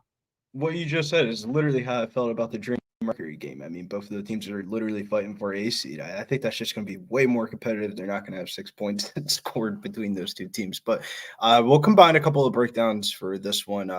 Before I get on out of here, I'll throw out some PFL action as well. But this game here, we're starting to see the cracks in the wall here for the Aces. We've been talking about it all year. I mean, they've lost 3 out of their last 4 games. Now traveling to Minnesota, which is one of the hardest places to play, unless your name is Caitlin Clark and you're Iowa University. We'll talk about that in a second. But they're 12-3 straight up this season. Most notably, they have this dance routine after every win. Similar to like the New Zealand thing that they do in their national games. It's a very identical, and that's their dance routine thing. I forget what they call it off the top of my head, but it's just a spot that I'm usually not looking to fade. There's no edge on the side to me. I feel like I lean towards the Aces bounce back, but they're just not defending it really well. I mean, these two teams combined for an average of 185 8.5 points. Aces number 3 in 3-point. Lynx number 1 3-point team in the WNBA. On paper, this looks like a track meet, to be honest with you. I'm shocked that all this money is coming in on the under, with Vegas averaging 83 points per game over their last 5 games, while Minnesota's still averaging 90.5 points per game in their last 4. I definitely could see the over hitting in this one. And I want to say the Aces, but I'm more interested in the spot tomorrow night. The Lynx are on a first half of a back-to-back. They actually get the Fever traveling into Minnesota tomorrow night. And for the ones that don't know, that really know, Caitlin Clark, when she played at Iowa University and they would do the regionals for the NCAA tournament, the first couple of rounds in the NCAA tournament are played on the home gymnasium floors in women's basketball. But then the other rounds, they get to pick the selections, and they would select Minnesota, that arena. And that is like one of the biggest pull arenas that you'll ever see for Caitlin Clark. Like the first time that you watched those two teams played, literally the crowd is, you wouldn't even know who's the home team if they didn't have the Lynx jersey on. The crowd was getting hype for Caitlin Clark. She was getting the crowd going. I think the Fever are great money tomorrow. However this game trickles down, I think the Fever are good money tomorrow.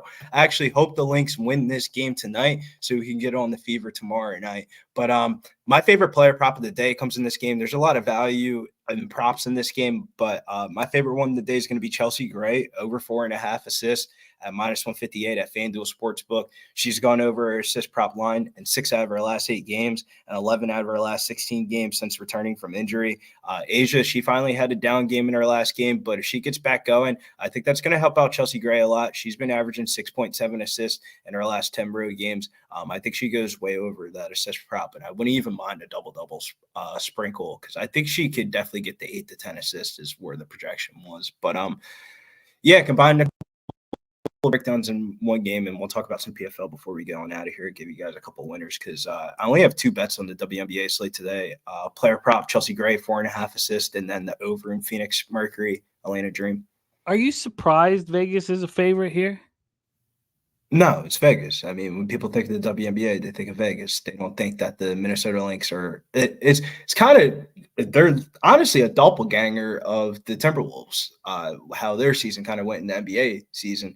How like nobody thought this was that good of a basketball team, but if you look at the numbers and the stats, it was a really good basketball team. It's kind of like the Minnesota Lynx have been doing this all year long, and nobody's really been noticing. They made it to the Commissioner Cup final game. They won the Commissioner Cup final game. I mean, by the numbers, it's the best team in the WNBA, but to the public, the Las Vegas Aces are the best team in the WNBA.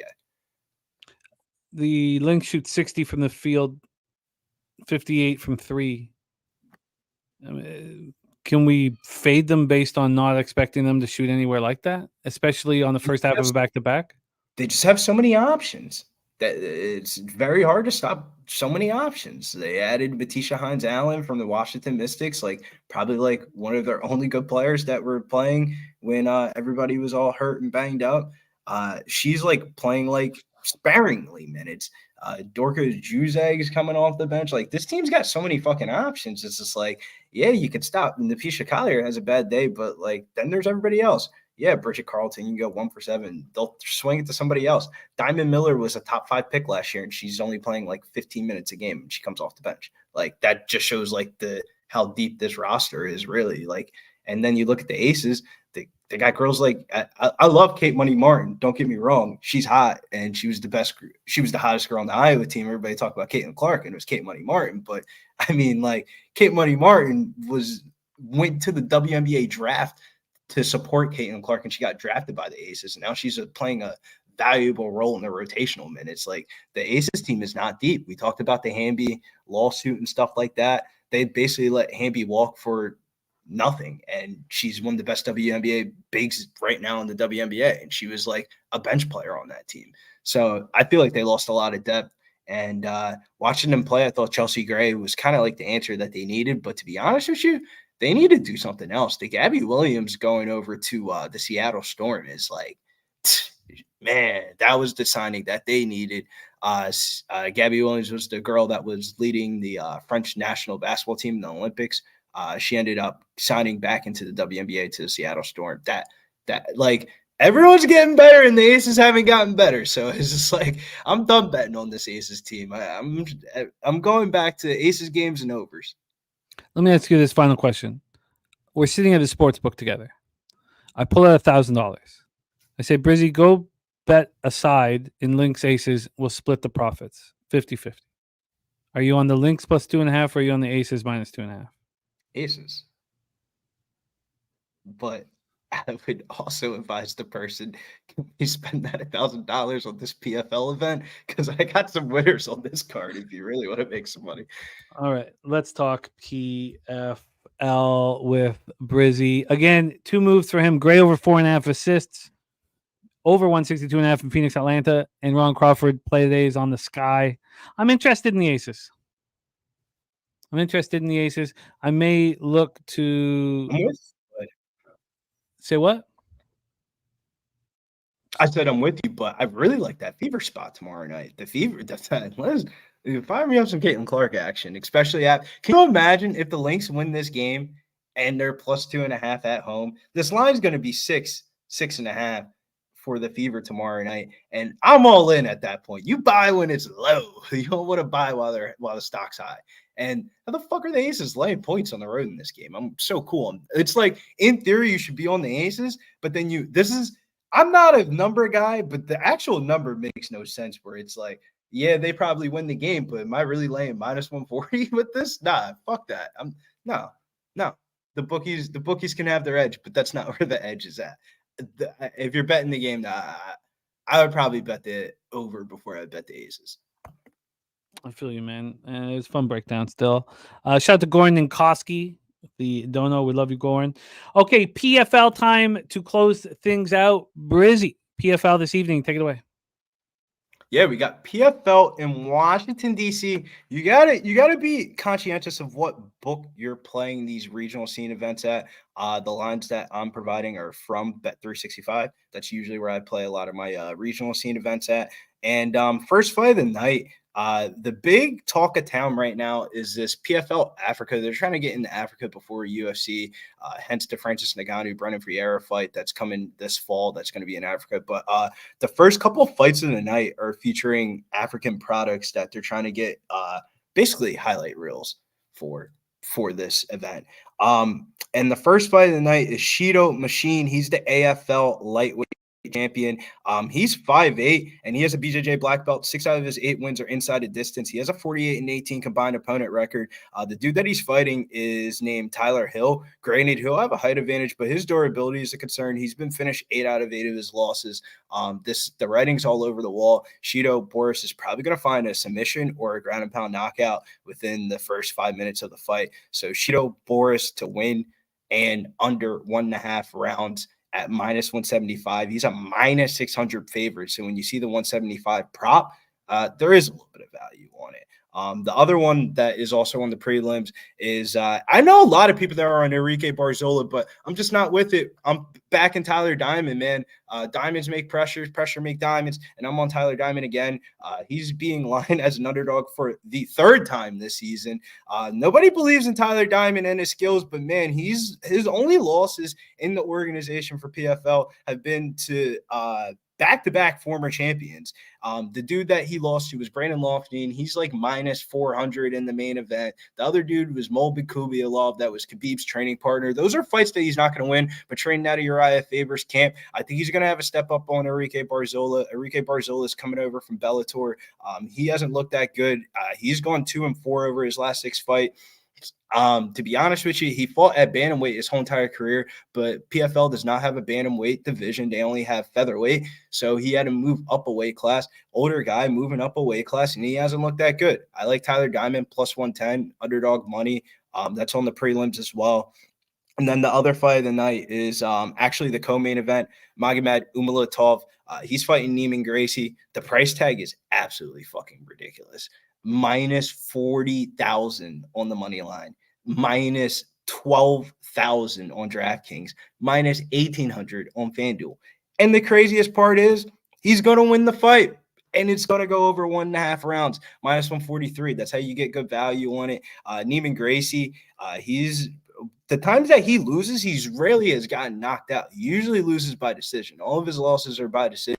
The only time he's gotten knocked out was via head kick, which is a random fluke knockout. That's just not repeatable. Umalatov's going to show some respect for Neiman Gracie and win 30-27 and move on to the championship. And then the former champion from last year or 2 years ago, Brandon Loughnane, he's fighting Kai Kamaka III. That's the last play I'll give out. I like Kai Kamaka III to bust up some parlays tonight. There's a lot of chalk that's going to hit on this PFL card, but in the main event tonight, I like Kai Kamaka III. Granted, Brandon Loughnane's a former champion and all that, but I think Kai Kamaka, he has the more upside long term. Loughnane has already held the belt. I feel like they're using him as a token ticket name. He's their biggest English prospect and stuff like that. But in reality, you look at the X's and O's, Kai Kamaka just wins these fights by decision. You're going to go kick for kick, punch for punch with the better striker, and he's sitting at plus 275. I mean, the line movement tells you everything you need to know. It went from plus 275 right after weigh-ins. It's going down to plus 240, plus 220 in some places. I think Kai Kamaka is definitely more than a live enough underdog in this PFL main event tonight. It's going to be a greasy fight, but I mean, shit, man, that's a lot of plus money for a former UFC fighter that hasn't really lost since he left the UFC. So give me him over Brandon Loughnane in the main event. Kai Kamaka, big dog in this one. Umalatov in the over 1.5 rounds. Tyler Diamond, another dog moneyline spot, and Shido in under 1.5 rounds from our guy Billy Brisbane. We have PFL tonight. We got UFC Vegas tomorrow night. The Locker Room podcast is up. It's our showcase video on our YouTube page. And we have our big live stream tomorrow night as well for UFC. Brizzy, thank you for all your hard work, my man. Thank you for always rocking with us, my man. Any last word? Please support Brizzy on X at getting _ bills _ Any last words for the Capper supporting the show, my guy? Yeah, man, me and Big Show have been on some shit, man. Kobe Bryant Day tomorrow. And for the ones that don't know, just a quick little story time. Kobe Bryant was probably one of the biggest athlete investors in the UFC when the UFC were in its bad days. He invested over I think it was over 60,000. It was a bunch of fucking money to Dana White. They're real close homeboys. The UFC script tomorrow, me and Big Show have been diving so far deep in the rabbit holes that you don't even want to fucking know. All I'm going to say is tap in for the fucking live stream tomorrow. We're coming back for vengeance. We're coming back for vengeance. It's 8/24/24 Kobe Day on fucking, man, I'm telling you, Pub Sports Radio is the place to be. You have no fucking idea how deep that we searched into this card. It's honestly fucking ridiculous, but as long as the bank account is profitable at the end of the fucking weekend, that's all I care. If they want to, you guys want to do weird puzzle games and shit like that to figure out fucking scripts, I guess that's the game that we have to play. I miss the days where we could just look at stats and bet on games. I don't know if those days were ever real.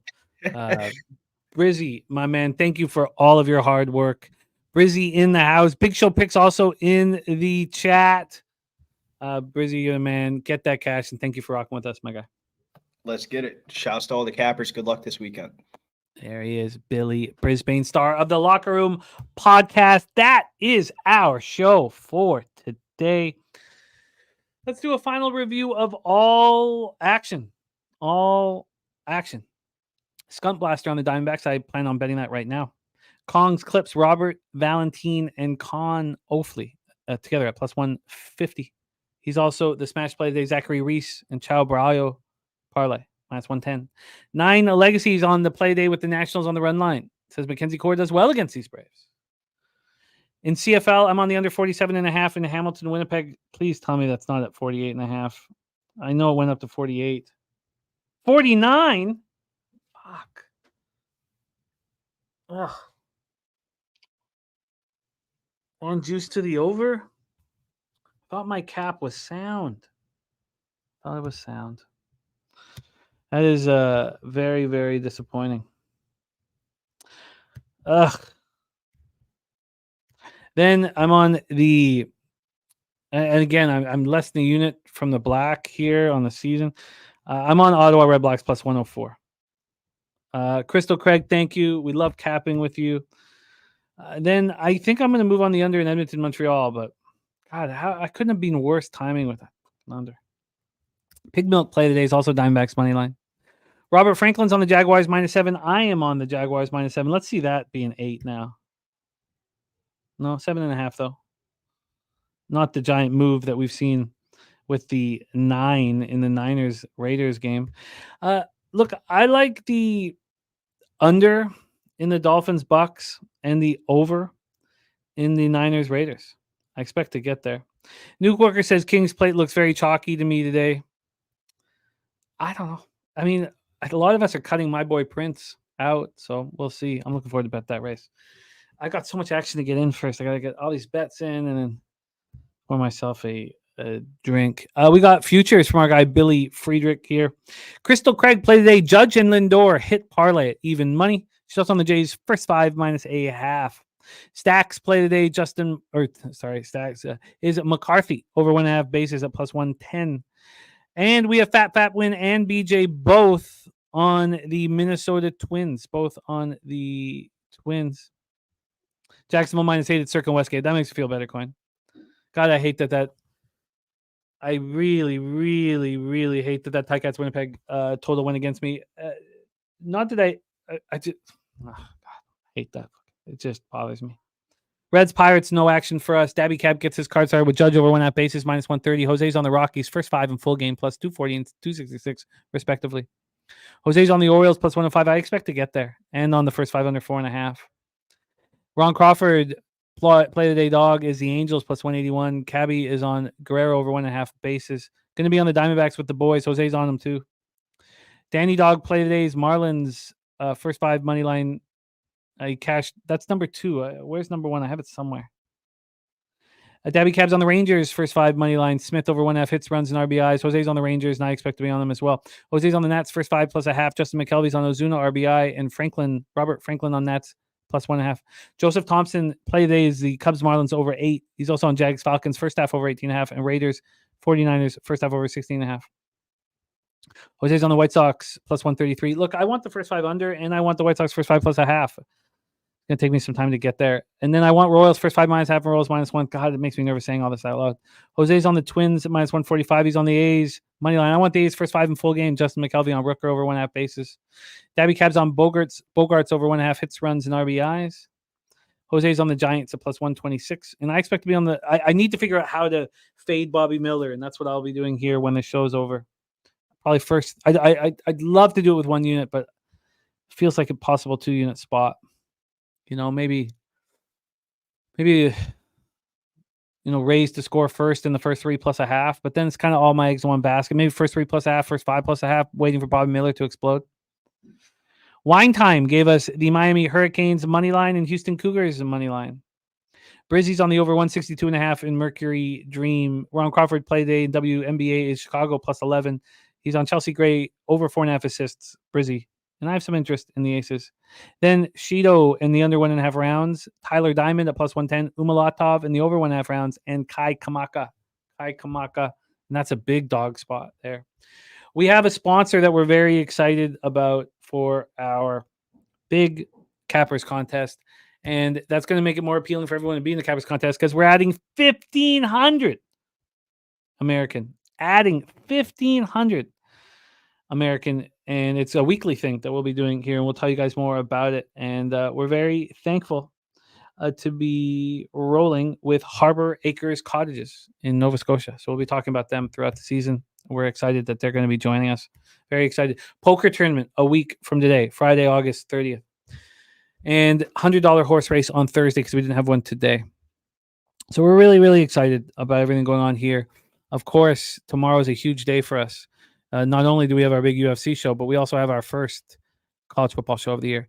Then on Tuesday, we are back for Bankroll Blitz. Bankroll Blitz is back, and we're pumped up.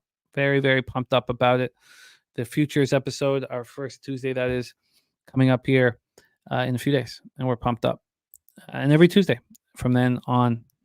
That is our show for today. We truly have nothing. Oh, and Bookie Buster Play Day is the Giants. A lot of people fading the Mariners. I wish I could back the Mariners, but I cannot. Let's get that copied right under I'm That Heat. I'm going to find out why he wasn't in that horse race yesterday. I hate seeing that. But we thank you guys so much. DC Capper, Billy Friedrich, Viper MB, The Nuke Worker, Outside New, Traveling Laws, Jarek White, Saturated, Coin, Textiles, Crystal, Craig, Nunya, Phil the Kill, Gerald Jones, Tooth Seller. Thank you guys. Betting Pros Network in the house. Thank you for rolling with us. Goran Ninkowski, thank you for the donos. Thank you all. Truly. Wonderful to roll with you guys. Let's go out there and get that cash. Jake Burns, Tennessee to make the college football playoffs at plus 170. We got the Clark Edge, Justin McKelvey, Antoine Harris, Ricky Bobby, EBT.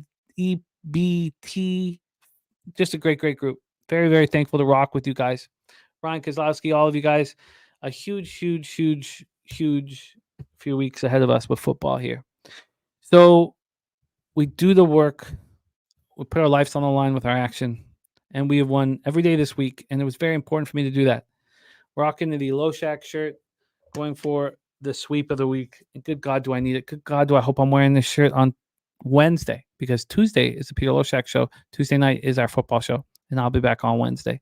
But I will be in touch with all of you. I'm going to put up my King's Plate action here in a second as well. On behalf of all of us at Pub Sports Radio, we thank you immensely. Football season right around the corner. A lot of excitement here, and we only have this excitement thanks to you guys. Respect and love. Let's get the cash, man. A Nuclear says, watch that shirt this weekend. Only if I don't have a winning day today. JP says, Bobby Miller, no hitter. I'll challenge that. I will challenge that. Thank you, guys. Get the cash. Let's roll that shit. Like that shit. Smoke it.